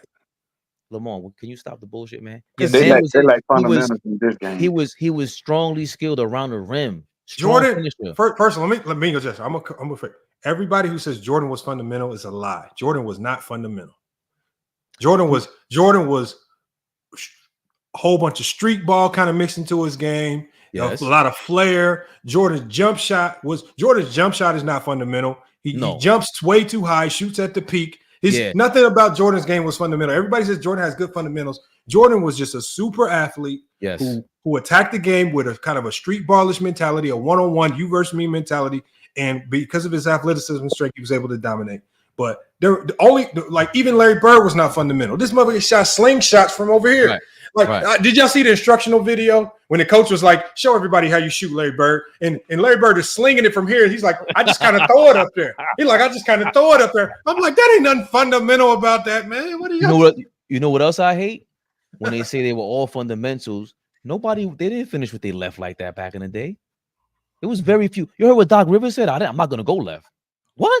I thought it was a fundamental error. So it's all a lie. That shit is a lie. But Mike, he was. Remember, he's the first of his kind. But in this era, I don't see it like that with these guys. Who's in the top? SGA, right? He's a top 2 guard in the game. I guess he's a hybrid. Keeps his dribble up, goes to the paint. That's the game. Mike ain't gonna keep. He's not gonna have a handle like SGA either, though. That's the one thing about Mike. He had a okay handle, but it wasn't. He would have to have worked on that shit. But the thing with Mike was he was competitive like that. That's why I love D Rose. When they talk about D Rose, I'm saying, like, that's when I say competitive and tough-minded. How much more tough-minded can you get than him? And he's up there to me as Kobe and all of them. He was just. I love that clip when they had the All-Star game and LeBron and Dwight Howard dancing like a couple of you know whats. And D Rose just comes out like, what the hell are y'all doing, man? We playing ball. What is wrong with y'all? Mike was like that. I disagree with you about that. And did we finish the Rodman comment already? He wouldn't be a top. Yeah, we finished that shit. No, I agree with that. Rodman. I think a lot of the players from the 90s. I think it's only a handful of players from the 90s who would translate. I think Pippen would translate because he's a point forward. And then he would look kind of normal. I think Pippen would be better in this era than Jordan. The game would be easier for him. I think Pippen, if his career started in this era and Jordan's career started in this era, all things equal, I think Pippen would turn out to be the better player than Jordan. Because of the rules of this era, favors 6'7" point forward with the floor all spaced out. It just favors more what Pippen does best. That's what I believe. No. But Jordan is a 6'6" guard that shoots a ton in the mid range. No, you ain't. But remember, everything you're saying is correct because there is no more point guards like we said, and Pippen's the first of his kind. Well, not the first, but pioneer to his kind. The pioneer to this era is Scottie Pippen. What's going on, y'all? Khalil Ishmael was good. Feeling Yo, you hear me? Yeah, man. Yeah, Lamont. I don't know, bro. I think Jordan would still be great. He just wouldn't go 6-0. He would never do that in this era. They'd gear up to stop him after 2, maybe even 1. I hate that 6-0 shit too, by the way. But I believe he would be just as effective. I remember you did a string a long time ago. Mm-hmm. You said DeRozan was his comparison. Not you per se, but when you typed it into Chat GPT or whatever you did, that was his player comparison in this era. He just what's DeRozan's career average? He's in the 20s. So Jordan would be a lot better than him, like if that's his comparison as far as how people perceive him. But I think he'd be just as good offensively. Like, just think about it, bro. Who in this era stopping him from doing whatever he wanted to do? One-on-one? Yeah. I don't think he's saying one-on-one. He's saying that the way you can funnel the defense now, they could cheat as opposed to back in the day, legal defense prevented you from, doing like look what Brunson. Like I'm a Knicks fan, so with Brunson, they cut off the Philly did a good job of cutting off the left side of the court and made him go right, and they kind of stifled him. Eventually, he figured them out, and he was tying Jordan's records. So Jordan will have to figure that out. But this is where I agree with you. Jordan's gonna figure that out. The competitive figure what out? How to score at like 40 points a game, 50 points a game in the playoffs, Lamont. What you mean figure what out? How to kill. If this the same Jordan, bro, he gonna be talking shit and all type of stuff to these exactly. dudes. A lot of these niggas be sensitive as hell. They'd be Hold on. Okay, so you telling me Ant-Man matched up with Jordan. Ant-Man ain't gonna just back down. Ant-Man about to shit all over Jordan. That's one guy, Lamont. I'm talking about the entire NBA, the whole landscape of the league. When you look at all the two guards in today's NBA, okay, yeah. Ant-Man may be one of the exceptions, but who else you got? Donovan Mitchell? Hell no. Get the shut that shadow down. You must be crazy. What? Devin Booker? Devin Booker? Barbecue chicken. Them dudes is money. That's hold on. Jordan gonna score on them. But see, one thing Jordan didn't have in the 90s, he didn't have nobody going right back at his neck. See, the thing about Donovan Mitchell is that these guys, you gonna score. Yeah, Jordan might get Jordan, but we about to come right back down and we about to make you play deep. That's what you got. They gonna make Jordan look human on defense. Yeah, I mean, because you got it's a plethora of guards. That's James Harden. What Jordan gonna do with prime James Harden? I want you to really think about that. James Harden about to have Jordan looking crazy. But what are they gonna do? Prime James Harden. That's what I said, Lamont. I think he would still be great. He still would be great. He just wouldn't go 6-0. But Jordan's impact wouldn't be as devastating as all those guys, because as we see today, even a couple years ago when DeMar DeRozan averaged 27 a game, the Bulls wasn't a devastating team. It didn't feel like them 27 points had as much of an impact because DeMar DeRozan really didn't attack teams from the 3-point line. It's the players that really could devastate you are the players that can also attack you from the 3-point line as well, because them 3-point shots is what really break the game wide open. You're not going to beat a team today with 2-pointers. They're going to let you score from the 2 all day. It's the 3s that blow the game wide open. And so, again, Jordan, they're going to allow him to go crazy from the mid-range if he want to do that. But the guys like the D Books, guys like the James Hardens, prime, and they're going to bomb him from the 3-point line. And I don't even know if he's going to have the gas to keep fighting back. Right. He will have to. Come on, Lamont. This is becoming disgusting. No, he wouldn't be able to guard. Jordan is human. And you got to think in today's game is more casinos and more cigars. Oh, man, get out of here. Let's go. Love to see Michael he gonna up his take on cigars and alcohol and casinos. No, I would love to see him against these guys, because these guys wouldn't be able to do nothing with Jordan. Derrick Rose just retired.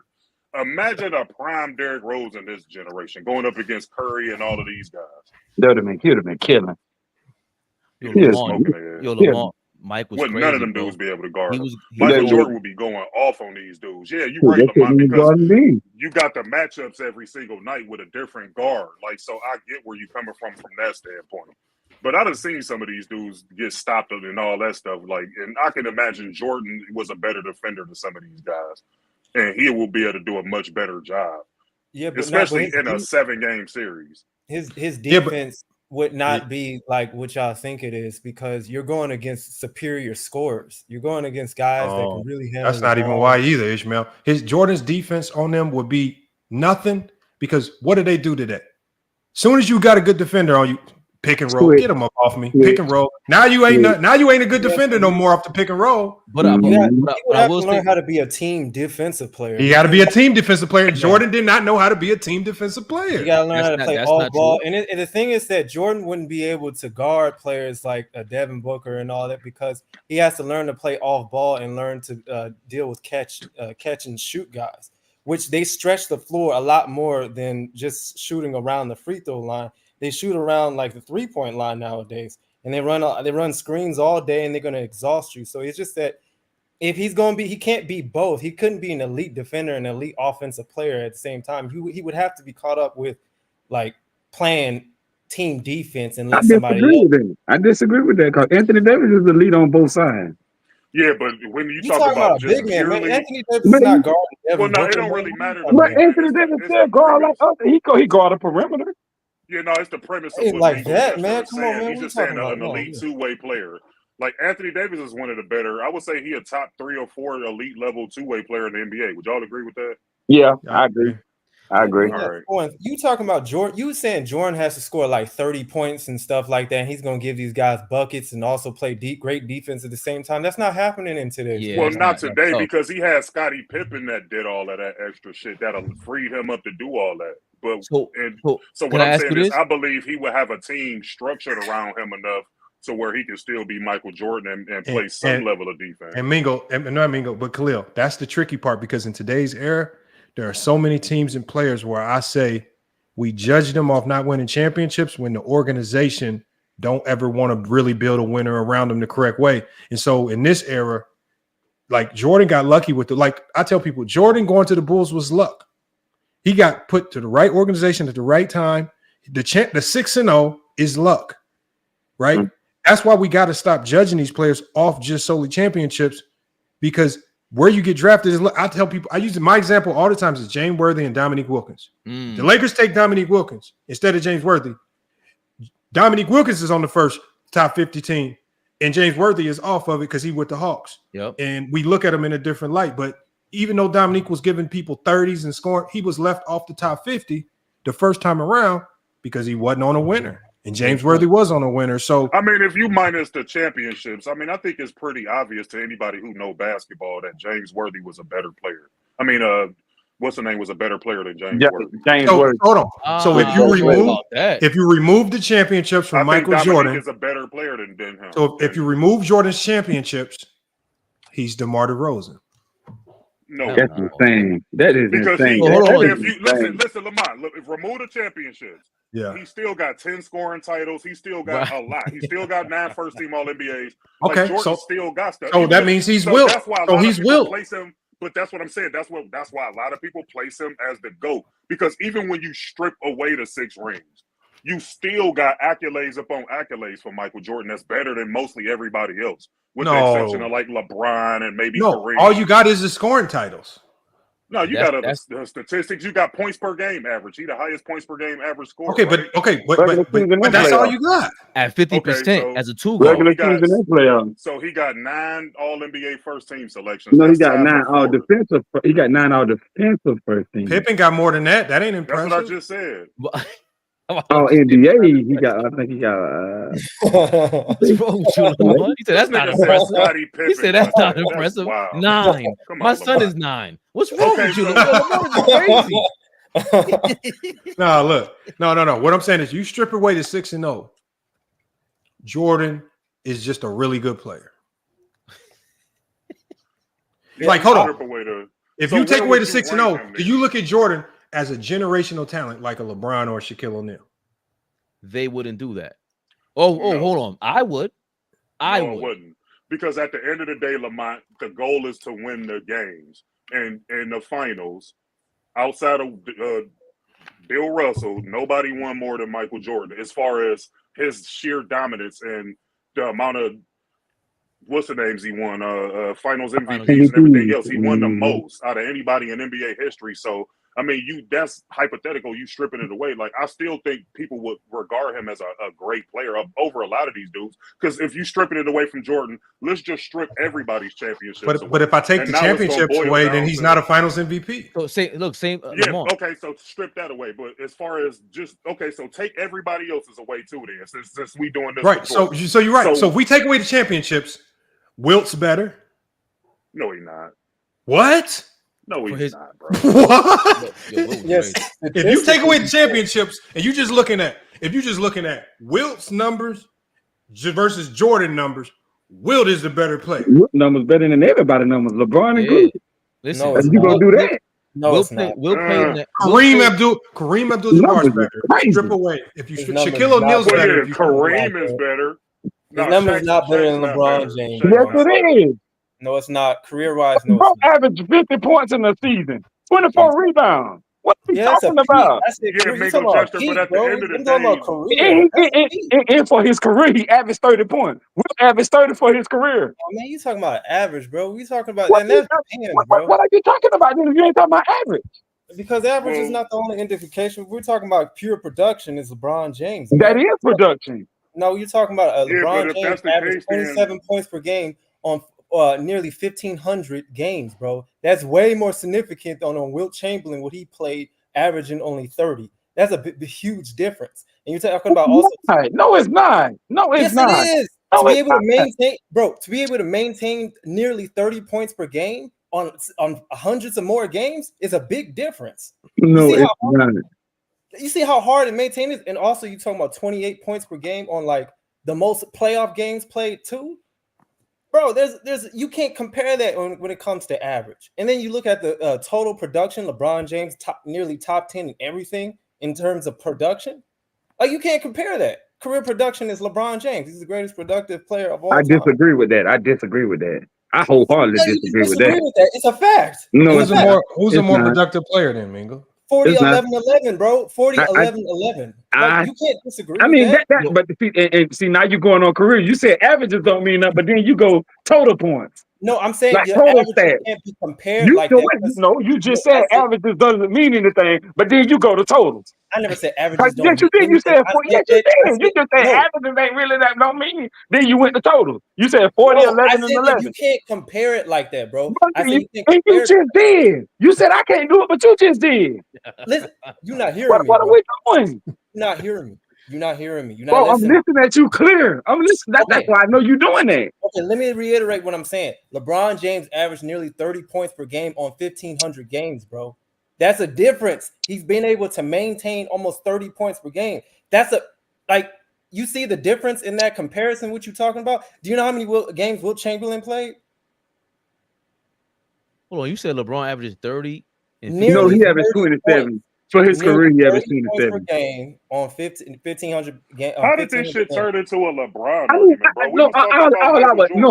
How it turned into a LeBron thing? Because I said Wilt is because he was like stats, and I was like stats. Wilt got better stats than everybody. That's what I was saying. And then he said no, he don't, and that's how it came to LeBron. Okay, Lamont, where do you rank Michael Jordan if you strip away the championships? What's his ranking? If you strip away everybody's championship, if you take away everybody's championships, then Jordan would probably be close to where I rank Kobe. Like a 10th or 11th or something? Yeah. Because I ran Kobe as well. Because the career that ain't why I went Kobe. That is the career. Because like I said, I tell people the top 10 is not fair because some players are just afforded a better career because they're on a better organization than others, like Bird and Magic, just getting put in the perfect situations at the right time. And Magic's career just with the Lakers because they was one of the best organizations at the time. Just he had one of the best careers. I think if Magic gets drafted to the Dallas Mavericks, we don't know nothing about no Magic. We know Irvin. That's it. We know Irvin. And he was blessed to be 6'9". Like that's the thing. Shaq, Wilt, LeBron, even Mike at the 2 guard. That's the other thing people don't talk about. God blessed you with these different level. You were alien out there. They just different, bro. What was it, bro? What was an Olympian? Will slam the ball on the floor and broke somebody's hand, foot or some shit like that. He's crazy. That dude was. Will was incredible. Nobody's taking away from him. I'm sure, but I really came up here because Lamont said so. Because like you guys are talking about like Jordan and Duncan and stuff. All I'm saying when I said that stuff is just like I know from high school. It's the reason why I stepped out of basketball because I knew basketball wasn't for me. When I played AAU, guys I don't know how it was back then, but guys was doing East Bays and shit and when I was playing AAU and all that stuff, and I was like, God damn, that made you quit. You said, "Oh shit, that's crazy." So like I'm telling you, and guys that was 5'7" and dunking. I mean, that's how. Bro ain't want to get dunked on, man. Y'all leave that man alone. He didn't want to get dunked on. He didn't want to be on nobody post. Yeah. I agree with you. Listen, salute to you, man, for having a reality so short in life. I don't want to be on nobody post season. Everybody laughing at me. That's cool. No, we ain't doing that. When people are saying like we ain't doing that. And jumping from free throw line, it's like I'm seeing guys from 6'3" doing that. So that's what I was just saying. Like it's a totally different ball game nowadays. Right, no, but Rice, so now you mentioned athleticism with him, but then he has other skills. That was my point. He has a whole combo, and he's strong-willed. Everybody's not strong-willed. Look at Paul George. He threw his career away. He's a bum. And I used to love strong-willed. Who do you say was strong-willed? No, wait. Paul George a bum. Now. What makes Jordan strong-willed? What? He was out gambling till 6 a.m. and went to go play ball, dog. Paul George ain't doing none of that. Your man is out there. The only way, but see, that tells you how weak the 90s was. If you can gamble all night and be drunk and step onto a court and cook, that your comp is trash. Nah, AI was going out too. There's a lot of guys that were going out and come out there and balled out. Everybody can't do that, bro. AI's an alien.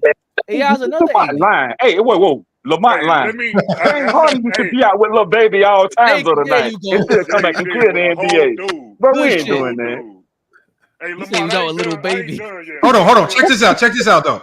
You strip away the championships, who's better? Yeah, good. I'm glad James Harden or Michael Jordan? Michael Jordan. Michael Jordan. Michael Jordan is way better than James Harden, even without the championship. No way. You talking about talent? No, Lamont. Are you talking about skill? Numbers? If you just look at their numbers, you don't know. If you take away the championships and you take away the championship resume, and you just put James Harden's prime numbers up versus Jordan's prime numbers, and you have to go blind. Who you gonna say the better player? No, wait, see, you trying to shrink it. Okay, to so just yeah, no. Hold on, let me ask because I'm not done with Lamont. I'm glad he brought this up again. So let's just strip away the championships, Lamont. Right? Yeah. And now you want to pull James Harden into the equation. So you just strip away the titles. Jordan still got 5 MVPs. He still got 11 All-NBA teams. He still got 10 scoring titles. He still got 3 steals titles. More than James Harden. He's still the rookie of the year. He won defensive player of the year. James Harden ain't got none of that on his resume, so I don't even know why you brought him up. You know what else he left out? Dang. The playoff performance. He just smoked Lamont. No, what I'm saying is, but what all you did, but the thing is, but what I asked you, because again, as human beings, we normally do what first? We normally look to the production first. To the bling. And what I'm saying is, if you, okay, of course we're going to go to the awards and stuff, but if you look at James Harden's production versus Michael Jordan's production in their primes, and you don't see all of the other fancy awards and stuff that came after the fact, it's not going to be too many people that take Jordan over James Harden. See, what's their prime? Hold on, wait. Listen, bro, I don't we got to figure out what their prime years is. What's their prime years? What's James Harden? You stripping everything away from Jordan. And then you trying to just break it down to like this small little, like James Harden just he's not a better basketball player than Michael Jordan. He's just not. Like you can't keep stripping stuff away from James Michael Harden's a Jordan better offensive player than Michael Jordan. I disagree with that. He's not. He's not. Hold on. Jordan is a better player than James Harden, but James Harden is a better offensive player than Michael Jordan. I disagree with that too. He's a better passer. And that's it. He's just a better 3-point shooter. That's the only thing I agree with. He's just a better 3-point shooter. That's it. Better handles. He can drive to the. Jordan can do all that. He's not better than James Harden. And better. Man, Jordan was a great driver to the basket. Yo, real quick, I'm not going to be influenced. No. Hey, y'all don't let Fabian go. Go ahead, all ball. I'm sorry, guys. I'm all ball Fabian perspective. Tap into all ball TV. I'll tap into all y'all stuff. Mingled. You have a hell of a name. I'm going to be very wary of you on the internet streets. Lamont, appreciate you letting me jump on. I left the contact in the private chat. I got to holler at you, Lamont. Yes, I got that from a Batman episode, man. That's why I got that from. Yeah. I'm gonna tap in with you. Hold on. What Batman episode? I got that from it was on the little. It was like I don't know what it was. It was like a little comic thing, and I had saw it up there. It said Mingo Justin. They had the Batman shit up there, and I watched it. That's why I stole it. That's where I got the name from. The one I thought you wanted the one back in the day with pow, boom, back. That one? Yeah, no, I know it was like a comic thing. Oh, like a little script thing. And I had saw it up there and it said Mingo Justin. They had Joker up there and Batman and all that shit. And yeah, that's where I got it from. Mingo sounds like a southern pimp out in these streets. Lamont, I'm gonna holler at you, baby. Hit me up.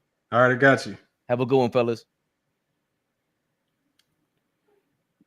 Lamont, you bogus with this conversation. You keep stripping everything away from Jordan and then saying, okay, so now James Harden is better here because it come on. But because Jordan was afforded all those awards because he played in a soft comp era. No. I think if you swap James Harden and Michael Jordan, James Harden clean up on all the awards. No, you won't. That's unfair though, Lamont. You play who you're in front of though.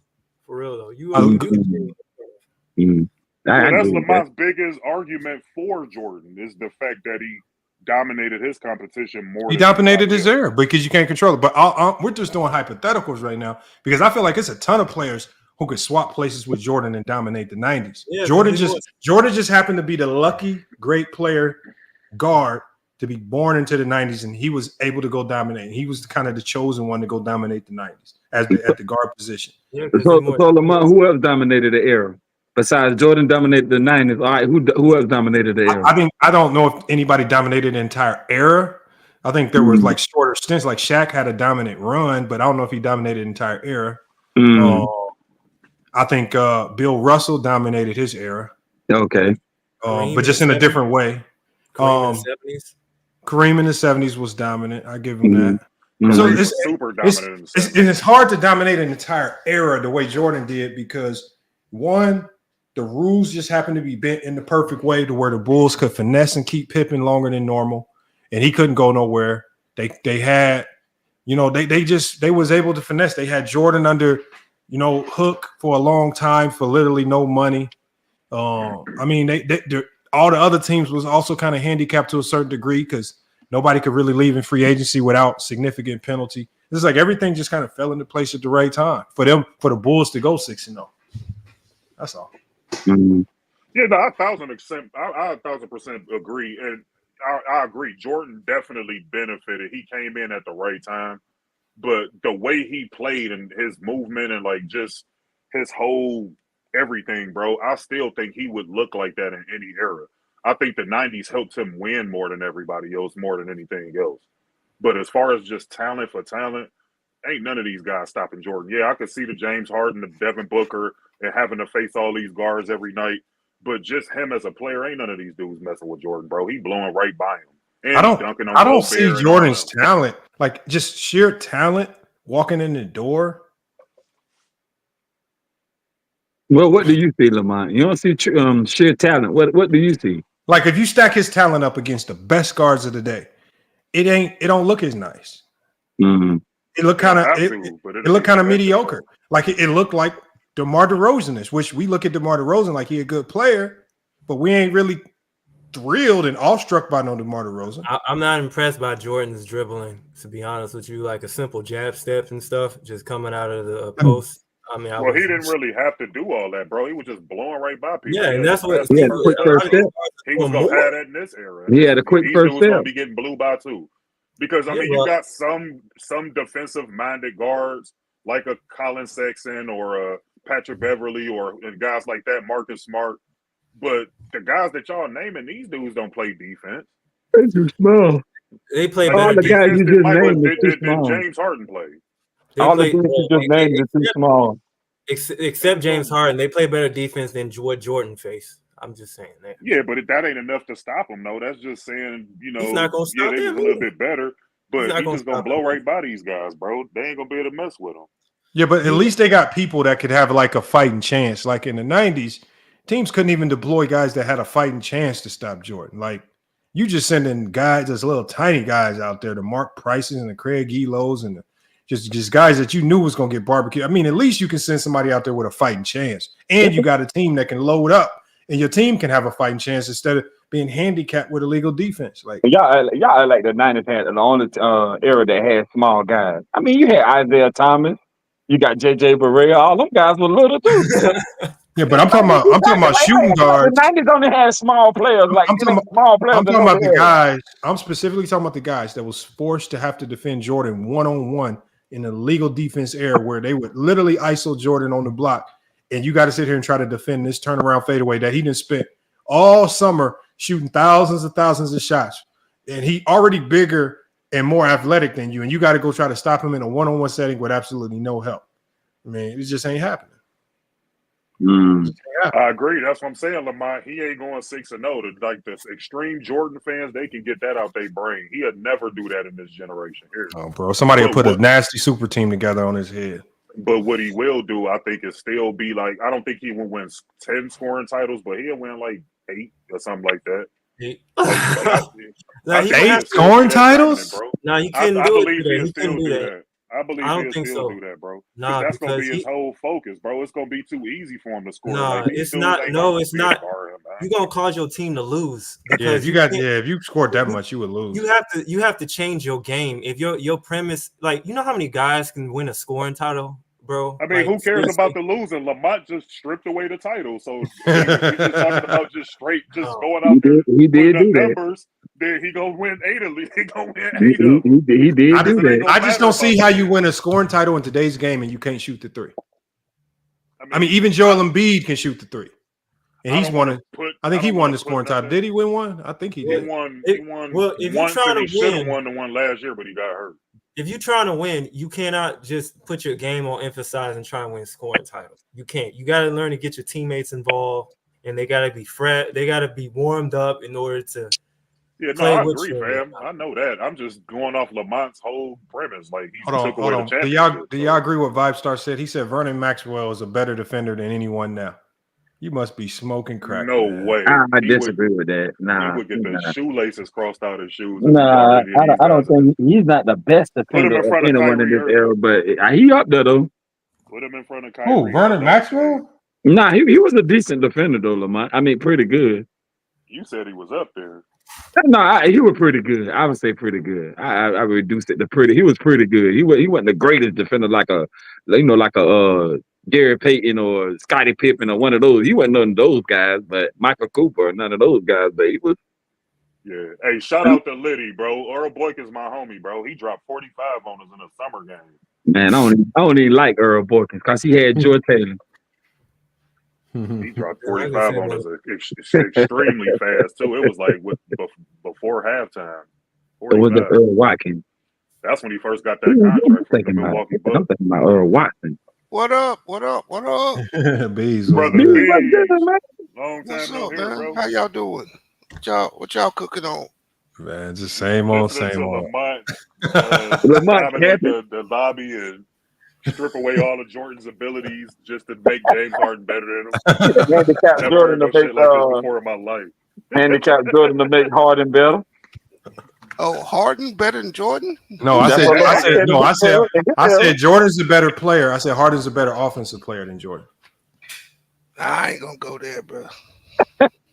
No, Lamont. He's saying skill wise. He's not. He's saying you just look at the skill. You just analyze him. James Harden in his prime. A prime Harden is more a better skilled than offensive Jordan. player than a prime Jordan. Yeah, that's nasty. That's tough, I don't know how right? I don't know how you can debate that. Without the 3-point shot, Jordan loses a lot on the offense, he and does. without the playmaking. Better passer, better ball handler, better driver to the rim. No, he's not. He ain't a better driver to the rim. No, he's not. Stop. Yes, he is. Jordan don't even know what a Euro step. He don't even know what a Euro step is. They thought that was a travel. Like, come on. No, what James Harden does is travel. That's what he does. Jordan traveled. That's what he did. He moved his pivot. You did not just tell me, bro, that James Harden is a better driver of the basketball. I didn't say that. That was I said that. Jordan just had the athleticism. That's what he did. Don't like Michael Jordan. You never saw him. He never saw him, Bees. That's why. Because if he did, he would never say that. I saw it again. I saw the jab steps, bro. I don't even know where you could come up with something. I saw that spin move, ballerina spin move that he did, bro. This nigga said James Harden is a better Bro said ballerina spin move is insane. I've never heard that before in my life. That shit crazy. A little spin. I saw his step back too. You compare that to James Harden, bro. That look. James Harden step back and travel, so we ain't even worried about that. Hold on, Mingo. I got a question for you then. Ishmael, that's your name, right? Yep. Yes. Yeah. So you rate James Harden over Dwayne Wade? No, we're not talking about rankings. No, it's a question I ask you, brother. Hey, we not on CBS. My criteria. Kamala Harris. Just answer That's the different. question. That's different. My criteria, no, because he don't got a ring, so no. But is James Harden career better than Dwayne Wade? Probably so. Yeah. So you think Dwayne Wade is better than James Harden? No, I didn't say that. I'm asking you. You just said his career was better. That's exactly yeah. I'm saying James Harden's career is better, but he's not. How? No, Wade got a better career. If you're talking about having rings, yes. No, the bro. rings. Who mentioned rings? He didn't mention rings. He said, "Is he better?" He ain't mentioned nothing about rings. Yeah, James Harden's better. Yeah, I think James Harden's better. Yeah, it's time for you to go to sleep, homie. just apologize to everybody, hit the like button, and leave. You know what? I ain't gonna push back on that. Hit the like button and leave. That is insane. Make that argument. Wait, why is Dwayne Wade better than James Harden? Why? No, I said you can make that argument. I've made it before myself. You can make that argument. It's arguable. I think that's more arguable than anything. I think it is arguable. That's what I'm saying. To see what he was. I was just checking his oil. Yeah, I was someone I think told that's me. arguable. I realized, yeah, you can make an argument. In my opinion, I don't believe it's arguable. Wade a better defender, but Harden is definitely the better offensive player. He's the better Wade a better impact player. James Harden would never be able to do what Dwayne Wade did in 06. But we never saw James Harden prime next to LeBron either. Or No, I'm Shaq. talking about in 06 when he won with Shaq. But he never had a Shaq though, man. That Shaq playing with Shaq. I mean, dude, he done had some of the most talent ever. Look at who he had on this squad. He had KD. No, he didn't have Shaq. Okay, would y'all believe he had enough to win a championship? Yeah, I do. The year he should have won it, his next running mate got hurt. Well, that's too damn bad. He had KD. James Harden had a lot of players in his career. He had KD. When twice. they had KD, he was still a young player. He was basically. No, I think he had KD twice. He had KD twice. Kyrie Irving. He had Russell Westbrook. He done had a lot of guys on his team. He done had everybody. That's why it's hilarious to me when people say LeBron played with all these players. Look at how many dudes KD played with. Yeah, KD done played with a lot of guys too. Like this dude done played with every great guard in the NBA except for Luka. Man, where everybody coming from out the woodwork? We got Big Art in here now. What's good, Big Art? Oh, Art, what up, Art? What up, Lamont? What up, Bees? What up, that's what insane, up, bro. Homie? That's insane. Long time, man. I just want to say what's up. How your new job, bro? It's going good, Bees. It's going real good. Good for you, man. I'm happy for you, brother. Thank you, shout out to you for that, bro. Hold on, Bees. You still working at the oil company? Yeah. Oh man, you gotta stop. They killing you, man. You gotta get out of there, man. They killing me with what? I thought you. I know they paying you. I know the bank account look nice. Man, B's retiring there, man. What you mean they killing me? Because I thought you like they had you working all types of crazy hours. Oh, I do shift work, yeah. But I've been working in a different job this summer, so I just been working straight days. But I'm going back to shift. I'd rather be on shift right now. I have to do less. Yeah, I feel that. Everybody want to do less. Hey man, going in there in the daytime, your bosses, you got to work. Man, No, he worked though. Well, Bees, ain't that the reason why you're at work? To work? No, I'm there so I don't get fired. The less work you do, the more you get paid, though. I mean, Yeah. you're a manager and a Hey, director tell them at that again, point. Khalil, because they ain't been paying me my work these last 3 months. So you're a supervisor, or manager, or something? I ain't been doing. Yeah. I tell my team to do shit. Man, you ever heard me talk? No, not really. Not about your job. No, I'm saying just talk, period. Yeah.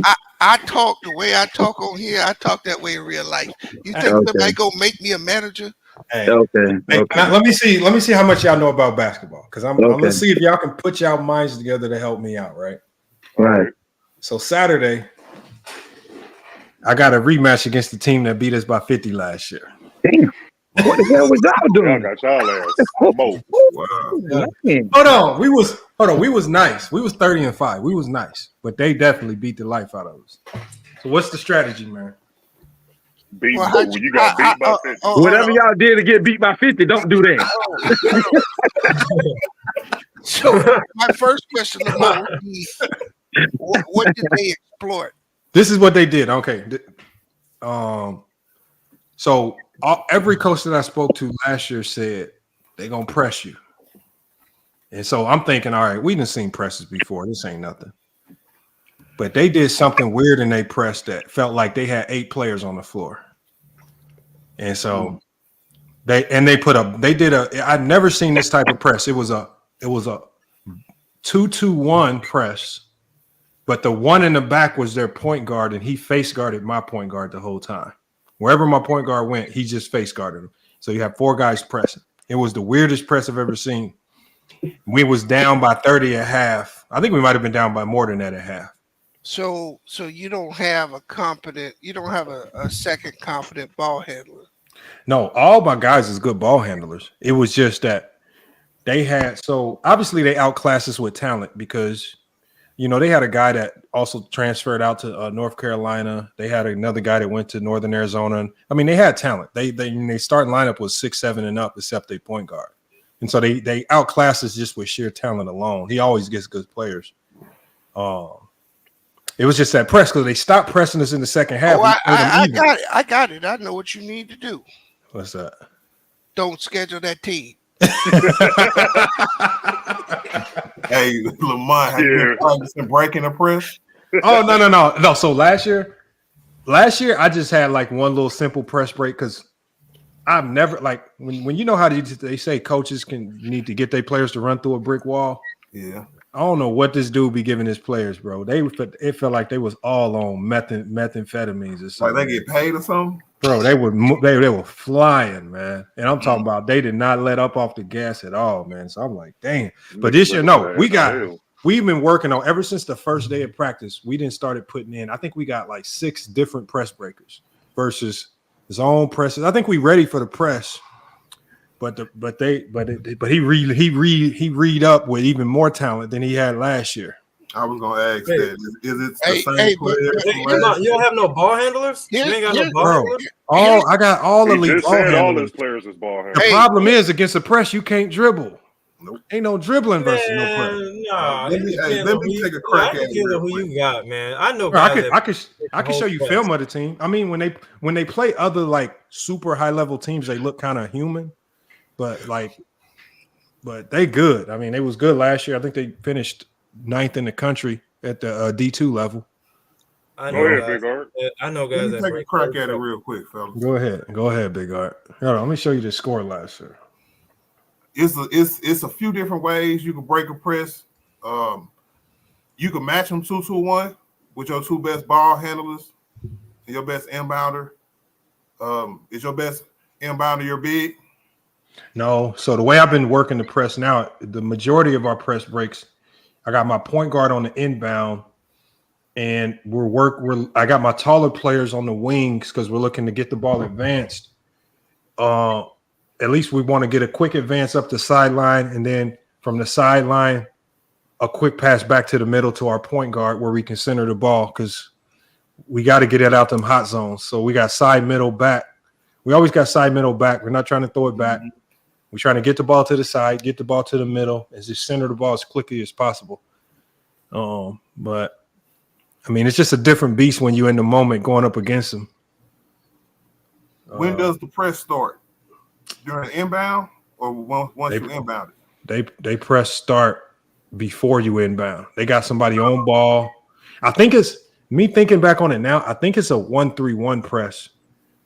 And I was reading online how some coaches can disguise a 1-3-1 press with a 2-2-1 setup. Mm-hmm. And I'm thinking he had a 2-2-1 setup, but was running 1-3-1. And I saw that video on YouTube the other day, and I think that's what he was doing. You got to go 2K, bro. You got to go 2-2-1 and have them break it one way or another. If y'all ever notice on 2K when you inbound the ball, the 2 guard is always right there. That's what I mean by that. You got to have your 2 guard down there with them. I would switch one of your wings who's on the wing and put him as your inbounder because he's taller. He'll have better options passing the ball.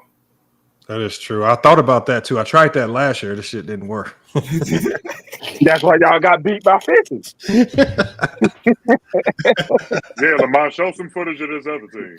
Hold on, let me show you. I'm gonna show y'all some footage of them because I'm talking about. I've been watching them going to sleep at night. Now I had nightmares of this team, man. That's crazy. I've been watching so much film on them trying to figure out. Lamont, quick question: what's the tallest player on y'all team? 6'8". And what's the tallest player on their team? The team that beat y'all by 50. Last year, their tallest player was 7'2". Oh, see, that's why they were just giving him the ball. I bet he had about 38. Nah, they best player was this guard named Dylan Baker who went to University of Arizona. Oh, okay. Hey, Lamont, when you and this ain't me trying to be funny either, but when you a coach and you get blew out like that, like what's going through your mind and like your thought process as you getting blew out like that? Because that's a lot of points. That's a lot of points. Like, that just is. Seriously, though, like, because you a coach, and I respect your Well, basketball. see, it's hard. You know, I'm gonna tell you why that's hard. And it's hard. It was different for me because we normally the team doing the blowing out. Like if you look at our schedule, I'm talking about we didn't give out some. I mean, we was nasty last year. So for the flip the roles, like my point guard always messed with me because I went in there at halftime. I didn't know what to say. I was like, Y'all need to just make this respectable. You know, I was like, damn. But I didn't even have a plan. That was really my fault because I didn't have them prepared for the press. Because in the second half, when they stopped pressing, we played them even. And so no, go ahead, bro. My bad. I just think that my thing is this: teams that press like that is trying to hide something. And I think he's trying to hide that they're not that good in half-court offense. So he's trying to speed us up to make dumb decisions. That's what I'm thinking. So I'm thinking if they go press crazy, I'm going to press them back to slow them down. I'm going to hit them.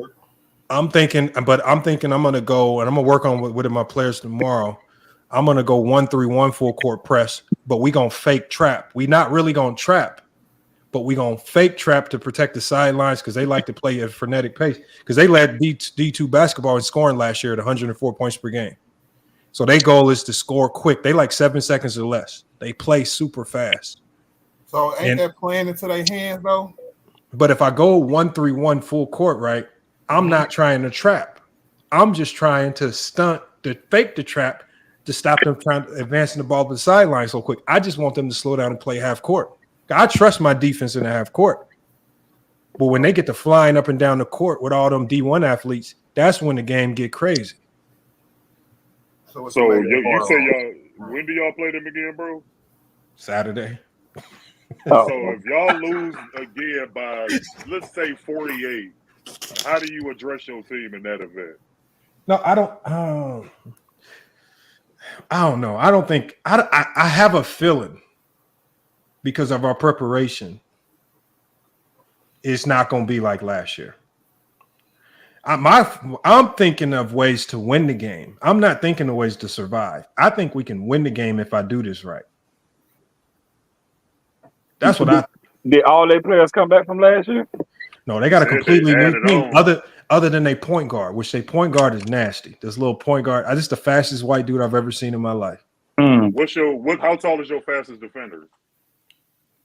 Your best defender. Your best defender. Okay, so all my defenders is fast. So I got Uriah. He's 6'6". He can move. He in better shape this year. He can fly. He should be D1 somewhere, but he with us.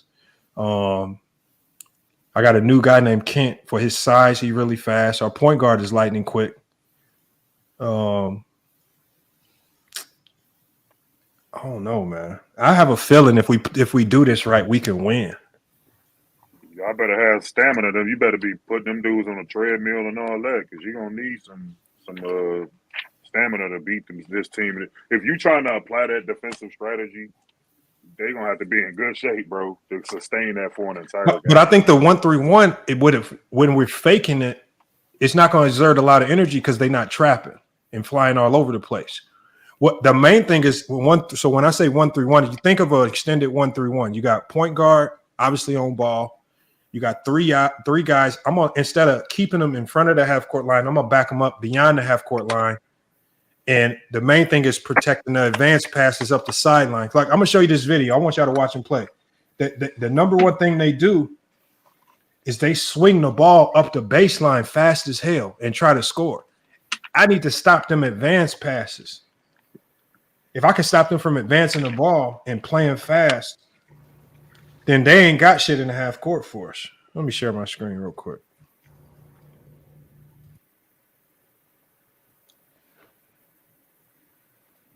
Hopefully it don't start buffering.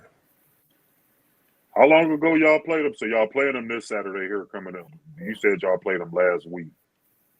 No, we haven't played them yet. We play them Saturday. Oh. We played them last year.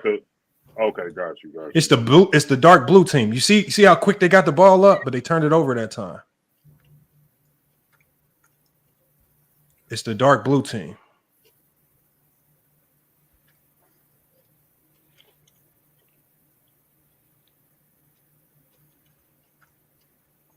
Also, number 4 is the quick point guard you were talking about. That motherfucker is fast and a motherfucker, yeah. And he can shoot. these niggas look like Princeton or something. Y'all niggas lost to an Ivy League team. It didn't feel like it though. I thought they was all black in the moment.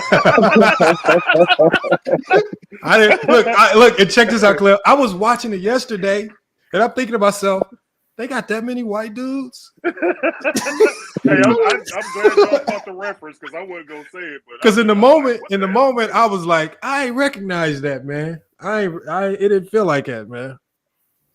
That's nuts. Yeah, y'all gotta get there. They don't even look that tall, bro. They look like they tall, bro. They tall. Like this makes them look smaller than what they are because everybody on Chandler Gilbert, they tall. Right? So number 24 in the white, he like 6'11". Let's see. Look out. So right now it was half court. So watch them in the half court right now. So right now they stuck in the half court. So watch how they play in the half court. They do a lot of staggers across the top. They not that good. See how sloppy they are in the half court? How'd you lose them to 50 though? How they beat y'all by 50? If they ain't that good? So mind you, the team that they're playing right now, that's the number 1 D2 team in the country, Chandler Gilbert. This is the only team all year that gave them problems, that beat them twice, actually. This is the championship game of their conference, and the Pima actually beat them finally in the championship game of their conference right here. But this is the only team that gave them problems all year. So I'm trying to figure out were they doing consistently to give them problems. See, they're not pressing this team, and that's how you know they respect them, because they're not even pressing this team because they too nice. You can't press a team that they know can beat the press every time. Lamont, did you try any hard picks at half court? I mean, we were struggling to even get the ball to half court. So basically, y'all ain't got good ball handlers. Man, we had good ball handlers, but you say it's the dark blue team. Is that what you're saying? Yeah. There's Aztecs on their jersey. So this the team you be having nightmares about, Lamont? No, it's not like that, man.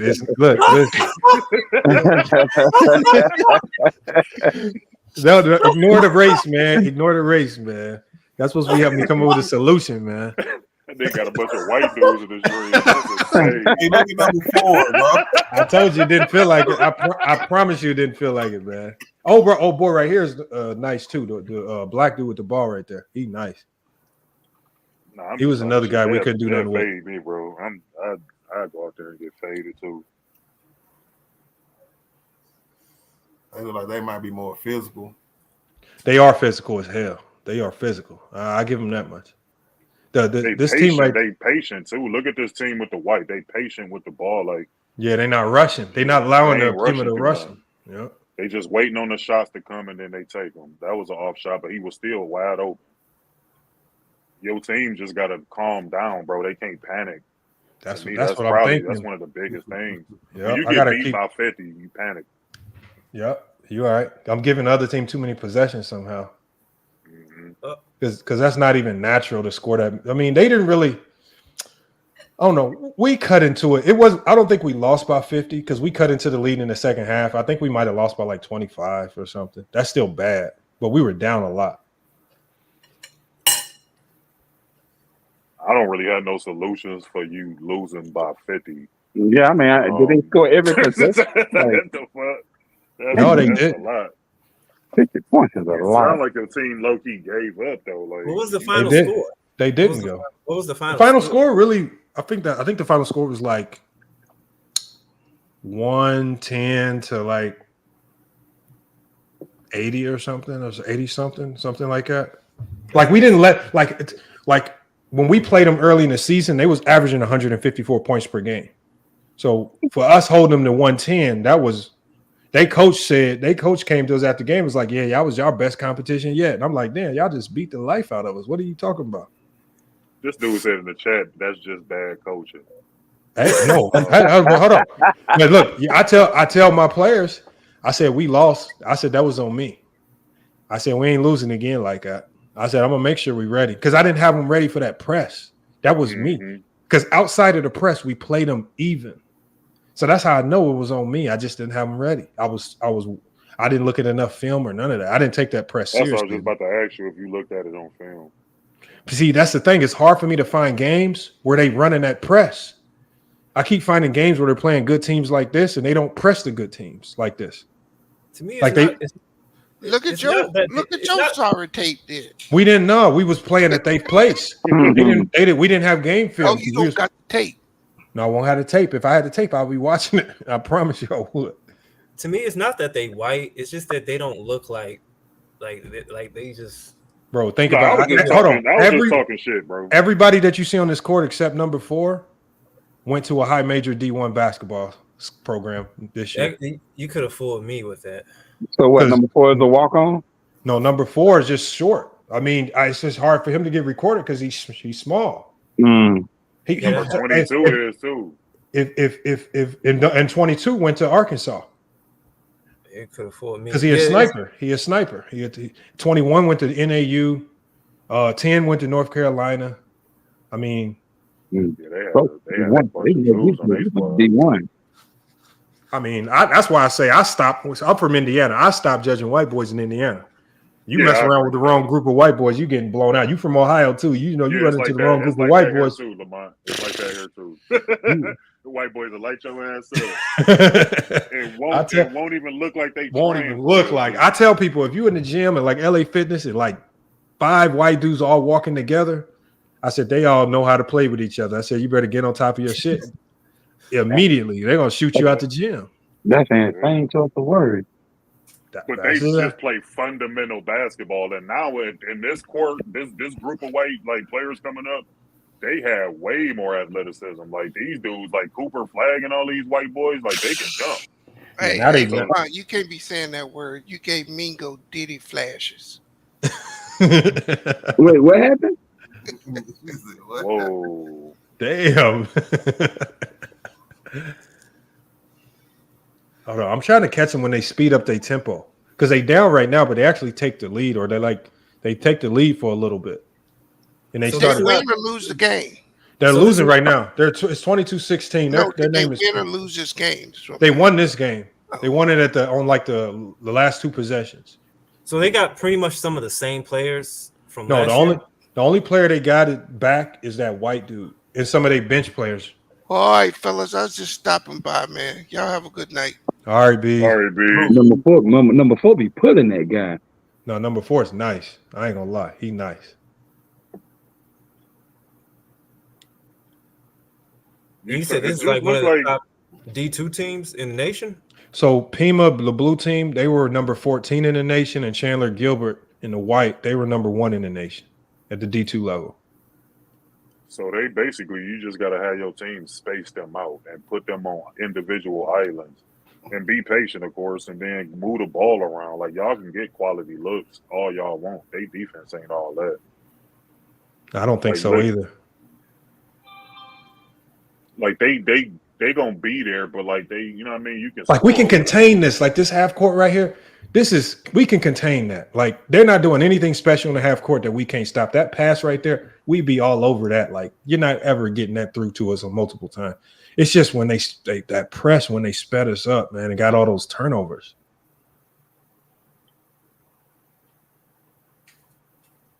Because all they did in the white, they burnt them with ISO matchups like that.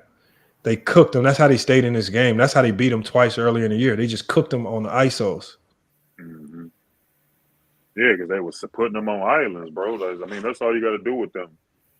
And that's going to tire them out, too. You got good ball handlers and all that on your squad. All gravy. When you say they look like middle school players, that's just because you old. When you old, everybody younger than you look super young. You just old as hell. He said they all look super young. He said they look like middle schoolers. What type of middle school you been to? Why if I give us full beers out there and shit? This efficient basketball, both of the teams is playing for real. I'm just saying here watching. These might be both pretty good. Yeah, these might be the 2 best D2 teams in Arizona. So they was both nice. Number 11 is real good. He's a shooter. He's a sniper for a white team. Like every time the white team makes a mistake, watch how fast Pima plays getting the ball up the court.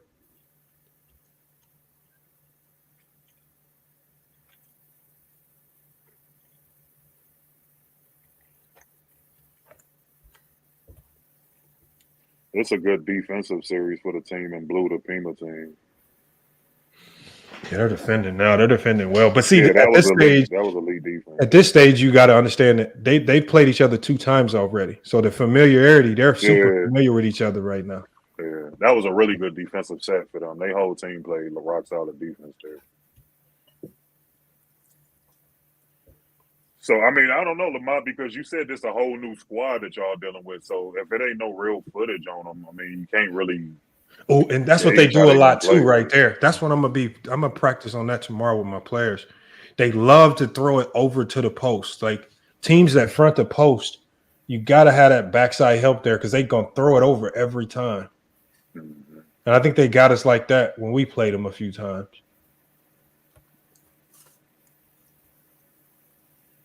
But see, you got to realize, Khalil, this is how crazy this game is, right? Like we're just considered a college club basketball team, right? For them, you know how at the beginning of the year, like D1 teams will play like a low-level team and just beat up on them. Yeah. And when they lose, is like crazy. Like if we beat them, like the ramifications for them is like detrimental. Like if we beat them, they probably won't even be eligible to go to the national tournament. Like it's a lot at stake if we make this game close or if we beat them for them. And I don't think they realize how much talent we brought in this year because this might be the most talent I've ever had. You just gotta have them focus and focus on the task at hand, bro. Like it ain't about individual and shining and all that. Like just stick to the plan and we will win this game if y'all give maximum effort. Yeah. I think I have a good game plan. I'm about to really put a nail in the coffin on the game plan tomorrow. I think I know what to do. I just got to trust it. Man, good luck to you, bro. Like I'm rooting for you. You can't watch it nowhere. Y'all ain't got like no channel or something people can watch it on. I think the game. I'm gonna find out. I'm gonna go to their website because this is their opening game of the season, so it's gonna be kind of like a big game for them. So I think you can watch it on their website. I'm gonna if there's a link to it, I'm gonna definitely put it in the Discord. I could text it to you. All right, that's what's up. Definitely can though. Don't get blew out by 50 again, Lamont, because if you blew up, I'm subbing from your channel. That's crazy. That's crazy. Nah, hey, look, I'll tell you one thing, man. The one thing I'm gonna tell you, it's hard to beat us twice. I put it to you like that. I ain't took a lot of losses in the last 3 years. I ain't lost a lot of basketball games. I think I'm like 122-15 or something crazy. Mm-hmm.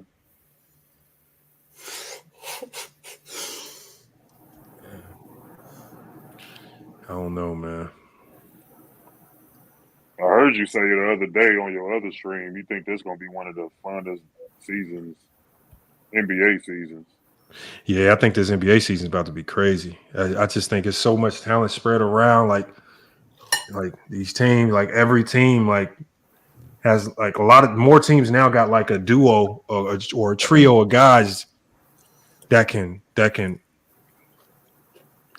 push them over the top. Like I think the Bucks still got a nice little duo. I think Philly got better if they can make it work. I think Orlando's better, and they're gonna be tough. OKC, the Lakers is always interesting because if with this new offense and this new style, they could still be a threat. You still got Minnesota that's gonna be nasty. Cleveland's gonna be better. Lamont, first father and son duo championship. Hell, I don't know if they win a championship, but see, the thing is, I think as is, and I just think that as is, the Lakers got a shit ton of talent. I just think that fans have been so down on them for the last couple of years that they've just given up on the guys that they do have. But I mean, if you really think about it, it's not too many teams with a better offensive third option than D'Angelo Russell. I don't disagree with you. Like it's Philly just got one. Boston got one. Philly. Hold on, who's Boston? Oh, Porzingis. Yeah, I'll give you that. I didn't think D'Lo was that bad. But it's not a lot of teams. I mean, you're right. It's not you go to the top, yeah, but like the Clippers are weaker.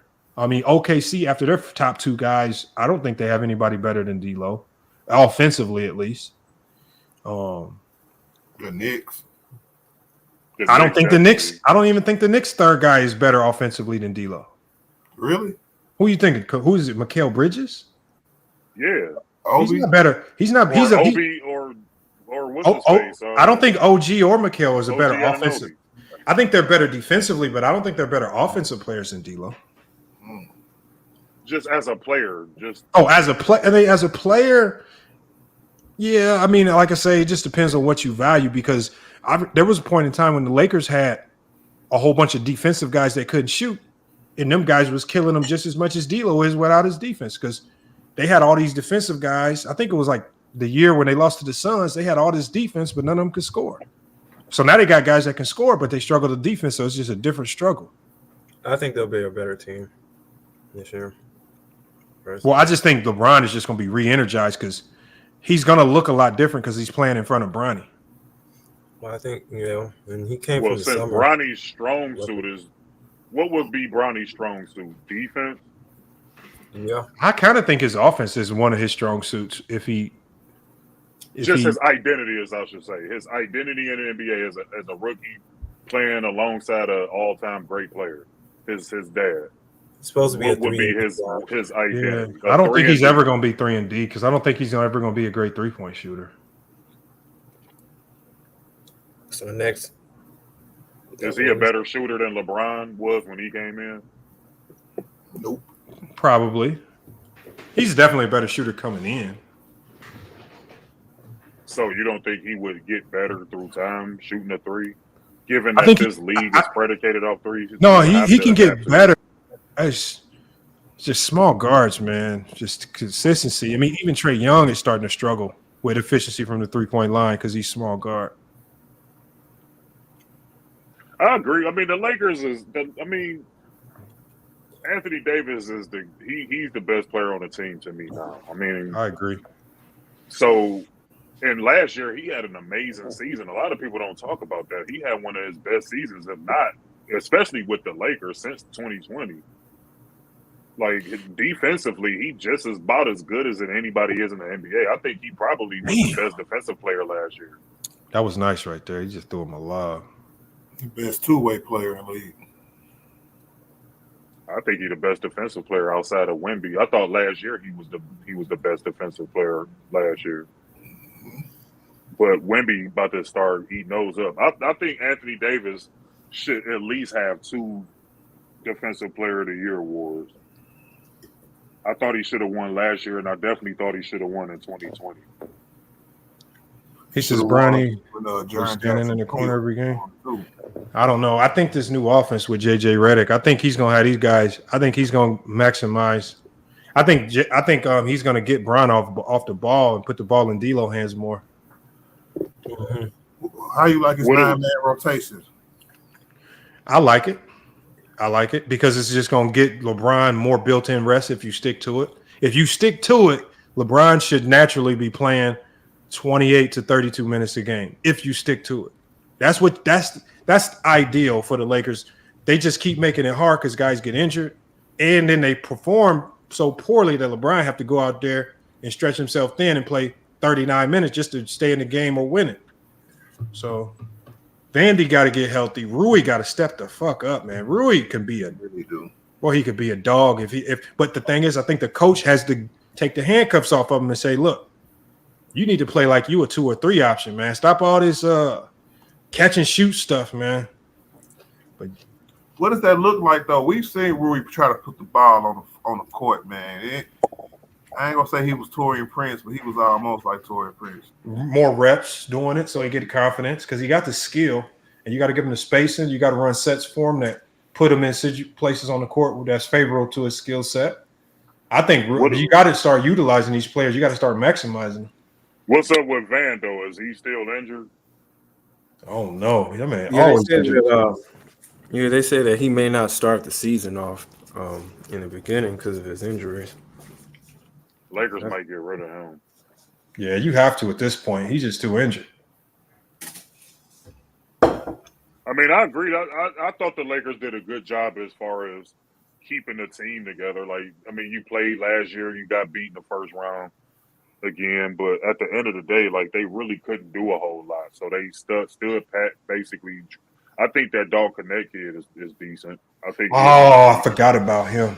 I think if they let him play his game, because he's not a typical rookie, because he's coming in older. And I think if you let him play too, I mean, at 6'8"? No, Shooter? He's 6'6", I think. Dog Connect is a hooper, man. He's a hooper. If it's a 9-man rotation, he gonna find his way out. He ain't gonna make that 9-man rotation. If you don't have him in a rotation, you must be crazy. Because it's gonna be Jackson Hayes, Gabe Vincent. Ain't no way Jackson Hayes is in a 9-man rotation. We gotta have a backup center, bro. Come on, man. No, you don't need a backup center. We gotta have a backup center, bro. Come on, man. I mean, you don't need it. You not if it's Jackson Hayes. And him and JJ got history, man. They played together. Like y'all you can't force, like, just because a guy is big and he's a center. I learned the hard way. You can't just throw him out on the court. Like, sometimes you just got to say, go with the talent. The talent generally beats out. The talent will beat out just if you're just trying to play guys according to position. Good players can kind of conform and get the job done. So AD playing 48 minutes? He won't play 48 minutes, but you can go make shifts. You can makeshift some stuff by using Rui temporarily in certain situations. Who else you got? Been there, done that. Been there, done that with Rui. Been there, done that with Brian. And you got you out to the Western Conference Finals. No, hey. Playing Jackson Hayes as a backup and playing backup bigs behind AD guys. Bro, I'm going to tell you right now, high minutes for Jackson Hayes equals a whole bunch of L's. I just said a backup center. I ain't say a gang of minutes. A backup center plays a lot of minutes. He was our backup center last year. I know, and y'all was getting smoked. Man, come on, man. Don't go with that formula. Jackson Hayes formula, that's washed, man. Don't play that, man. He's good, though. Didn't the Lakers just sign a center? You said who? The Lakers. Didn't they just sign a center like a couple weeks ago or something like that? I thought they waived him already. Koloko? No, they ain't waived him. He hasn't even been approved by the board, by the NBA board. The health board, because of them blood clots. Yeah, he ain't even been cleared yet. So he had practice watching.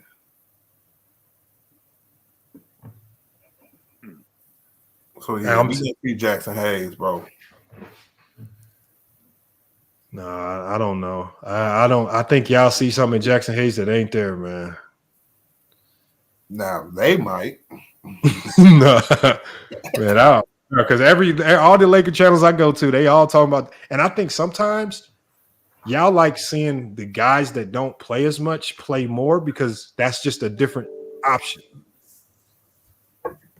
Like you giving up on the guys that have been out there, so just might as well try somebody else we don't see as much. And I'm not messing with no Jackson Hayes. I'm not playing on 5 little niggas neither, bro. You can still play a big lineup with Rui, Vandy. Doesn't he always get in foul trouble though? Like Jackson Hayes and stuff. He did a good job last year in his backup role. I ain't feeling y'all hate on Jackson Hayes, bro. He always get in trouble or something. I don't know. No, that was his rep. That was his rep when we first got him. But if you go back, especially towards the end of the year, he did a decent job. I'm mostly watching the Lakers for the narrative. No, the Lakers, I ain't gonna lie. Lakers is a fun team to watch, though. I ain't gonna lie. They the most highly rated team. Don't they got the most national televised games this coming up season? Yep. Yeah. I don't care what anybody say. I'm just watching to see LeBron and his son. That's why when these people say LeBron, like I was watching this one channel when he said LeBron ruined the team. And it's just like, bro, y'all was at the bottom of the NBA before LeBron came over there. Now y'all getting like 30 plus nationally televised games. Like, how is he ruining anything? He won y'all a championship. He set all these records in y'all shit, made y'all relevant again. Without him, y'all would probably still be at the bottom of the NBA. Y'all definitely wouldn't have won a championship. And Anthony Davis wouldn't be over there. So what part of the Lakers did he ruin?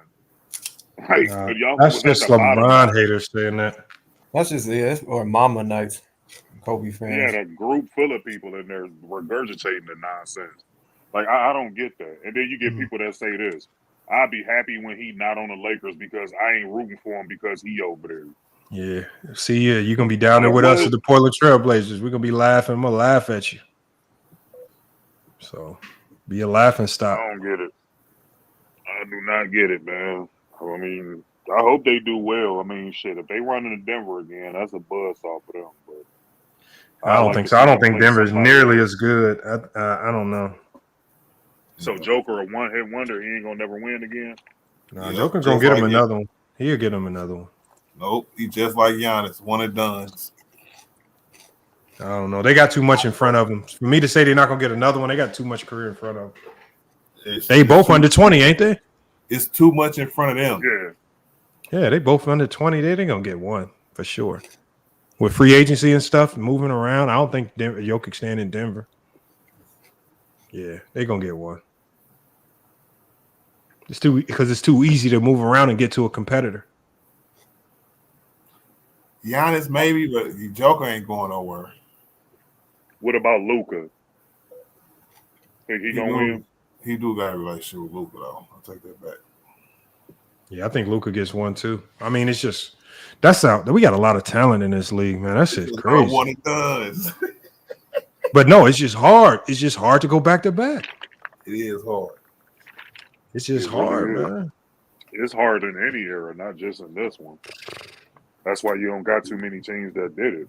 What you got, like 5, 6 teams that ever went back to back? Not very many. The Lakers right now need to swallow their pride and sign Dwight Howard. That's what they need to do. That would be great. I don't know why their pride is getting way of the most obvious, easiest, cheapest move that could fix and solve a lot of problems. He know the system. You know how to play with Bron and AD, right? He's not going to take up a ton of your cap. You get him a minimum deal. He has playoff experience. He knows how to defend Jokic. Like the most obvious solution is right in front of your face, and you just letting him walk around and do podcasts because you on some pride shit. He talked his way out of it though. You think someone like Dwight is the simple missing piece to a contender? I just think when you don't have much money and flexibility, and you got a guy with that type of experience just walking around, and he wants to be in LA, he wants to come back and play, and he's won a championship with you before with your 2 top players now, like it's just. And then even if he's not the same Dwight as he was back then, the experience that he can give to a guy like Jackson Hayes, the tips that he can give to Jackson Hayes as far as instructing him how to defend a Jokic is going to be valuable. But the fact they just don't make the most obvious, simplest moves, it's the biggest hole you got right now, especially if Vandy's hurt. Just why not do that? Like, it's not going to hurt you. It's not going to cost you no money. If you got to waive him. It's not going to hurt nothing, but at least try it. And the fact that they're not even trying it tells me how stupid this front office is. What about DeMarcus Cousins? I've been watching videos. I don't think he can bring what they need, which is defense at the center position. I think Dwight can still bring a level of physicality and defense at the center position.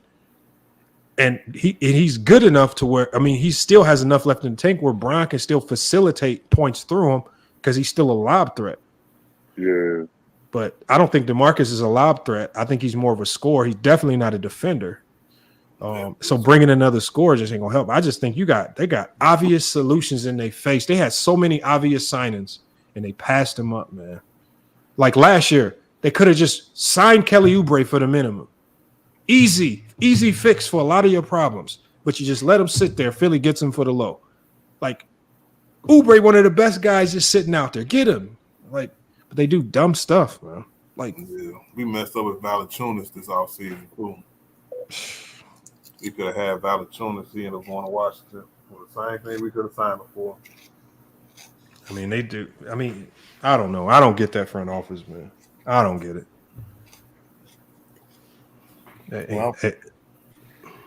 Maybe they tired of changing players. I mean, but that's not a significant change. Like if you bring in a Dwight Howard, that's just bringing in a guy that was here when we won, who we know for certain has the physical presence to at least contain or stifle Jokic for a few possessions, at least make life hell on him for a little bit. Because the way it's looking now, Jokic just be looking like he breezing through the Lakers.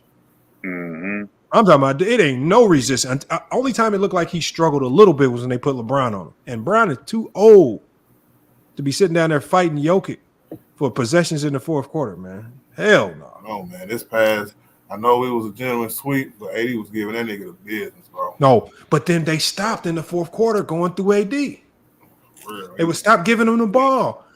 AD was barbecuing Jokic. I'm talking about. Yeah, he was. That's I'm talking about that's how you got to play him, though, bro. If you can't stop him defensively, you got to go at him off barbecue. And he was ain't gonna getting be the guard tired. And he was getting that's what we tired did too. in 2020. It was just imagine having somebody like Dwight, because AD was cooking them in 2020, right? But then you had Dwight to beat up on him a little bit to play himself. Yeah, right. That's what Minnesota did to Denver. They just kept attacking Jokic. Yep, they did. Just went straight at him. Wherever Jokic is, drive right at him. So off ball for LeBron Lamont. So that means he gonna be in the post more. Nah, just facilitate. Like, so I'm a big believer in like guys like D'Lo. You just gotta accept who he is. He's a guy that will check out on you offensively if he's not touching the ball. And I think there were too many times last year where there would be possessions would go by where they just stick him in the corner. He's not even involved or touching the ball. He just needs to touch the ball to feel like he engaged, and you're gonna get a little bit more out of him defensively. He'll be better offensively. So I just say start with the ball in his hands. Be smart enough to find a way to get things facilitated back through LeBron, and then just play from there. But don't start with LeBron bringing it up the court, LeBron running pick and roll with AD, LeBron making a shot or passing to AD, and nobody else is touching the ball. Let the ball do what it does, have energy, get them other guys engaged with some touches, and then facilitate through LeBron. But who's on JJ Redick's coaching staff? He has some. No, he got some elite coaches. He brought some heavy hitters. Nate, what's his name? name? Nate McMillan. He got another one too. I forgot. He got two heavy hitters. He brought two heavy hitters with him. Scott Brooks, I think. Yep. I thought he wouldn't should have got Rondo personally. No, hell no. You can't get another. Nah, hell no. Rondo is at the Bucks.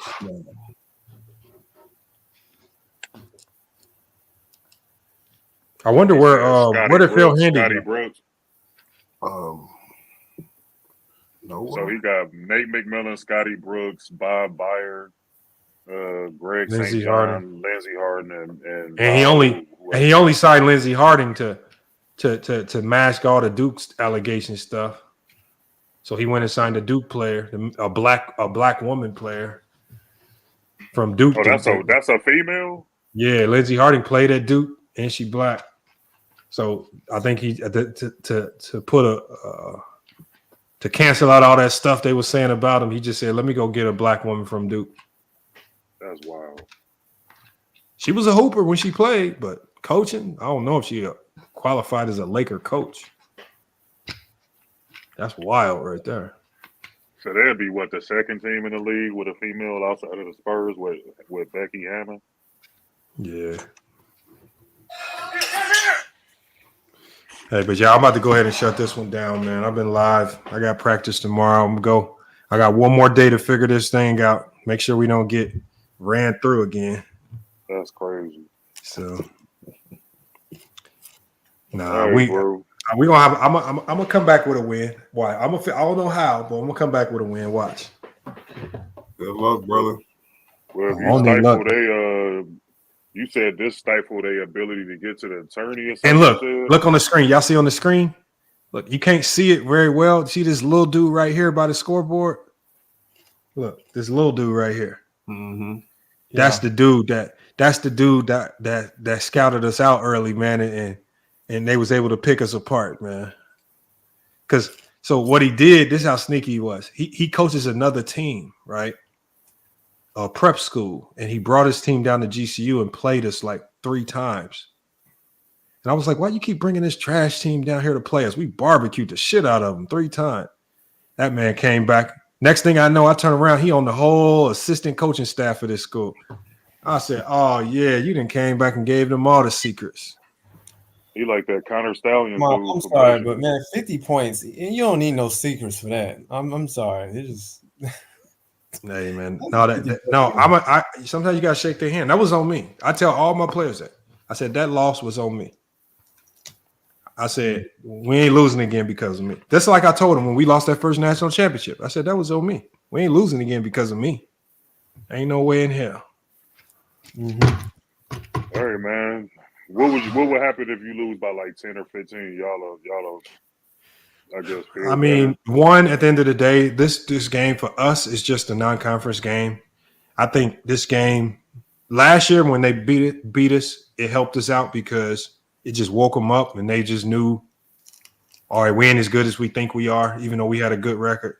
And I think right now, it's just a good gauge to see where we at. And if we beat them, if we come close to beating them, then we know that at least at our level, we know we're an elite team, but these games right here show us how elite we are. So, no, we nice. We'll be good. I'm not worried about it. so I'm confused. Is this a different? This is not the NCAA, but what is this? No, so this team right here is D2, right? You see up here, Region 1, Division 2 championship. So D2 basketball is called NJCAA, as you see at the top. So I thought there was a D2 NCAA though. Right. So D2 NCAA is what you would call JUCO. What? Yeah.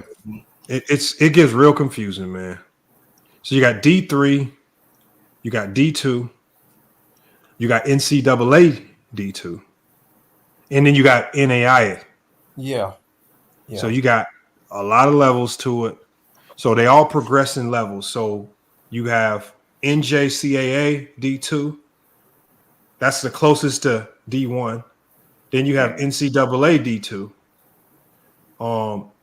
Then you have NAIA. And then below NAIA is something else, but I can't remember what it is. I think there is a D2 NAIA. I think so. I don't think there's D2 NAIA. I think all NAIA is all the same. Oh. Yeah, I think all NAIA is all the same together. Well, like I said, I mostly came up here like, the talent of basketball is so different. I don't really know how much it was, but it's just like when I played in high school, man, when I was playing AAU, it was this guy that I knew immediately basketball was not going to be my thing when a dude did an East Bay in the middle of the game. And I just said, okay, that's Well, you need to stop talking about it because you the person that said James Harden drive to the rim better than Michael Jordan. I never let you let that down. Never. Every time I see you on the panel, I'm gonna bring that up. That was you was dead serious. You don't have to disprove it. What makes don't fight that one, Ishmael. Don't do that. Don't fight that fight. That's a lose. I can't help you with that fight. I don't even know if there's film you could finesse. There ain't nothing you can finesse to even make that.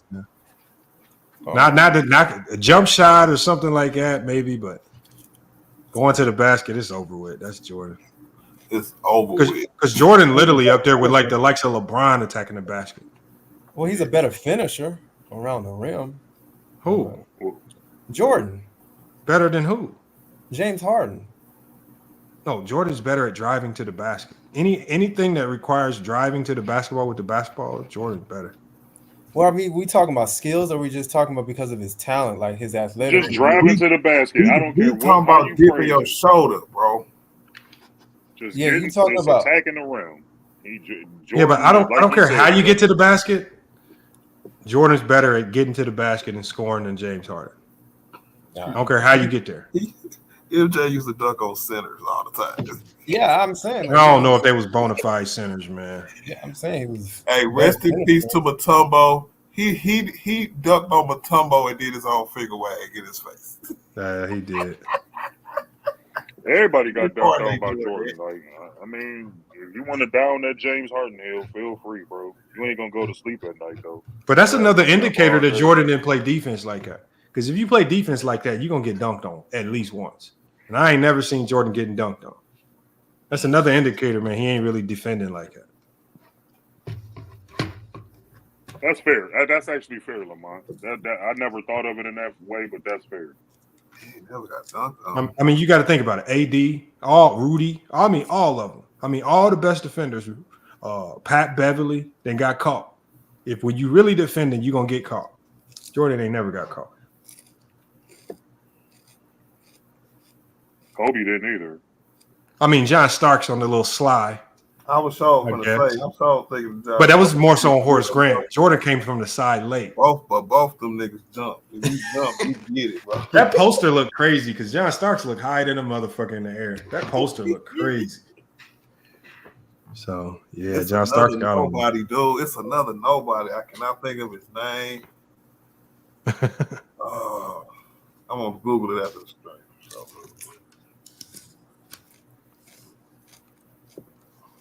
I can't remember. All right, y'all. Let me shut this one down and get up out of here, man. All right, Lamont, man. This time, man. I appreciate y'all pulling up, though, man. Having some of the OGs on the panel, man. I'm gonna try to start going live a lot more, man. Hopefully, keep it going, man. Appreciate you, man. Sometimes it depends on how I feel. With this game don't go right Saturday, I'm not going live. Fuck that. Hey, listen, bro. That shit gonna look. Yeah, we know that. Yeah, we'll know for sure. Bro, I lost the game last year. I probably didn't talk for 24 hours, man. I was mad as hell, bro. I hate losing. I'll tell you that. That's why I asked you what was going through your mind when that 50 ball got dropped. I know you was over there like, what the? I can't wait for this shit to be over with. No, I just knew that was one of the rare ones where I just felt like, damn, this was my fault. I knew it was my fault. I couldn't blame my players. As much as you want to sometimes, it wasn't their fault. That was on me. If we lose this year, it's on them. Yeah, man. Good luck to y'all, man. I hope y'all pull that shit out. Yeah, hopefully I can find. If it's live, I'm definitely gonna put it in Discord, man. It should be a good one. Yeah, for sure, man. Salute to you, brother Art, too, bro. You be over there cooking, too, man. Appreciate you, Khalil, man. Always, bro. Yes, sir. Yeah, I'm with you on the KD, though. All right, Lamont. All right, y'all. All right, Big Art. Ishmael, Don't say nothing like that again, bro. Keep doing your thing, Lamont, bro. Yes, sir, man. I got you. All right, y'all. Look, y'all. FYF Sports. FYF Sports. Another great podcast episode, man. Appreciate it. All right.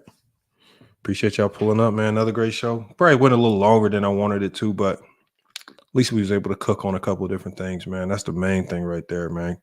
And, the facts are the facts, man. Y'all can't fight it, man. But look, y'all, FYF Sports, another great podcast episode. We're going to try to keep it rolling, man. The goal is to get another live stream off Sunday. No. Yeah, Saturday or Sunday. I don't know what day yet, but we're gonna run another one pretty soon here. I just want to see how the end of zone stream goes, or not the end of zone. The full court press show goes on Saturday. I think the crossover got pushed back. They had some delays, so I got to figure something out with that. But it shouldn't be too difficult to get this figured out. But FYF Sports, another great podcast episode. We're gonna be back with more sports and news. Till then, man, it's FYF Sports, and we out.